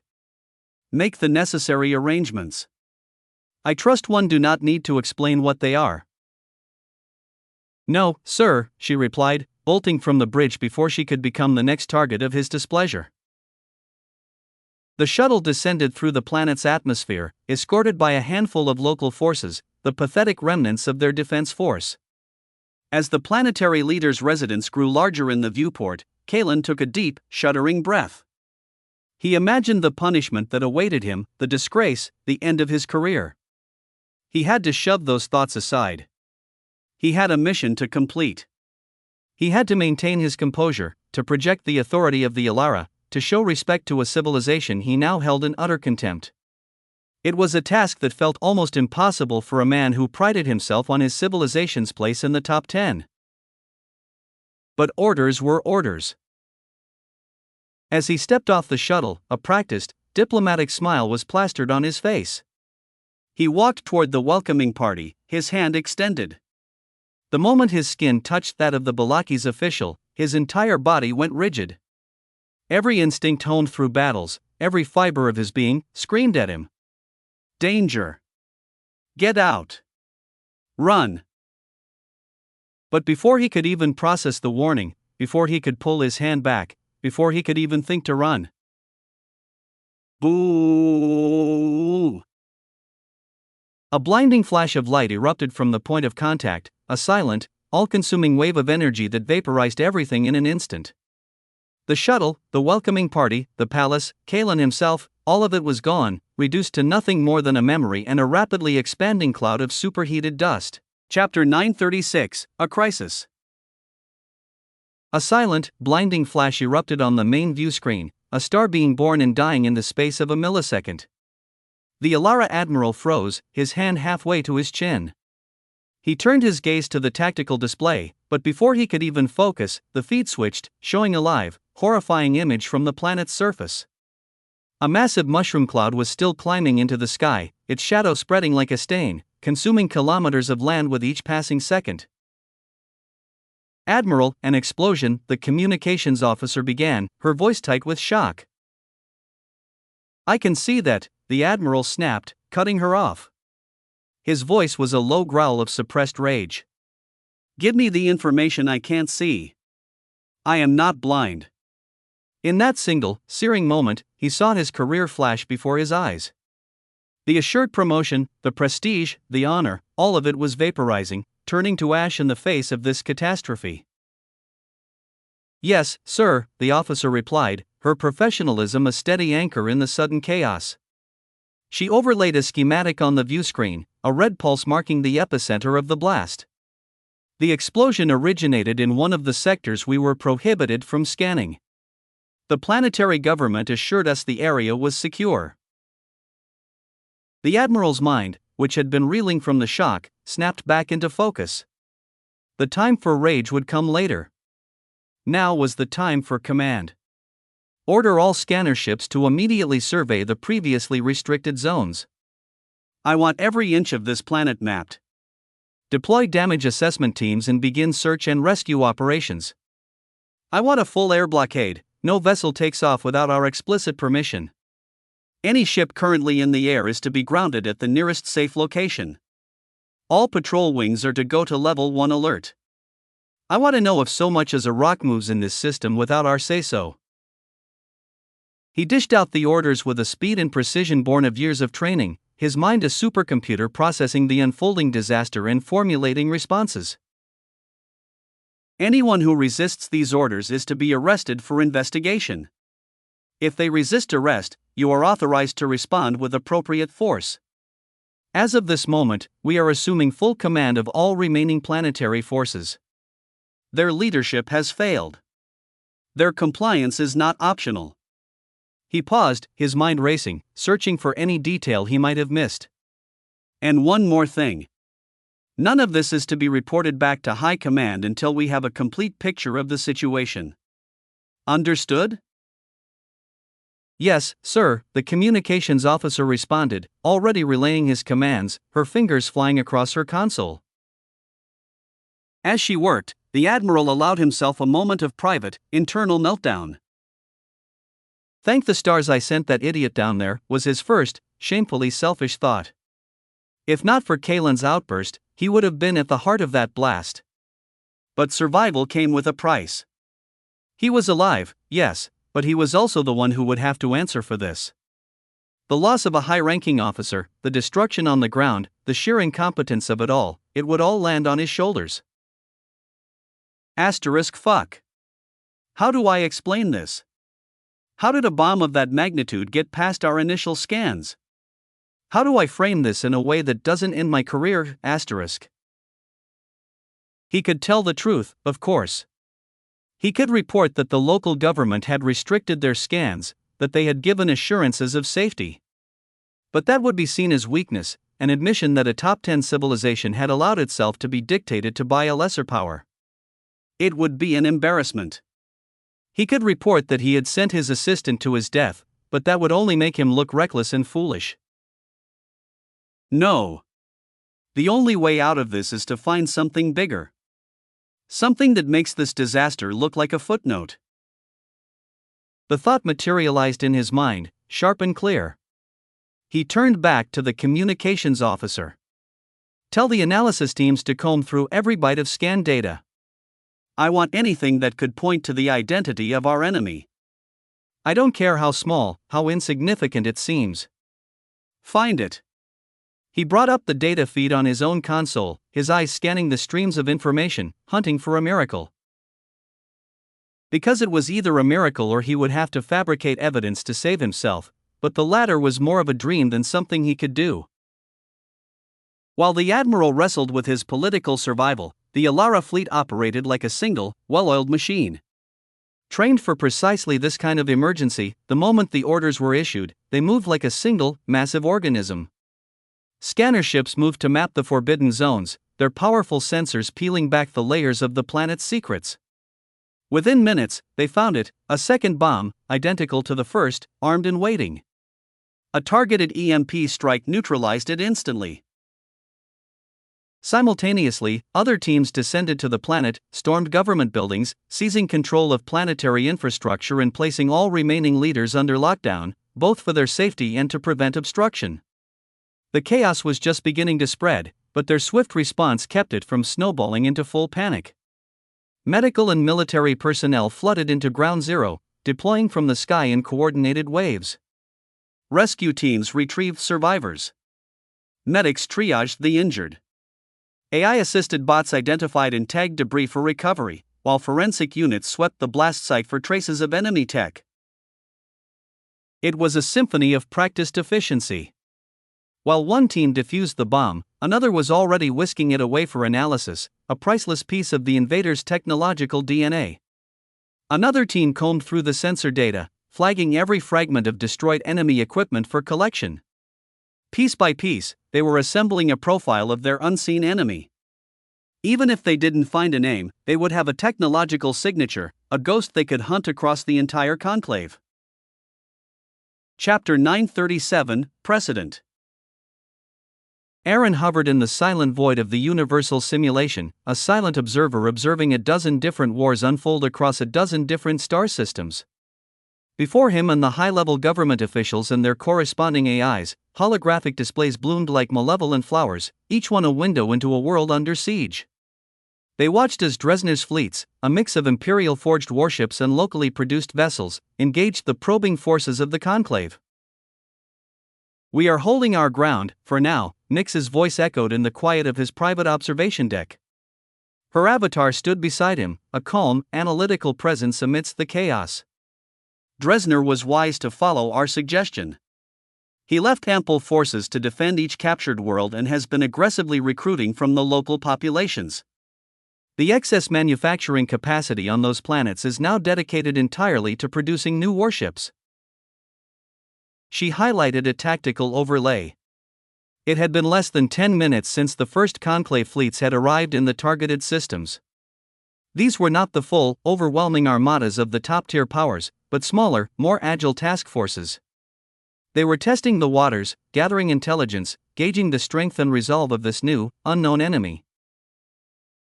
"But this won't last long," Aaron said, his eyes tracing the flow of battle on one of the displays. Dresner's forces were winning, but they were paying a price for every victory. "Correct," Nyx confirmed. "These are mid-tier fleets, likely from the lower half of the top 50 civilizations. Their tactics are cautious, their formations designed for reconnaissance, not conquest. They are a far cry from the grand fleets we faced during our own war with the Conclave." Aaron's brow furrowed as he cross-referenced the ship classifications flowing in from the data streams. "But why are among the top 10 powers only the Alara and the Farron leading these probes? If this is purely an intelligence-gathering mission, wouldn't it make more sense to use the Shadari? Their stealth capabilities are unmatched. Or the Trinarians, now that they have a surplus of mana stones to power their wormholes?" The question had been nagging at him. The composition of the attacking forces felt wrong. Using a Shadari fleet for a simple probe would be like using a fusion cannon to light a candle, Nyx theorized. It's possible the top 10 powers view this as a problem for the lesser civilizations to handle, a chance for them to prove their worth without the top tier having to expend resources or risk their own assets. Or, perhaps, there is another reason we are not yet privy to. Aaron fell silent, his gaze sweeping across the myriad battlefields. He watched a squadron of Dresner's fighters execute a flawless flanking maneuver, their imperial design a stark contrast to the clunkier, less efficient ships they were eviscerating. He felt a flicker of pride, followed by a wave of cold calculation. "Are we going to intervene?" Nova's voice was a soft counterpoint to the silent destruction on the screens. "Or do we leave him to handle this alone?" Aaron took a moment before answering, his mind weighing a dozen different variables. "We will continue to monitor the situation," he said finally. "But we will not intervene directly. We made it clear that the last shipment of vessels was the final act of our direct aid. This is his war now. It is time for him to step into the light, to use the support of the people he has liberated as a shield and a sword.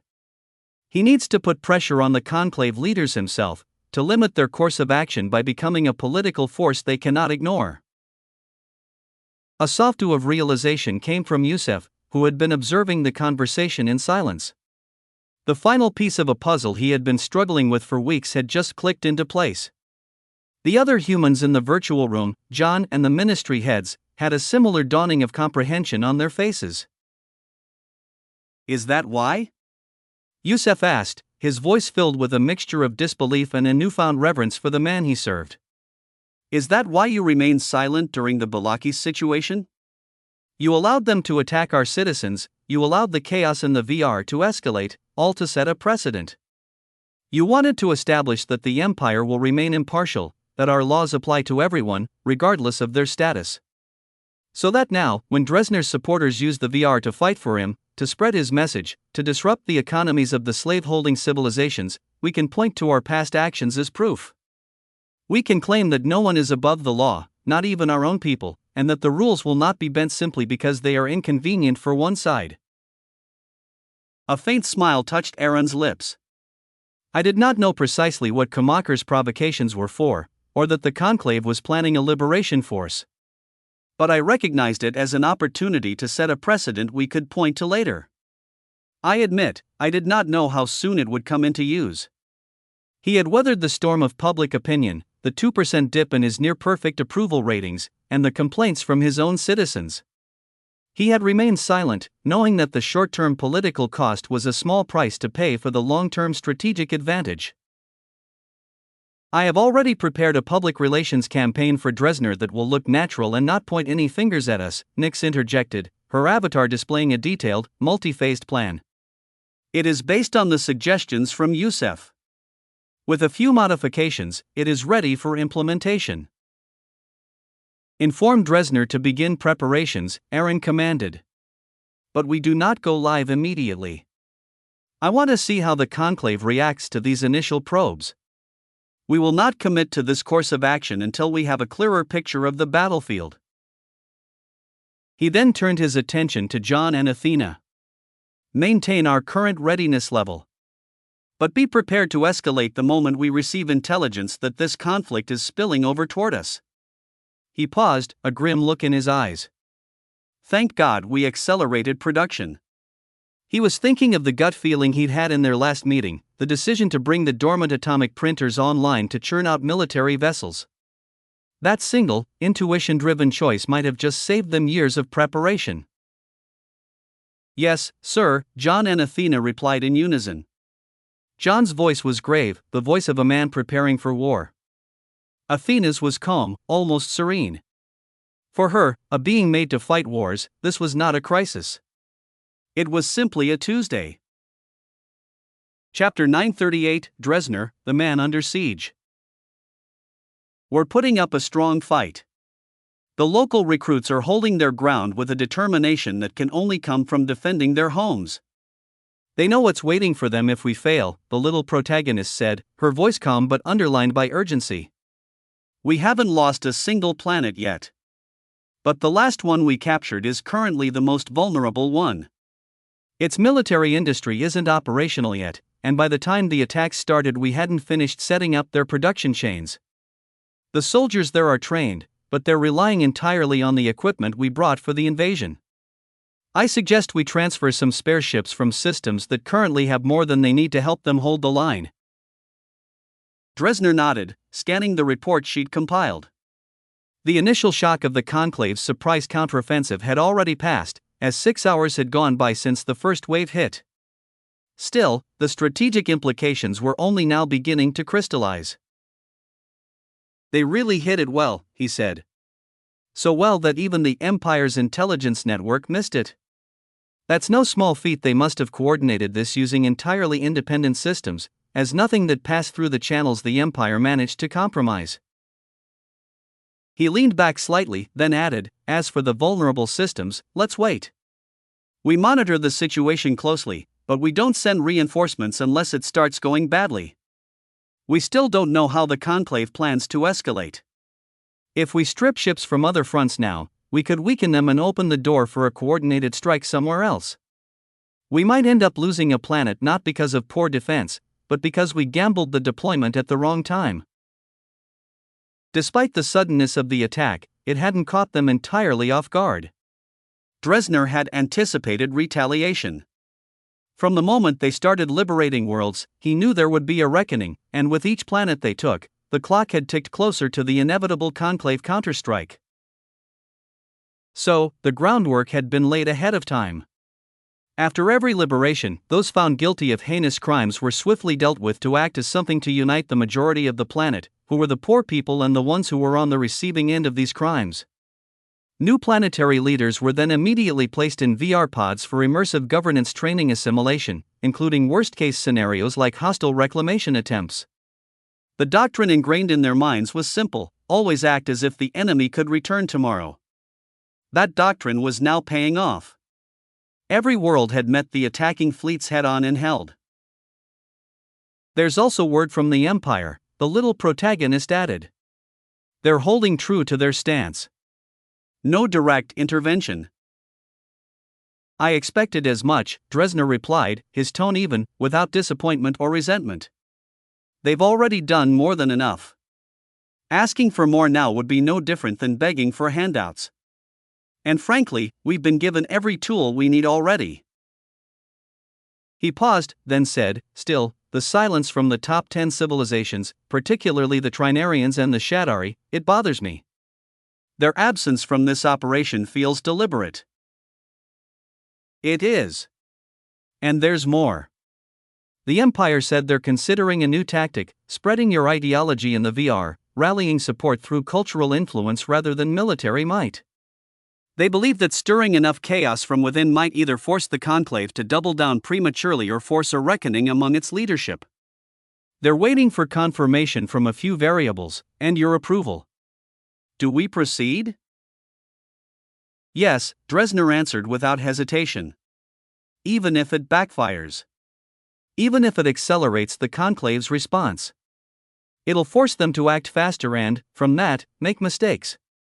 They'll rush to squash the ideology before it spreads and causes rebellion on their own planets. And some of those people might feed us intelligence from within. Either way, it brings us closer to our goal." His voice turned quieter, more introspective. "We didn't come this far just to win battles. The objective has always been to liberate the slaves in the Conclave, not to make others suffer as I did. I need the Conclave leadership to have a chance to choose the right side." He clenched his fists at the memory. The star that became the grave where he buried his family. The vow he made. Even if remaining in the shadows might have been safer, strategically more sound, he couldn't bring himself to take that path. He had made a promise to the dead. And to break that now would be to render all of this meaningless. "I must go public," he continued. "Let them see me. Let them know who is behind this. If I hide, then my message becomes nothing more than whispers in the dark. I need to be visible, not just to inspire those who support me, but to give the Conclave's rulers the opportunity to stop this war by agreeing to my demands peacefully. If they refuse, then I'll know I did everything I could to avoid bloodshed. And when I stand before my family in the afterlife, I'll be able to say with certainty, they chose violence, not me." "Then I'll pass your response along," the little protagonist said, sending the green light to the Empire. Dresner said nothing more. His eyes were fixed on the holoscreens surrounding him, each one displaying a different battlefield. Cities, outposts, orbiting fleets, and other dozens of perspectives captured in real time. He didn't interfere. Not yet. For now, he was simply watching, observing the tide, waiting for the right moment to act. And though few would call a man whose planets are under siege happy, Dresner came as close to it as one could under such circumstances.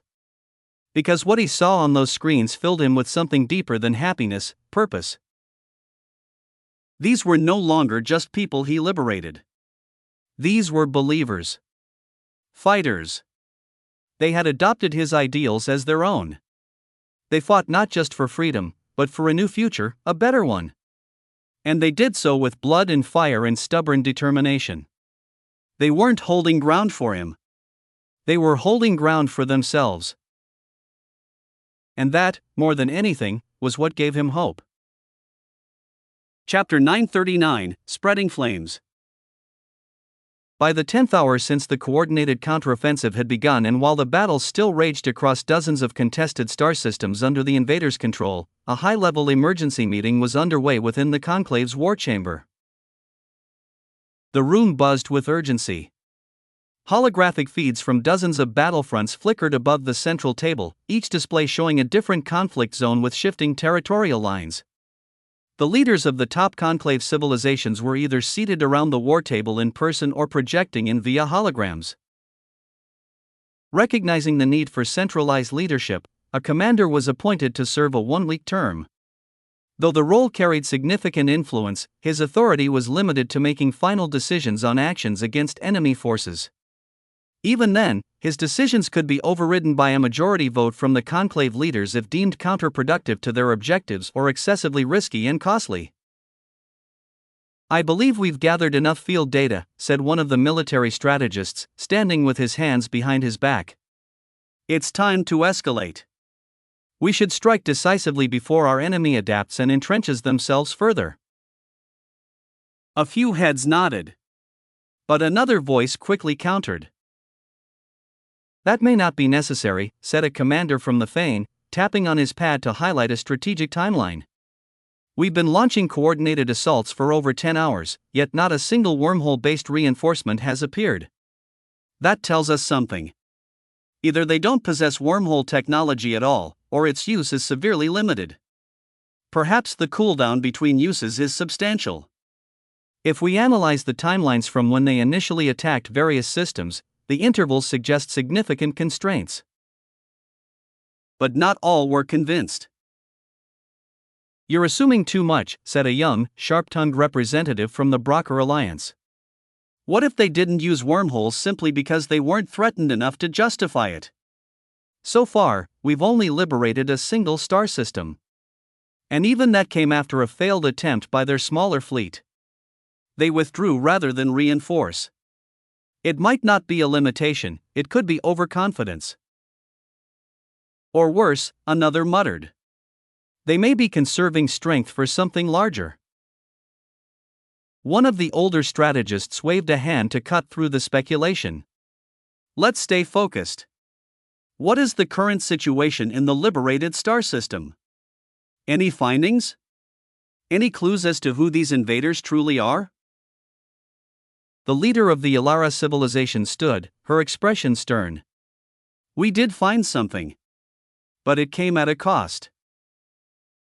She activated a projection, and the feat of a planetary landing began to play. A squadron of Ilara escort vessels and landing ships descended through the atmosphere, touching down at a modest site near the former planetary capital. Everything seemed orderly until, without warning, the screen went white. A nuclear blast lit the sky. A mushroom cloud bloomed in the distance. Debris and shockwaves consumed the landing site. Gasps and stunned silence followed. Several leaders instinctively turned their heads. Kumaker's hologram displayed a barely restrained rage. The planet in question was his after all, and he needed to act the part. "How did such an explosion get past your sensors?" one leader asked with alarm. "Were proper scans not conducted post-liberation?" The Ilara leader took a moment before responding.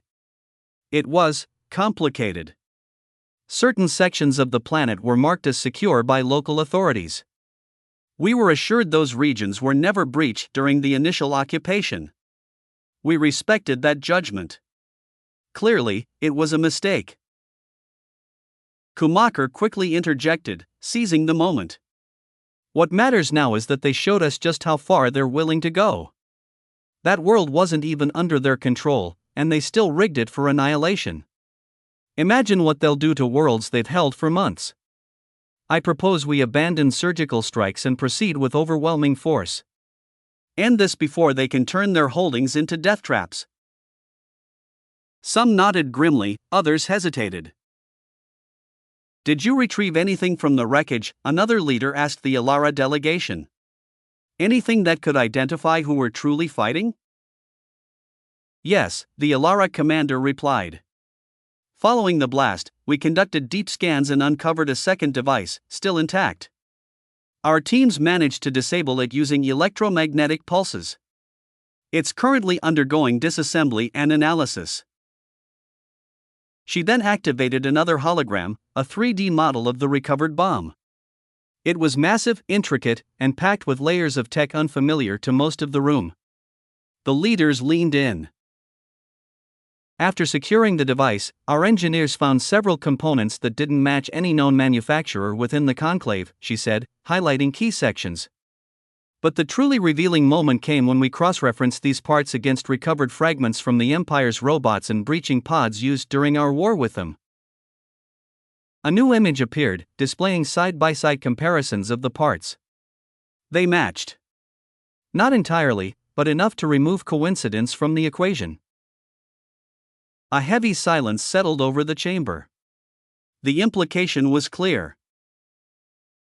As per protocol, the Alara leader continued, we're sharing the full data package with all conclave members.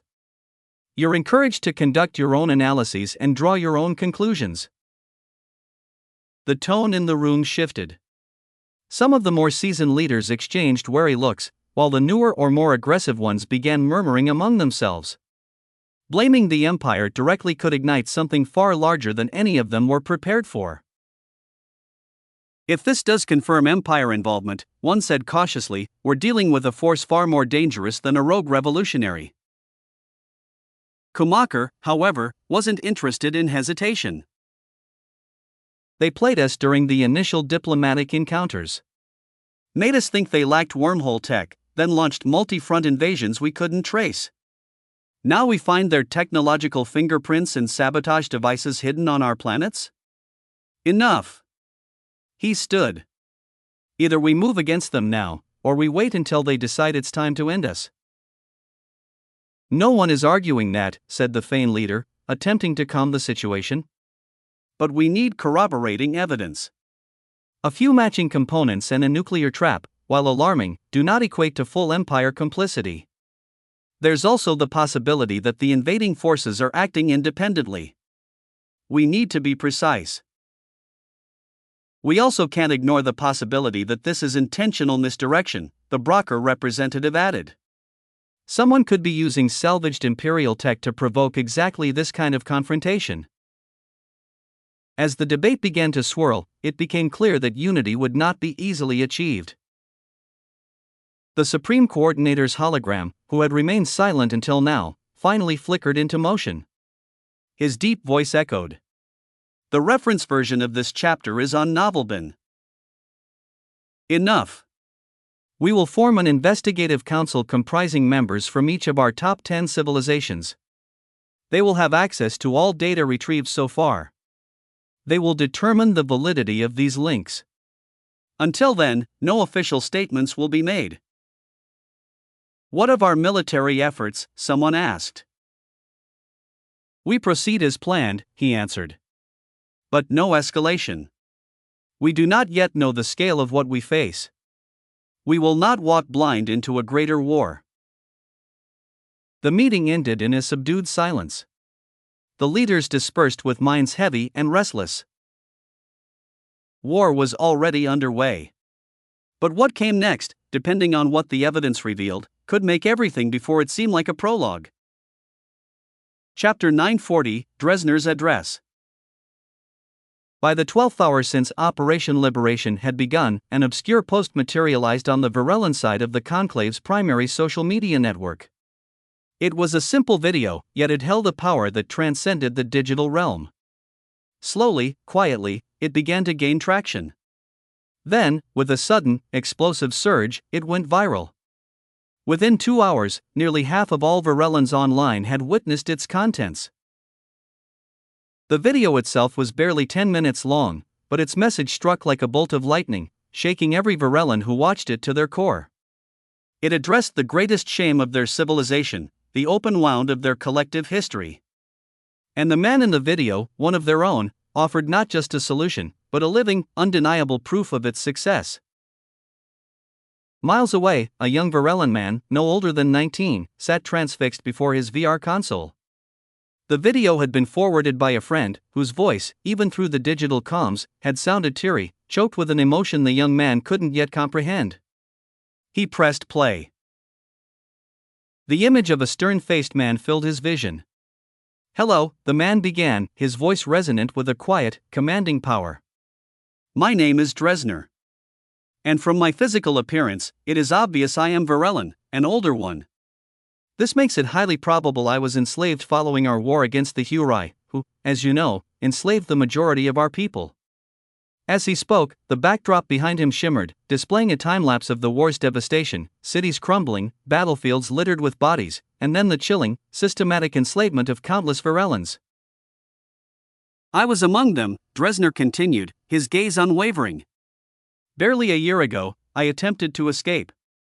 That attempt resulted in the massacre of everyone I held dear, everyone but me, by pirates hired by our new master. This was a punishment for our defiance." As he spoke, holographic data tags appeared, displaying irrefutable evidence, a digital copy of his former master's will, its authenticity verified by an unbroken chain of cryptographic marks. Then, footage of the massacre flickered across the screen, the brutal ambush, the desperate fight, the ruthless efficiency of the pirates, and Dresner's miraculous survival. The system had verified every detail. The traditional laws stated that escaping slaves could only be punished if their master still held legal ownership. But their former master had willed their freedom. His successor, however, unwilling to relinquish free assets, had conspired to retain their slave status, falsifying documents, bribing officials. When Dresner uncovered this, the escape plan that led to the massacre had been his last, desperate hope. "During my years as a slave," Dresner's voice hardened, "I witnessed atrocities. Rules, purportedly in place to regulate slavery, were shattered daily. I saw slaves in breeding farms, forced to rape each other, to impregnate each other, for the sole purpose of producing more slaves, despite the law clearly stating that children born of slaves were free." Unfiltered video feeds from various liberated star systems now filled the background, the squalor of breeding farms, the desperate faces, the stark reality of violated laws.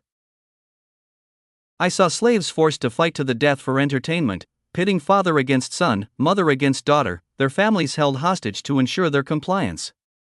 The scene shifted to horrifying footage, gladiatorial pits where slaves tore each other apart, torture chambers where masters commanded new agonies, parents defiled before their children's eyes. Many of these acts, Dresner emphasized, his voice thick with controlled fury, were against the very laws the conclave claimed to uphold. But the owners, the most powerful and influential among their civilizations, simply turned a blind eye. "I witnessed slaves used as disposable labor, performing inhumane tasks that robots could do better and safer, simply to save their masters money and the risks that come with robots who record everything." Images of mangled, crippled slaves flashed by, victims of industrial accidents. It became clear to any slave who witnessed these broken rules that they were nothing more than a facade. A way for the leaders to pretend they were regulating slavery, a flimsy shield against calls for total abolition. He paused, letting the silence and the horror of the images speak for themselves. The rules, he knew, were there to be pointed to justify their inaction to their own consciences. They were there so that the privileged could maintain their economic dependence on a brutal system, without having to admit the true cost. "All of these atrocities I witnessed, paired with the massacre of everything I held dear, finally made me promise to use what remained of my life to ensure slavery is abolished in the conclave," Dresner declared, his voice rising, imbued with a powerful, unshakable conviction. "I will leave no stone unturned until I either die or I accomplish my promise. With that as my goal, I began my mission," he continued. A fabricated time-lapse of his expedition unfolded behind him, carefully edited to remove any trace of imperial involvement, his recovery from the massacre, the gathering of his first fleet, the rapid conversion of civilian industries into military production, his initial skirmishes with pirate groups, and finally, the systematic liberation of star system after star system. Each scene showed the punishment of cruel masters and the joyous emancipation of slaves. The powerless of the conclave, watching across the social media networks, felt a surge of hope, a desperate, exhilarating excitement. However, such cosmic shifts are always met with resistance. That resistance comes from the very group that sanctions these behaviors, the conclave itself. For the past 12 hours, the conclave has sent a large number of their fleets, attempting to recapture the liberated star systems. They have yet to reclaim even one from my hands. They attempted to do this in secret, hoping to avoid alerting you, the powerless, who would see their actions for what they truly are. But the time for silence has ended. Dresner's image sharpened, his eyes burning with resolute fire. I am speaking to you now without pretense, bare, stripped of all guise. My intentions, my goal, are clear: the total emancipation, compensation, and permanent ban of slavery across the conclave. If the conclave meets my demands, I promise to lay down arms and return all captured star systems unconditionally. However, should they continue to try and recapture these systems while still permitting slavery, then there is no length I will not go to achieve my goal. If I have to bathe the entirety of the conclave in blood to achieve it, then so be it. My goal will be achieved, one way or another. As he spoke, those conditions materialized behind him, projected in stark, bold letters. The background cleared, leaving only those words, every distraction stripped away. Until liberation shines upon all slaves.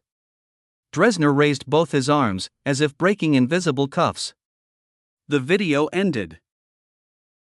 The young Varellan man, who had been watching, remained speechless. He had been through the video, witnessed every horrifying, undeniable piece of evidence. His brain struggled to reconcile the sheer scale of Dresner's achievements within just over a year. But there was no denying it. He felt it in his bones, a desperate hope that this was real, that this was true. Without a second thought, he immediately forwarded the video to his friends list. Among them, one belonged to a different civilization, effectively circumventing the social media's civilization-specific bubble. The video jumped, spreading into new networks, gaining virality, attracting more and more eyes, reaching further across the vast, interconnected conclave. Chapter 941, The Reaction. The ripple effect of Dresner's broadcast was immediate and devastating. Within hours, the video, an anomaly bypassing established communication protocols, exploded across the conclave's digital networks like a super contagious virus. It latched onto every open connection, every shared link, spreading from friend lists to public feeds. Screenshots of shocking atrocities and impassioned calls for liberation jumped between civilizations, igniting a firestorm of debate. The primary battlefield for this digital war of ideals was Pangea, the Empire's own social media platform. While the Empire had carefully segmented Pangea into civilization-specific bubbles to prevent precisely this kind of intercultural conflict, the raw emotional power of Dresner's message bypassed these barriers. It spread through direct shares, a testament to its compelling nature. The world was now seeing itself, unvarnished, through the eyes of the enslaved. The Varellan sector of Pangea was a maelstrom of activity. At Unkalanka, Varellan, so this is what has been happening to my uncle? I knew being a slave meant you were at the mercy of your master, a demanding boss, perhaps. But this? This is beyond anything imaginable. I can't let my uncle continue living like this. I don't even know his current condition. Fuwak. At Sportangu, Varellan, I can understand the breeding farms, from a purely business perspective. It makes economic sense to continuously renew your labor force and future-proof your slave count. But pitting them against friends or family, forcing them into unfair fights to the death, or torturing them for pleasure, prolonging their suffering with machines and no end goal? That is something I cannot understand or condone. It is abhorrent. At Skirga, Varellan, you can understand the breeding farms, you motherfucker? You must be one of those who were left relatively scot-free, your own family untouched. What gives you the right to excuse something you haven't experienced? What gives you the right to talk like that, you fucker? Accept my duel to the death request and sign the contract to keep the pain sensitivity at maximum. I need to make you experience a fraction of their suffering if you continue talking shit like that, you spineless cur. At Sportanbu, Virilin, the most important part is that I don't condone it. Read my post again carefully. I explicitly stated that I do not condone it. I was speaking from a dispassionate, economic viewpoint, not an ethical one. At Skirga, Virilin, I don't care. Sign the contract and send me your location. I need someone to vent my anger, and you just provided the perfect target, cloaked as a public service. The Virilin sphere vibrated with raw emotion. Some expressed a profound, dawning guilt, having subconsciously averted their gaze from the horrors that enabled their comfortable lives. Others were consumed by incandescent rage, a desire to shatter the chains that bound their kin. They clamored for action, for an end to slavery across the conclave. But there were also the voices of pragmatism, of grim despair. These were the ones who had seen their loved ones taken, who felt a perverse relief at their own escape. They feared the growing fervor, saw it as a path to further disaster. At Krbo, Virilin, we are not in a position to make anything happen. We are still reeling from the war economically, demographically, psychologically. Do you want to risk plunging us into a war against the entire conclave? Do you want all Virilins to become slaves, or worse, martyrs in a pointless rebellion? At Praetor, Virilin, so, what do you suggest, Krbo?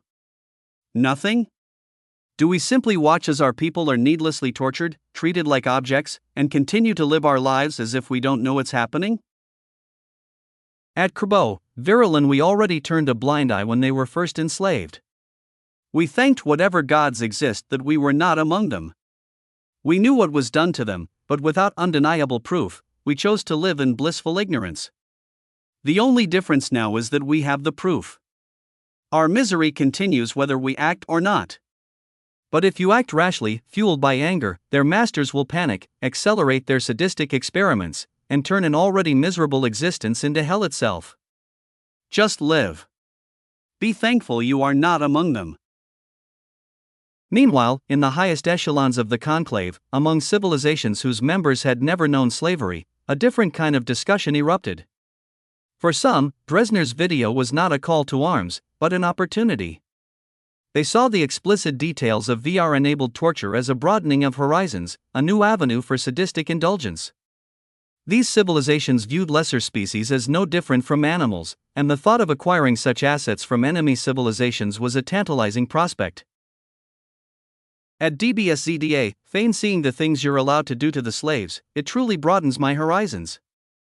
It makes me hope the Alara were slaves, too, so I could acquire as many as possible for myself and do whatever I wished. But alas, that dream looks like it will take longer to realize.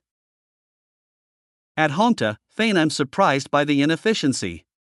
After just a few hours analyzing that video, I've devised a highly efficient method for maximum enjoyment. First, acquire 100 slaves for genetic diversity. On day 1, to instill absolute obedience, slaughter the strongest among them before the others' eyes, gouging out the eyes of any who dare look away. This teaches them that strength means nothing, and that they will watch. Then, take those with gouged eyes and subject them to non-fatal, continuous torture, ensuring they cannot die or kill themselves. Place them in the town center. Proclaim 5 years of peace, but demand 1 living sacrifice annually, not from the first batch. Should they fail to meet the quota, those with gouged eyes will resume their suffering. After 5 years, you have the most entertaining show. Randomly appear to defile a lover before their partner, then force the partner to clean up. There is more, but I should stop fantasizing, or I might end up going into debt buying slaves to make it a reality. At Astuga, feign you can also promise freedom for a family that sacrifices their child for the yearly tribute. When they do, reveal that freedom is only for one. Force them to fight and kill each other. Then, kill the winner. Watch their rage, their despair, their realization of the horror they've committed, as they take their final breath. To report errors, please visit the original post on M. of Lemper. The digital vitriol was met with equal, opposite force from other civilizations, those more inclined towards peace, rationality, and reasoned action. Within the Zelvora's mental networks, a furious cacophony erupted. Their collective consciousness thrummed with outrage at the deplorable treatment of intelligent species. As perhaps the most connected and united civilization in the conclave, they had no need for slaves, their intelligence handled complex tasks, and their robots handled brute strength. The topic of slavery had been a back-burner issue, a distant problem. But now, seeing the blatant flouting of rules, the casual cruelty, their indifference was shattered. The Zelvora masses shifted from apathy to outright abolitionist fervor, though their leadership remained silent, monitoring the rapidly evolving situation. With each passing minute, Dresner's viral message spread.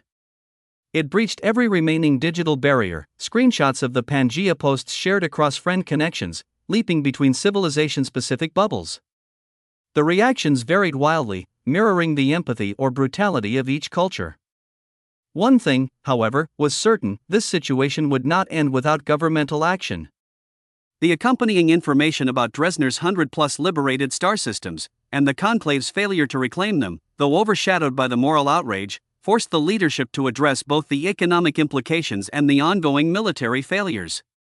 A joint response seemed impossible given the nuanced reactions across civilizations, requiring a targeted, bespoke approach. This was the first VR-wide viral moment, and no one, not even the Empire, was enjoying the turmoil. Humans themselves were caught in the maelstrom. Having engaged in similar atrocities mere centuries ago, with the historical memory still fresh, they were vocal in their condemnation of slavery. No civilization was spared from the messy debate, caught between supporting Dresner's cause or demanding action against the chaos he stirred. Chapter 942, Between a Rock and a Hard Place. The representative's face carried an almost imperceptible sign of agitation as he looked at the man in front of him. He sat across the virtual table from Yusef, his crystalline form reflecting the sterile, featureless walls of the Empire's standard diplomatic meeting room in the VR. The viral spread of Dresner's message, detailing the horrors of slavery and the ongoing liberation, had become a storm in the conclave's digital world, and now, it was knocking on the Empire's door. "Unfortunately, that is something we cannot do," Yusef stated, his voice calm, polite, and utterly unyielding. He did not raise his tone, nor did he break eye contact as he watched the representative's subtle reactions. "What? What do you mean you cannot?" the representative retorted, his voice rising in pitch, cutting off Yusef mid-sentence. "Do you not see the level of problem this video is causing? It is tearing apart our internal unity, creating civil unrest on dozens of worlds." "As I was about to say, if you had allowed me to finish," Yusef continued, his composure unshaken, as if the interruption had never occurred, "the conditions we signed prior to the formation of the VR network within your civilizations were quite explicit. The Empire would not be permitted to interfere with your side of the social networks. The algorithm would remain neutral, its sole purpose to disseminate information based purely on user engagement. That rule was put in place to prevent the exact scenario you are now asking us to create, for the Empire to exert undue influence on your internal affairs." The representative's face stiffened. He could not retort. Yusef was correct. The conclave had insisted upon those very restrictions, wary of the Empire's burgeoning power. They had sought to limit any potential for covert manipulation. Throughout the VR network's rollout, they had found no evidence of imperial meddling, not even when Kumaker's government openly orchestrated the campaign of hatred against imperial citizens in the VR. The Empire had simply absorbed the digital blows, maintaining its silence, punishing individual transgressions per the agreed-upon rules, never once altering the underlying system. The conclave leaders, steeped in their own political games, would have immediately exploited such a justification. The Empire, however, did not. Even when the Empire could have simply adjusted the rules regarding killing or torture within the VR, deeming it beyond mere vandalism, a power that remained explicitly under their jurisdiction, they had maintained the same, original rule set. This made Yusef's argument a fortress, impenetrable from any angle. "You can do something about the algorithm, can't you?" the representative asked after a moment of strained silence, desperately trying to find a loophole. What if our civilization permitted you to modify it? Gave you direct permission? We cannot touch the algorithm, Youssef replied, shaking his head. Firstly, there is truly nothing wrong with it. The video went viral because it resonated with an enormous number of users. It was shared, discussed, and amplified by the very people accessing it. The algorithm, in its neutrality, simply pushed what the users themselves found compelling. This created a feedback loop, driving the video to more and more people, who reacted in the same way, causing for further spread. He paused dramatically, then, with a subtle gesture, a massive contract, tens of thousands of pages thick, materialized between them. It began to auto-scroll at a rapid clip, pages blurring past until it stopped, highlighting a single, stark clause in shimmering golden text. Secondly, any modification to the algorithm, or indeed, any of the agreed conditions, requires unanimous support from all conclave members to prevent situations precisely like this, where one power might exert pressure on another to change the rules for specific, self-serving purposes. The highlighted clause and the contract vanished as swiftly as they had appeared. So, unless you can gather unanimous support from all 123 conclave members for the proposed changes, the answer is no. He had given his answer without uttering the word, but by presenting the impossible path to achieve it. The representative's body recoiled, looking as though he had been physically shoved against a wall, gasping for breath that wasn't there. He was cornered. Finally, a new, almost pleading note entered his voice. "Minister, I am not doing this for my own good only. This is to save you as well." Youssef raised an eyebrow, a flicker of satisfaction in his eyes that remained carefully hidden from the representative's view. He let the silence hang, allowing the representative to continue. The representative, sensing the shift, adopted a grave, earnest expression, as if he were doing the empire an immense favor. "Many civilizations currently consider you to be the power behind Dresner's actions. Your inaction, your continued allowance of this message to spread, it will only solidify their suspicion into absolute certainty. Only a power that benefits from such a destructive situation would allow it to continue spreading, despite being capable of stopping it, and despite the damage it is inflicting upon its own citizens in the VR." Youssef maintained a facade of surprise, a slight widening of his eyes, as if hearing such a wild hypothesis for the first time. The representative's satisfaction visibly deepened. "And how does that connect us, when the video was not posted or even initially spread by the empire?" Youssef asked, feigning an attempt to regain his composure. "Can you explain how someone entirely unknown, someone who explicitly states he was a slave with no knowledge of your network, managed to get such a video into the VR and spread it so widely without the empire knowing his identity? Are you taking us for fools?" The representative pressed, his voice sharp, accidentally revealing that us included his own civilization and others who harbored the same suspicion. "Iya." Youssef leaned back, a soft, protracted exhalation of dawning comprehension. Then, a chuckle escaped him. It built into full, unsuppressed laughter, resonating for 30 long seconds. When he finally calmed, wiping a tear from his eye, he began to speak. "Once again, as negotiated and signed into the contract regarding VR, Youssef explained, his voice still tinged with amusement, it is impossible for us to gather identity information about an individual who has chosen to remain anonymous in the VR. All the data we receive is a random numeric identifier, and the answers provided during registration. There are no rules, no requirements for entry beyond possessing a network tower and a VR device, both of which can be acquired by anyone with enough credits. The rest, as they say, is history. Furthermore, we are forced to rely on local information databases for the wormhole network, a needless expense if we had direct access to all their civilian data through the VR. So, if Dresner's words are true, and he has managed to take over 100 star systems, what makes it impossible to imagine he has spies embedded in your territories? Spies who could easily access your VR networks and spread his message?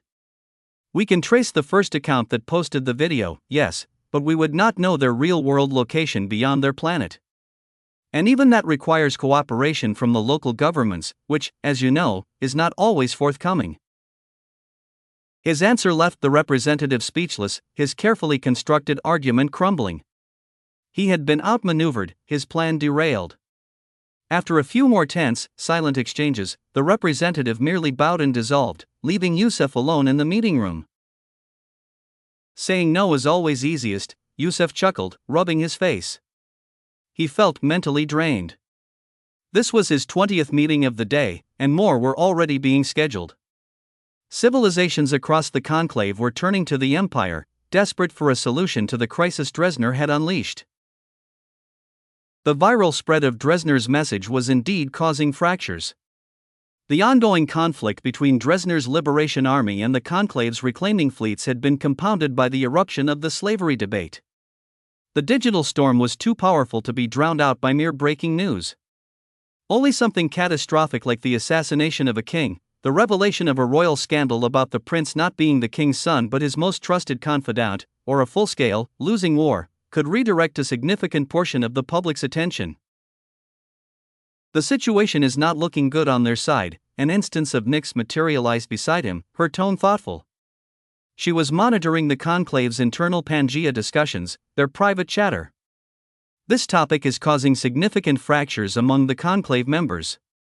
We are seeing individuals within their governments threatening to hold the current military operation hostage unless the issue of slavery is addressed immediately.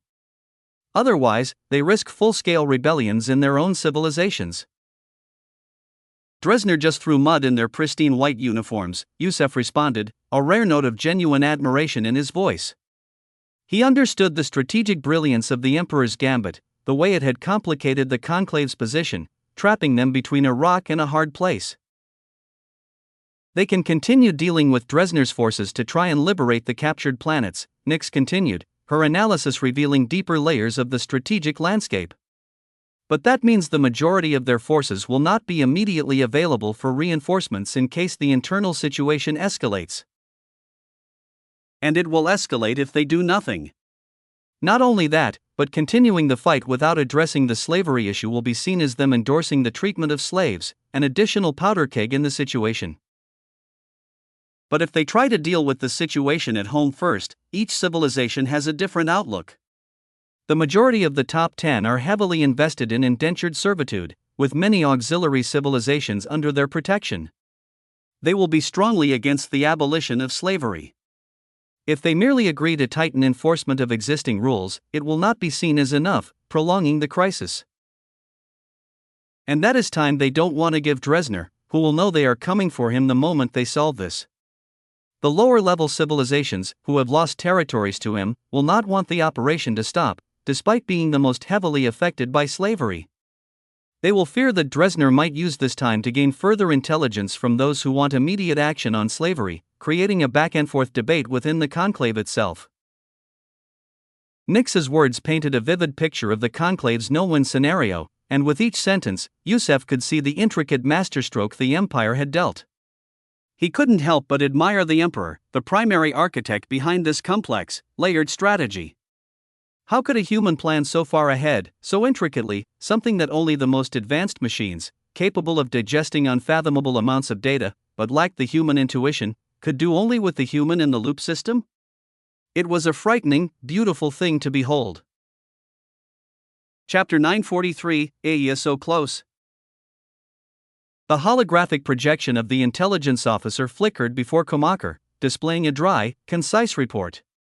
Through the data provided by the Empire, Your Excellency, we have managed to verify the identity of the poster. He was on a ship heading towards an unknown destination before the video was uploaded, and immediately after, he entered lightspeed travel. His current whereabouts are unknown. The hologram showed the brief, untraceable trajectory. However, the virulent intelligence apparatus, through their own investigations sparked by the post's virality, managed to connect him to a family that had the majority of its members enslaved following the war. This strongly suggests Dresdner has operatives embedded within many civilizations. So, this is their proof of non-involvement? Komaker sneered, dismissing the Empire's transparency as a pathetic attempt at deception. Do they truly take us for fools? Yes, Your Excellency, the officer confirmed, impervious to Komaker's disdain. Both the Virulens and the Hurai, who gained ownership of the majority of Virulan slaves after the war, have independently confirmed his identity. They also found records related to the slaves owned by the same master as Dresner's, suggesting they are indeed among those killed by the pirates. Kumaker steepled his fingers, a chilling gleam in his eyes. What about the other relatives of those massacred slaves? Are their whereabouts known, or did they simply vanish like the one who posted the video? He sought to map the full extent of Dresner's unseen network, his influence across the Conclave's uncaptured territories. The majority of them are either dead or remain enslaved under different masters, the officer reported. As for the few who were still alive and ostensibly free, they too have disappeared. Their disappearances are staggered, occurring over periods ranging from a few weeks to several months. What explains the differing timelines? Kumaker pressed, leaning forward. If they are all escaping and heading towards Dresner's outposts, there must be a common thread. Is there anything, other than simply avoiding attention, that coincides with their staggered departures? Any pattern, any suspicious activity that might suggest they were indeed spies or causing problems? He sought every scrap of detail, every seemingly insignificant fact, to weave into the intricate web of his developing narrative. He needed it to be flawless, irrefutable. Unfortunately, Your Excellency, we have no information regarding that. This is all the intelligence we managed to gather within the short time frame available. The officer's hologram bowed deeply, transferring all the compiled data to Kumaker's private console. Useless, as always, Kumaker muttered, ending the call without granting the officer permission to defend himself. He was a willed child for Kumaker's use, bound by his will to serve, to never betray. His satisfaction was absolute. Left alone, Kumaker delved into the documents, his mind working with furious intensity. He scrutinized every piece of information, every fragmented detail. Hours passed without his notice, time slipping away as he immersed himself in the raw data. He finally looked up, his brow furrowed in concentration.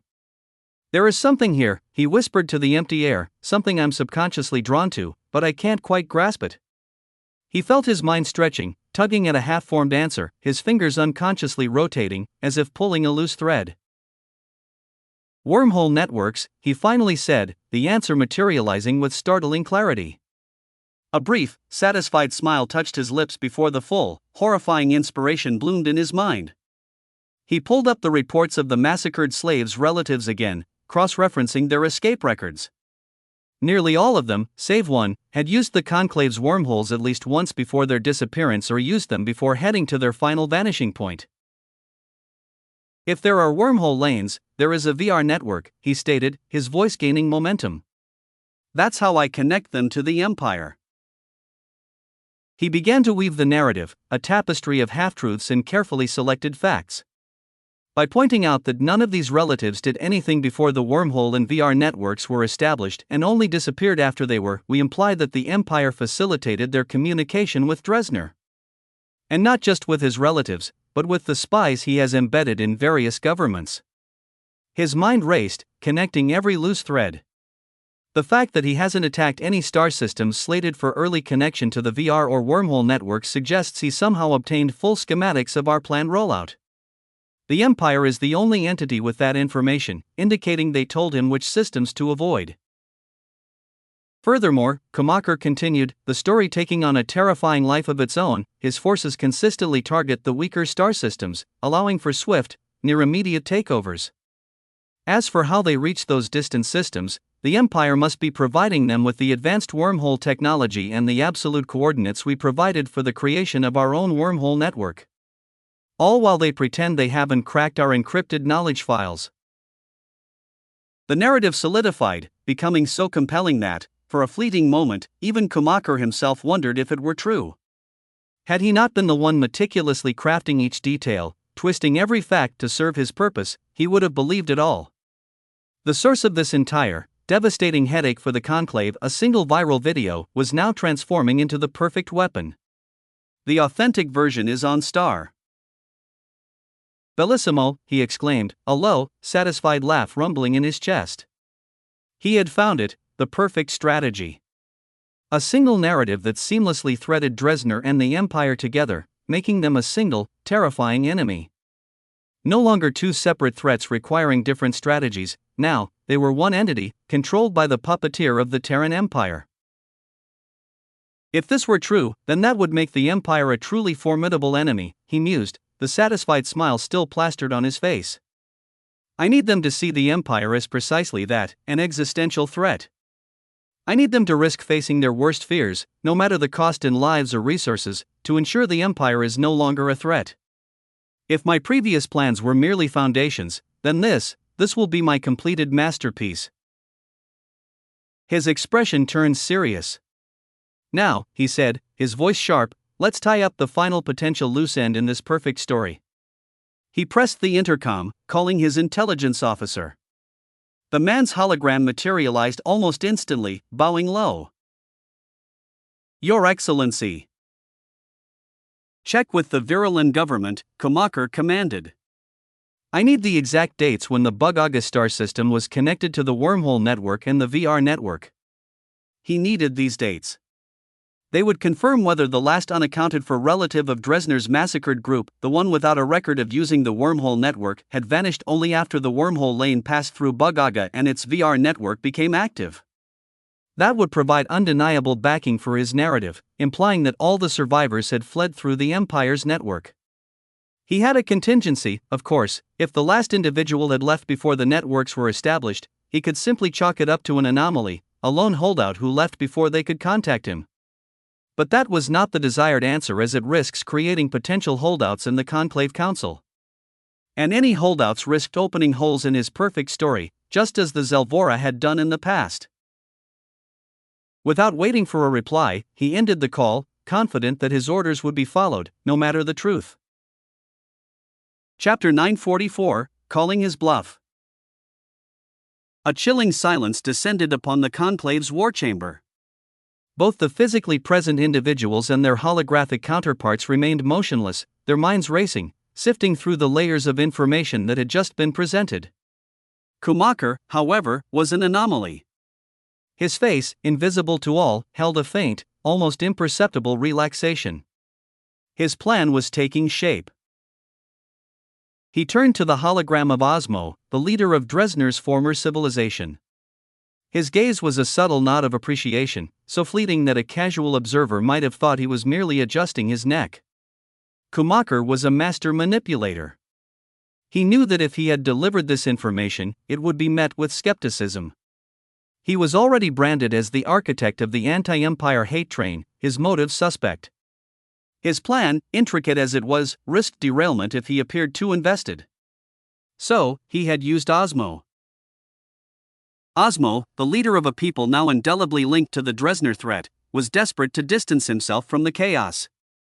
Kumaker had offered him a lifeline: present the intelligence, weave the narrative, and allow his own people to avoid facing the full brunt of the Conclave's anger. Unknowingly, Osmo had become Kumaker's mouthpiece, delivering a meticulously crafted story that he, in his desperation, believed to be the absolute truth. Several other leaders, subtly prompted by Kumaker's prearranged questions, had unknowingly allowed Osmo to fully unveil the cunning narrative. The Zelvora leader's hologram shimmered into prominence, his voice breaking the heavy silence. Aside from the connection we can make about the escapee due to the post made by the last of them before disappearing, the rest of this information is still heresy. If that is our standard for action, then the Empire could easily turn the same accusations against us, citing our current cooperation with them. He spoke with the calm rationality of a seasoned diplomat, reminding everyone that they were still operating on hypotheses, lacking substantial, independently verifiable evidence. That would have sounded like a solid argument if we didn't have other evidence pointing at them as well, the Hurai leader countered, his voice rough. A holographic image of the recovered bomb, its Terran Imperial government signature undeniable, shimmered in the air above the table. I'm sure the rest of you have completed your investigations. You know, with certainty, that parts of that bomb bear the Terran Imperial government's signature. This is physical proof, not speculation. And its counterparts have already claimed victims. He stared directly at the Zelvora's hologram, reminding them that the Empire had already secretly fired the first shot. Are you going to defend the Empire again, Zelvora? Kumakar interjected, his voice cutting like a blade, giving the Zelvora leader no chance to respond to the Hurai's accusation. What hold do they have over you? Are the free mana stones and the promised payout for your work on the wormhole lanes worth risking the wrath of the entire conclave? He subtly hinted at a deeper, more insidious motive, casting suspicion on the Zelvora leader's every attempt at rational discourse. His words, cloaked as a quest for justice, subtly implied that the Zelvora leader's opposition was merely a delay tactic, a means to ensure they received their payments before the conclave declared war. I have been wondering the same, one of the leaders from a below top 50 civilization chimed in, his suspicion ignited by Kumakar's pointed questions. Why are you so defensive when it comes to the Empire? Is Kumakar's speculation true? The Zelvora, along with a few other top 10 civilizations, were hoarding the majority of the wormhole projects, leaving little for those below them. The potential payouts from the Empire were indeed substantial. I am not defending the Empire, the Zelvora leader replied, his voice firm, unwavering. But using evidence collected from a single source as the foundation for a monumental decision is reckless. We must gather data from at least 5 more liberated star systems. Analyze the wreckage, the materials they leave behind. Only then can we be sure the Empire is truly behind this, or if someone else planted that bomb to drag them into this conflict. Only then will our suspicions be replaced by certainty. He refused to be drawn into Kumakar's emotional theatrics, sticking to his principles of rigorous evidence and reasoned deliberation. Are you insinuating that I planted evidence to frame the Empire? Kumakar's hologram slammed an invisible fist onto his desk, his composure cracking. His eyes blazed, a feral anger distorting his features. He seemed to forget the hierarchy, the unwritten rules of conclave decorum. I never mentioned your participation, Your Excellency, the Zelvora leader countered, his voice still calm, unyielding. It could be Dresner himself, attempting to drag the Empire into his revolution. Or a third party, seeking to deplete our resources on 2 fronts while we believe we are fighting only one. He pressed his counter-argument, refusing to be dragged into Kumakar's personal vendetta. My suggestion is to focus our efforts on a few, targeted star systems. Liberate them, gather all evidence, and if it connects directly to the Empire, then we have a confirmed lead. We won't have to live with the suspicion of acting rashly. I think this is just an excuse to delay, Kumakar sneered, dismissing the suggestion out of hand. He was terrified the Zelvora leader's idea would take root. If they found no evidence connecting the Empire, his entire narrative would collapse.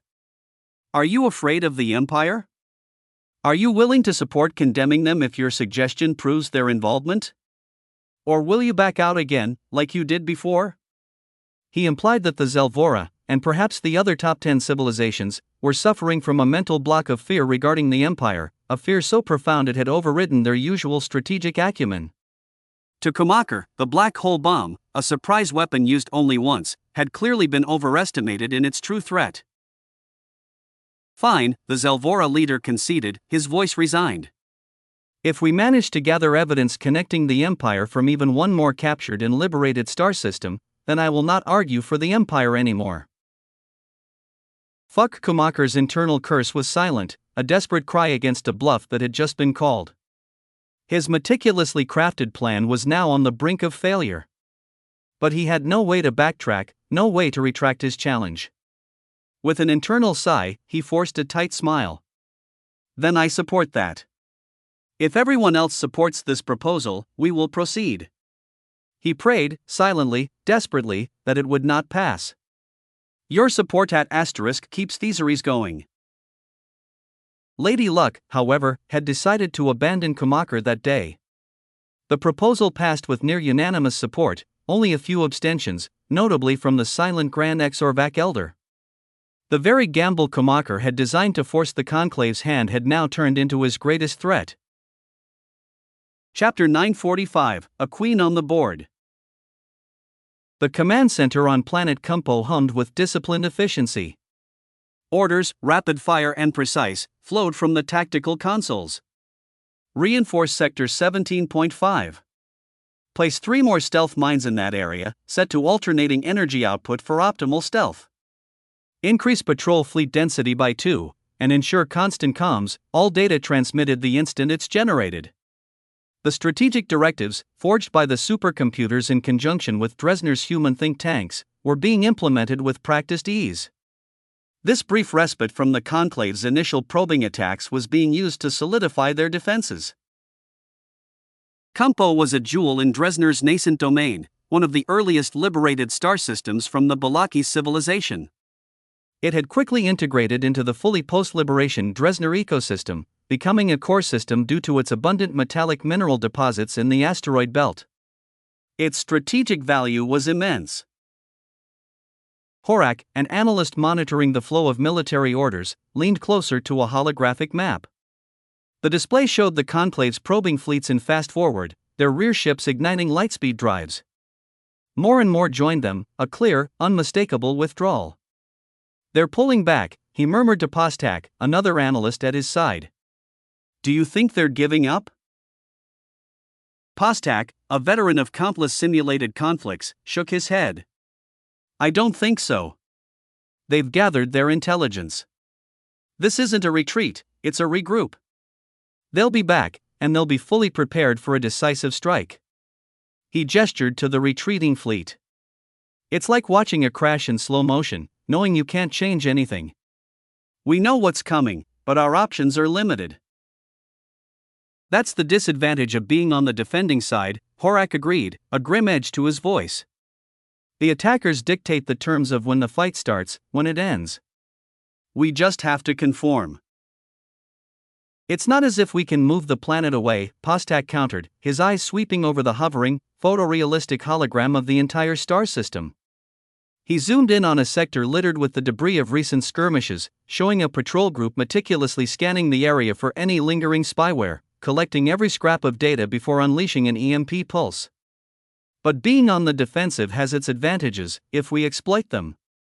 First, though, we need to sweep this system clean of their digital junk. We can't initiate a counterstrike until we're absolutely certain there's nothing monitoring us," Horak said, his voice tight. "But even then, our options are limited."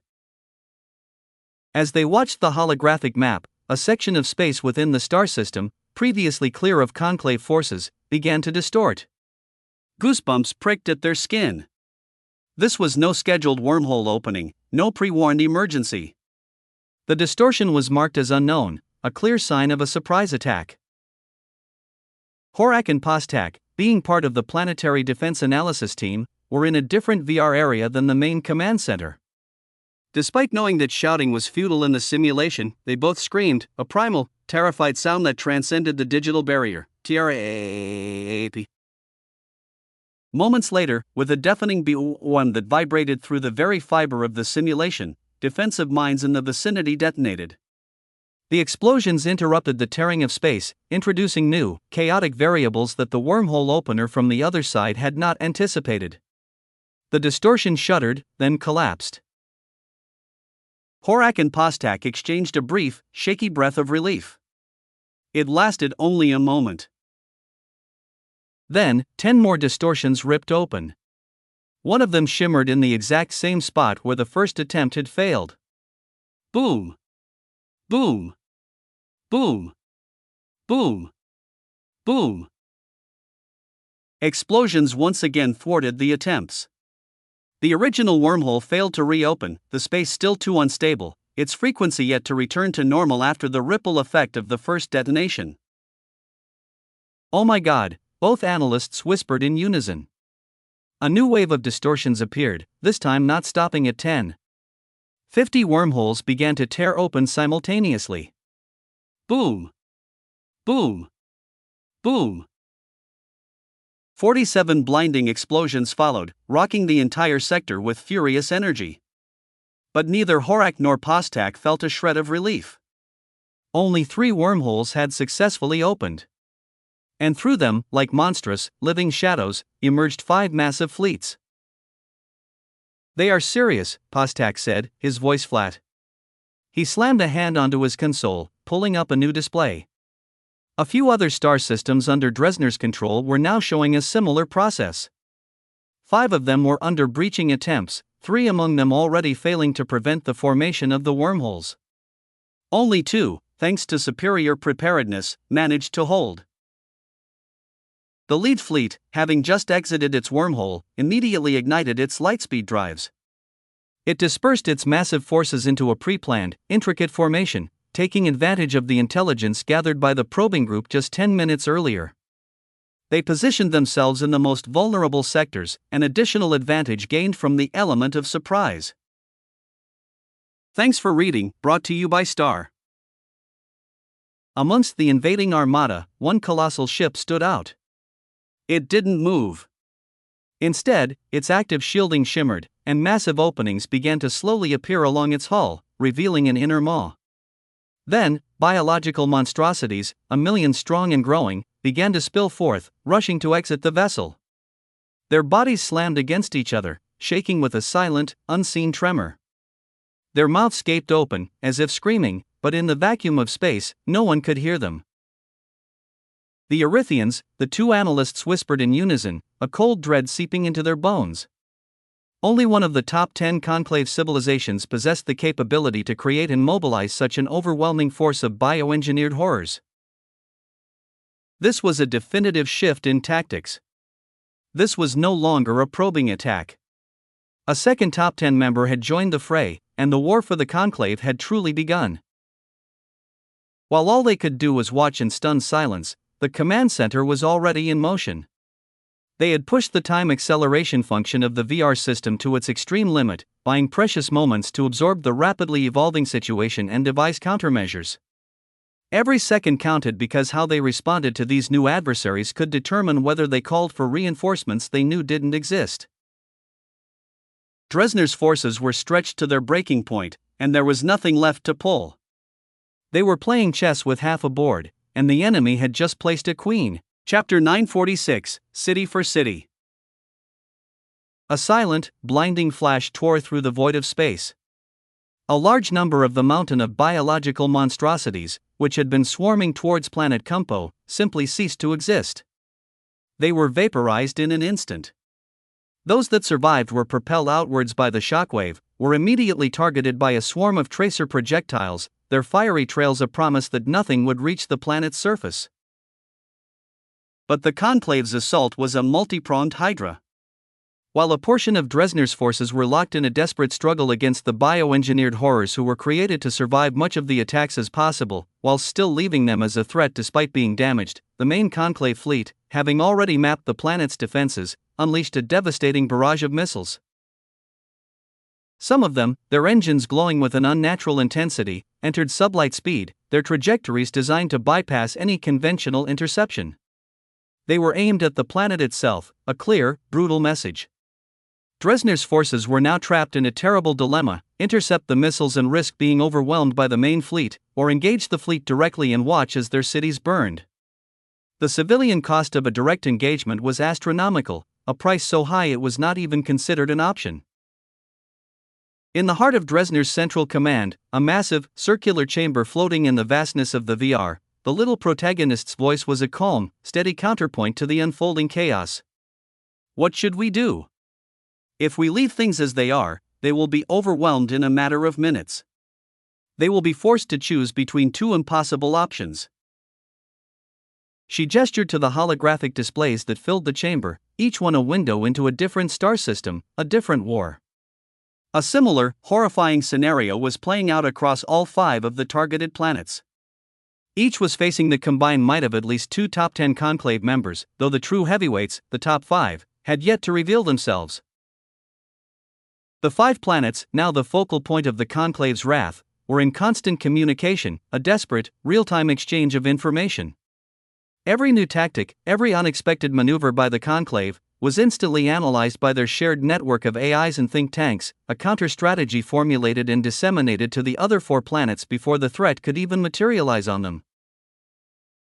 But the Conclave planners were not foolish. They had not withdrawn all of their probing forces from the other star systems. They had already suspected that Dresner had access to wormhole technology, so to retreat from all fronts would be no different than inviting him to initiate a massive, consolidated counterattack, or even use the idle fleets to reinforce the 5 star systems they were attacking. So, they maintained a presence in the other systems, their forces a constant, looming threat and reminder that they were ready to exploit any opening, or signs of the forces in those star systems being withdrawn for reinforcements. You need to come up with a solution, and fast, the little protagonist pressed when Dresner hadn't responded to her question the first time. We need to know how to execute it. Dresner, who had been standing with his eyes closed, a silent, imposing figure at the center of the command chamber, slowly opened them. He surveyed the faces of his advisors, the leaders of his revolution, all of them waiting for his command.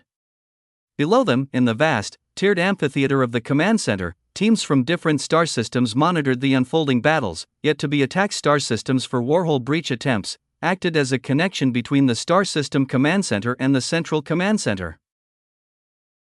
Send reinforcements to all 5 of them, Dresner said, his voice calm, but with an undercurrent of cold, hard resolve.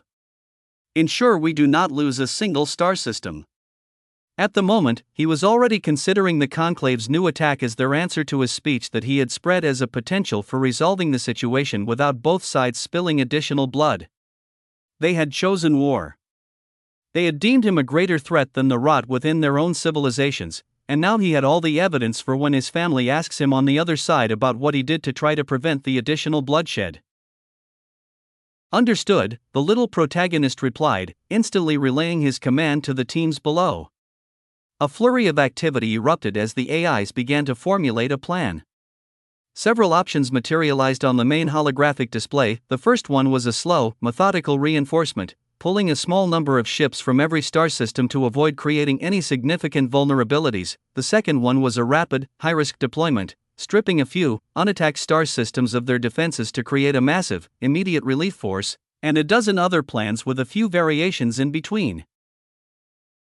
If we are reinforcing them, we must be swift, Dresner declared, his mind assimilating the options in an instant. Go with the fastest one.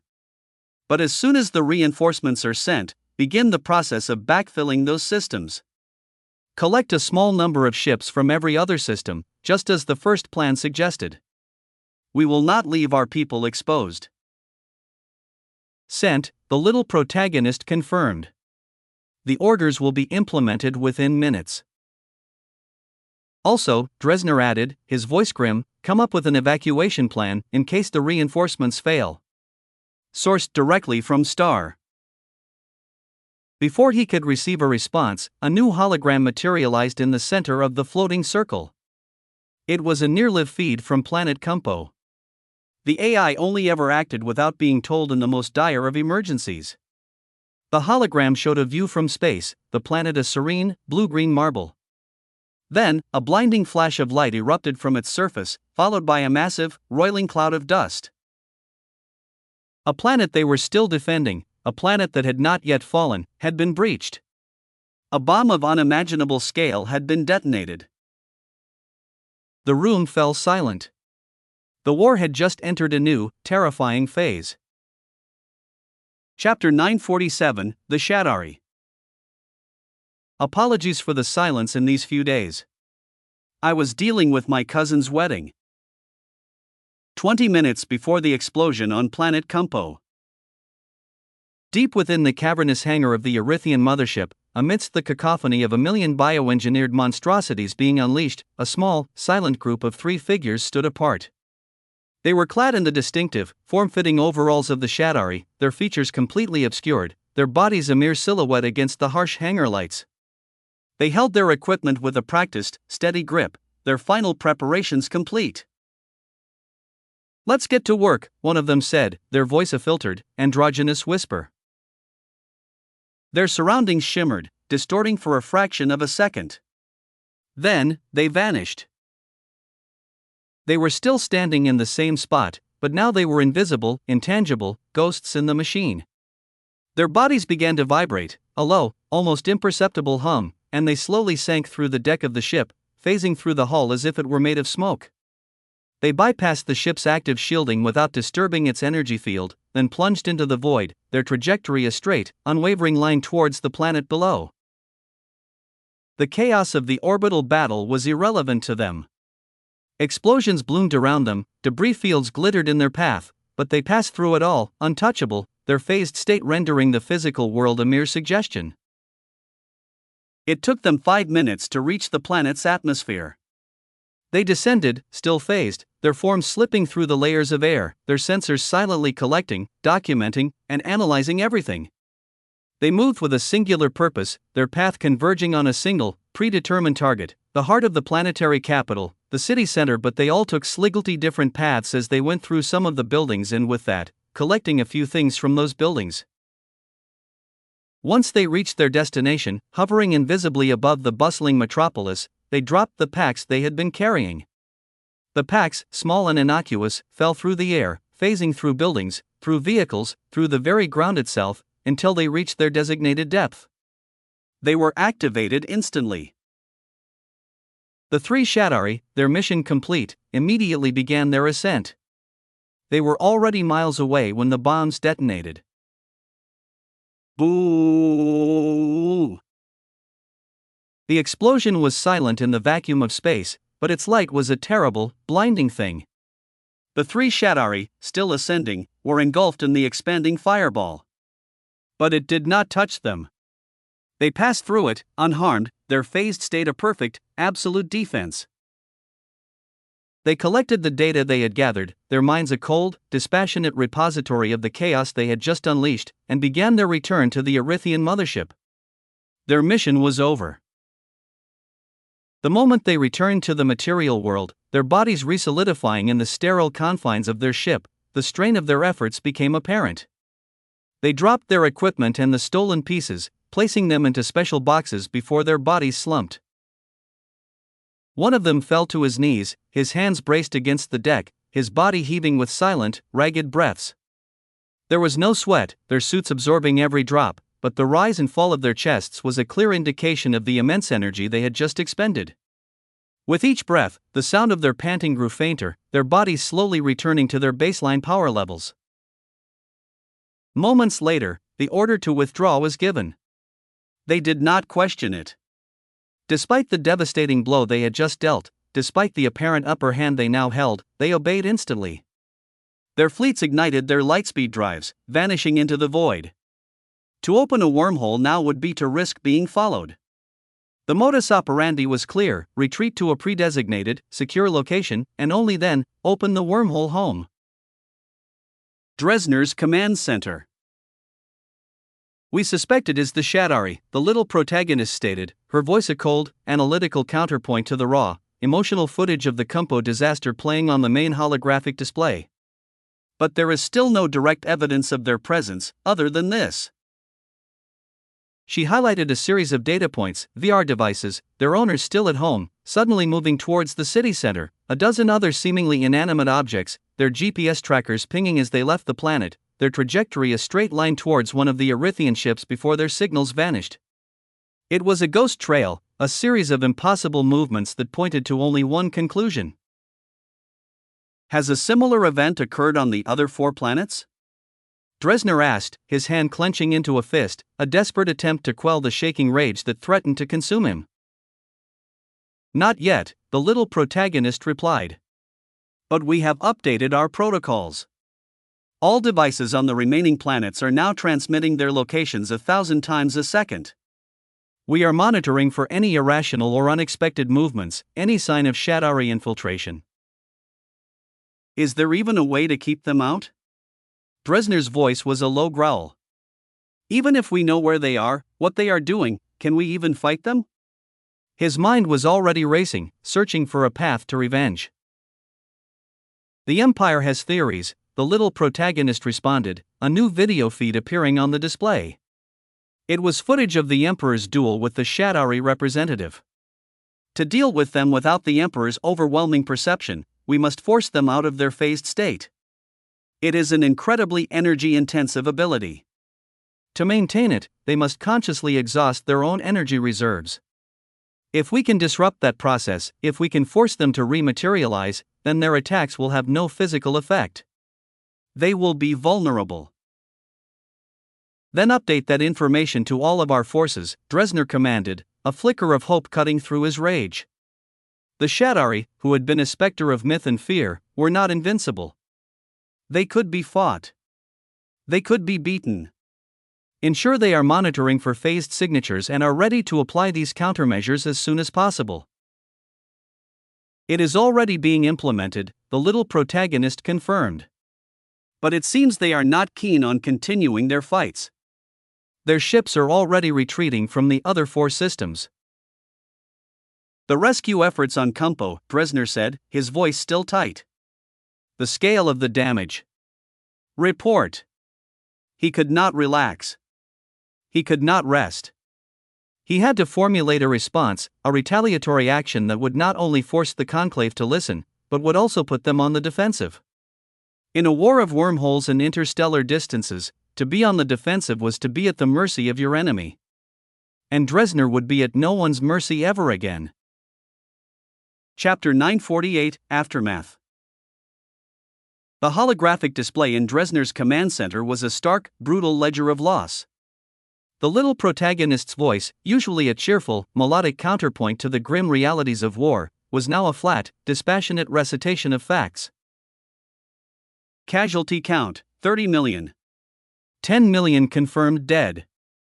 The remaining 20 million are suffering from varying degrees of injury.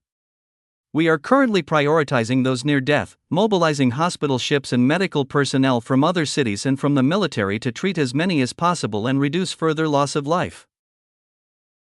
The radioactive fallout is being contained to reduce its long-term effects, but we cannot begin the process of recovering the city.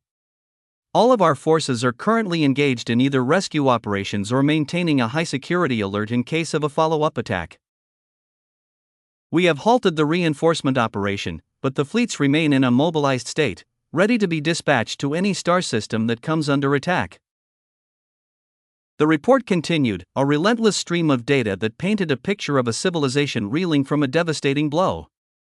But Dresner did not raise his head. He heard the words, understood their implications, but his mind was a maelstrom of rage and grief. He had accepted the necessity of soldiers dying in battle, a grim but unavoidable cost of war. But this was different. This was an attack on civilians, on the very people he had sworn to protect, but also former Conclave civilians just a few years ago, and some even still consider them to still be but just under foreign occupation, hence their liberation attempts. They had sent a clear, brutal message that his citizens are not off-limits. They are collateral damage in a war he started. The Conclave's previous plans, their cautious, calculated maneuvers, had been based on the assumption that the planets themselves would be spared the worst of the fighting. They had sent dummy missiles, feints designed to expend Dresner's defensive resources. But this was a deliberate, targeted act of terror. They had infiltrated his star system, which should have been a very good opportunity for the infiltrators to find and strike or capture his leadership for information, but they went and chose to leave a scar, a radioactive reminder of their power. Sir? Sir? Yes, Dresner responded, the little protagonist's voice pulling him back from the brink of a dark, spiraling rage. He had been on the verge of considering actions he would have once deemed unthinkable. Are you all right? The little protagonist asked, her voice tinged with a rare, almost human concern. She was already running diagnostics, analyzing the surge of anger and grief that was flooding his system. What are our retaliatory options? Dresner asked, his voice a low, dangerous growl, ignoring her question. One of the military officials at the round table, a former pirate captain who had been forged in the crucible of Dresner's rehabilitation, spoke first. We can attack them back, he said, his voice still tinged with the raw anger of a man who had just seen millions of his new compatriots slaughtered. If we can do it the same way they did, we can force them into a defensive posture, which should, in result, shift their focus from attacking us to protecting their own. We can attack their citizens like they did and show them that we are not the only ones who can bleed, or else they might take it as something they can do while we can't. Do that and become the very monsters we are fighting against, another official, a former planetary administrator, countered. Going and killing their civilians will not benefit our cause. It will only harm it. It will also give them the justification they need to brand us as savages, to unite their own people against us in a tide of righteous fury, as they redirect the previously divided on the topic of slavery will now be united, all angry at us. We cannot win a war of attrition against the entire conclave. We must win the war of ideas. Then we use this attack to our advantage, a third official, a woman who had once been a slave, suggested. We show the conclave what their leaders are willing to do to their own former citizens. We use their brutality as a weapon against them, to increase the pressure they are already feeling from within. What about their military outposts? Another official chimed in. We could do to them what they did to us. Open a wormhole, strike fast and hard, and retreat before they can mount a response. Show them that we are capable of dishing out the same punishment they so casually inflict upon us, not on their citizens but upon their soldiers. I suggest we attack the top 50, another voice added, a cold, calculating strategist. The ones we have so far avoided. They look down on us, they do not take our demands seriously, because they believe we are only capable of targeting the weak. If we show them that we can strike at the heart of their power, that we can win against them, then they will be forced to reconsider their position. A suicide attack, another suggested, his voice a low, desperate whisper. On one of their capital planets. A message they cannot ignore. One by one, the officials offered their suggestions, their voices a chorus of grief, rage, and strategic desperation. The little protagonist recorded each one, her AI counterparts immediately beginning to analyze their feasibility, their merits, their demerits, their potential consequences. Dresner remained silent, absorbing it all. He listened to their suggestions, their arguments, their pain. He used their ideas, their insights, the cold, hard data provided by the think tanks and the AIs, to forge a new plan, a grander strategy, one that would not only deliver a devastating response but would also serve as another, even more powerful blow to the conclave's crumbling authority. He would not just win this war, he would reshape the galaxy. Chapter 949, A Bad Revelation. What? What do you mean by that? Kumaker asked, his voice faltering slightly despite his best efforts to maintain composure. The tremble in his tone betrayed the nerves he'd tried to mask since the beginning of the meeting. The chamber, for its size, looking nearly physically empty save for a few high-ranking military officers, was alive with the presence of the conclave's top leadership, each appearing as a shimmering hologram, transmitted through their long-distance manic communication nodes. The leader's attention had been wholly captured by the report, delivered not by a civilization leader, but by Horger the Erythian representative, who looked more like a scientist than a statesman. I think it's fairly self-explanatory, Horger said, his voice tinged with restrained satisfaction, but since some of you seem surprised, I'll repeat it. There was a noticeable pride in his tone, not just for the revelation, but for the fact that it had shaken the room. His civilization, the Erythians, had led the most effective operation of the four thus far, causing the highest damage to enemy forces while recovering valuable evidence. Their success had prompted the other four operations to be ended in the middle before they could cause similar damage, resulting in the damage they dealt being on the smaller side. Of course, much of the credit belonged to the Shadari. The Shadari, secretive to the point of paranoia, had once again lived up to their reputation. So averse to being in the spotlight that the very term being seen was used as an insult among them, they had handed over a majority of their spoils to the Erythians with whom they did the joint operation.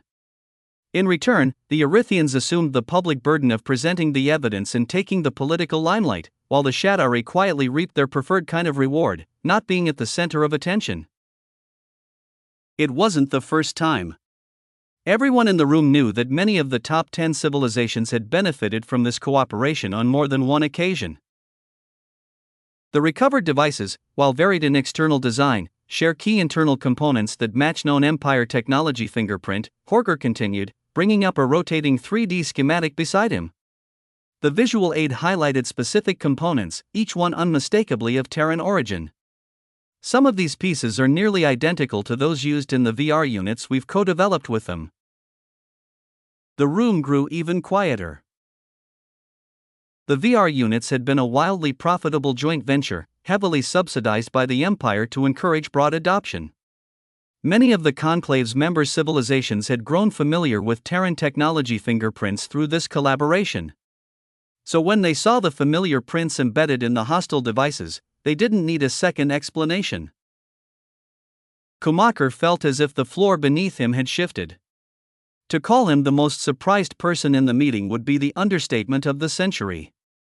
He had spent months upon months painstakingly framing the empire, staging evidence, sacrificing his own citizens, and orchestrating attacks on his own world.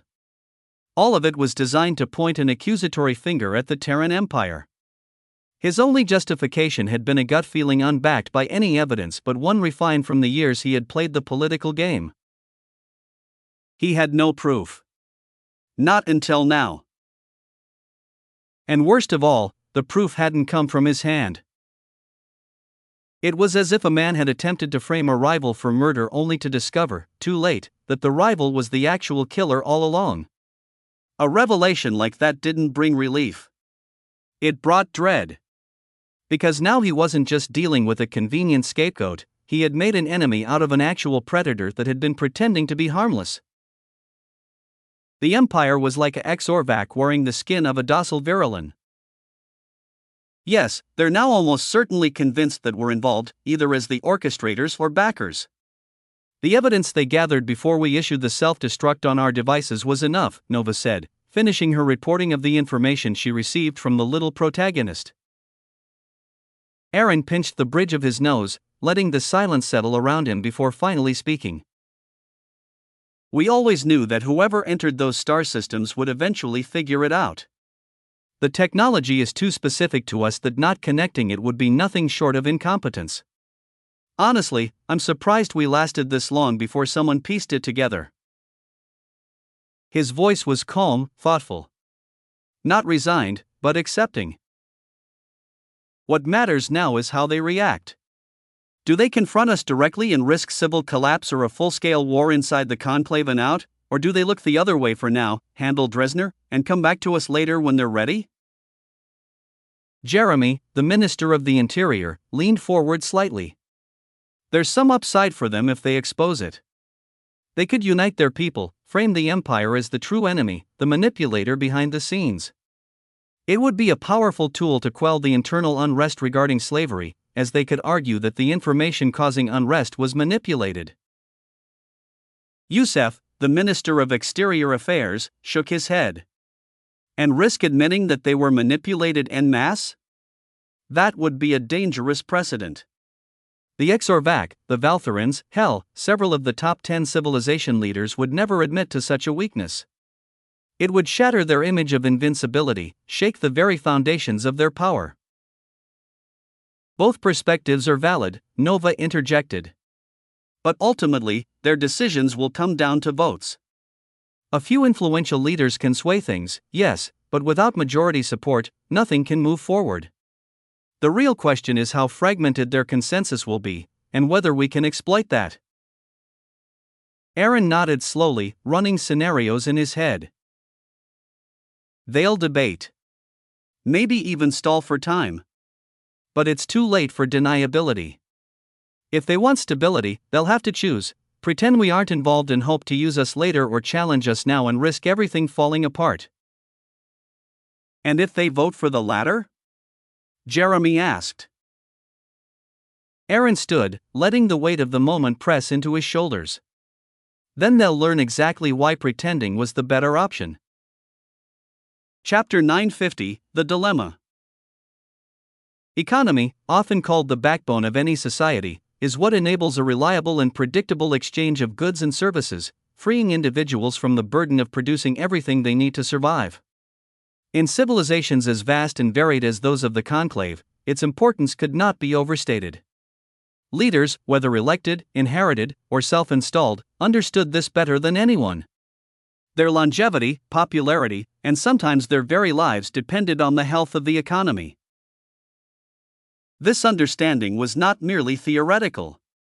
Whether to secure re-election, avoid public backlash, appease influential supporters, or, in harsher regimes, dodge ritual sacrifice or exile, rulers would go to great lengths to maintain upward economic trends. That imperative often overrode ideology, loyalty, or long-term strategy. It was a force of compulsion, one so powerful that even seasoned leaders sometimes made decisions they fundamentally disagreed with, simply to keep the numbers green. Now, that very force had begun to dictate the decisions, or the lack thereof, across the conclave. It started with the loss of territory. When several member civilizations lost valuable star systems, the reaction was almost unanimous: retaliate. Their leadership posts, economic privileges, and influence were at stake. But when the Balaki civilization needlessly antagonized the Terran Empire, a more dangerous precedent was set. The Empire responded not with bullets, but with economic pressure. Specifically, they shut down the Balaki's wormhole lanes, choking the flow of goods between star systems. The Balaki's economy, which had just begun implementing deeper interstellar integration, spiraled downward. Initially, they tried to contain the damage. But containment wasn't a cure, and as weeks passed, it became clear that the disruption was only a symptom. The disease lay in their growing dependency on interconnected mana routes and movements of goods from cheap places to expensive ones, both of which were now obstructed. Other conclave members, while not directly punished, took note as Ashtuf. They knew the level the control and leverage was having upon them through the wormhole network. The amount of economic upward trend these wormholes were providing was something never seen in millennials, forcing majority of them to turn a blind eye on the belief that so long as they don't cause problem against the Empire will continue honoring their side of the agreement as they had always done. And as a result, many of them had been more cautious, refraining from accusing the Empire outright in the aftermath of the pirate wormhole attacks. Then came a second, even more destabilizing blow: the Empire backed Dresner's viral address condemning slavery. The speech exploded across conclave networks, igniting fury, fervor, and factions. The economic consequences were fast and unavoidable. Companies tied in any way to slavery, whether through labor, logistics, trade, or even indirect investment, saw their stocks plummet as people made their feelings known both verbally and economically as markets convulsed and social pressure mounted. The movement against slavery was no longer fringe, it had momentum, media presence, and funding. And it was winning. With all these variables in play, conclave leaders found themselves paralyzed. The question of how to deal with the Terran Empire was no longer just a matter of politics or pride. It was now deeply entangled with the survival of their economies, the kind that, should they fail to deal with it fast and adequately enough, could cause damage from within. "I'm suggesting we proceed with our plan campaign," one of the leaders proposed, his voice measured but firm. "We act as if we know nothing of the Dresner situation for now, start hoarding mana stones immediately, and prepare for a retaliatory strike on the Empire once we've dealt with Dresner." Another scoffed. "You want us to pretend ignorance in front of a known enemy? Where's your dignity? Or are you prepared to let them use this delay to amass strength? If we give them time, they will fortify. And when we do strike, it will be a harder, bloodier battle. They'll never catch up to us militarily," a third argued. "They're a two-star system empire. That's it, and no matter how fast their production speed is, they will never match us, even if we wait for a century. The only reason they held us off last time was because we were forced to limit our offensive to a single front. Mana shortages constrained how many ships we could send. But now, we can mobilize more.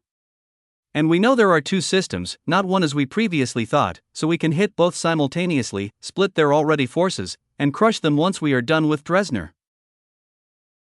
"And how do you plan to reach those systems?" another challenged. "Our access is still restricted. We only have the absolute mana coordinates that they and Zelther had given us. Without more, we can't move freely within their territory, and keep in mind they have the ability to block opening wormholes inside their territories, and we don't know the extent of this capability. If we strike too soon," a more cautious voice said, "they'll retaliate economically again. And this time it won't just be the Balakis. Our mana supply lines will shrink. Reserves will dwindle. Mobilization on this scale won't be sustainable. We'll burn out before we make real gains." "And what of Dresner?" a senior delegate asked. "What if he uses the distraction to regroup, with the Empire's bottomless mana stone supply behind him? If we weaken ourselves economically and militarily, we may hand him the perfect opportunity to push back. What then? The room fell into frustrated silence. The arguments weren't born of cowardice or ignorance but of reality. The empire had proven its capabilities in both warfare and statecraft to some extent. Their retaliations weren't wild swings, as they were always calculated, targeted, and devastating. And while the conclave had found a common enemy in Dresdner and the empire, the unity it should have brought never materialized. Because the conclave was not a single civilization. It was a council of many, with each leader having their own economy, culture, and priorities. Some leaders faced insurrections at home, and others had fragile coalitions barely holding together. A few feared financial collapse more than military defeat. None of them were willing to place their own crises on hold while others had their problems prioritized. Thus, as the minutes and hours passed, decisions remained gridlocked. They couldn't afford war with the empire while still fighting Dresdner, but they couldn't afford acting ignorant either. Each option came with a cost no one wanted to bear first. And the longer they hesitated, the more control slipped from their hands.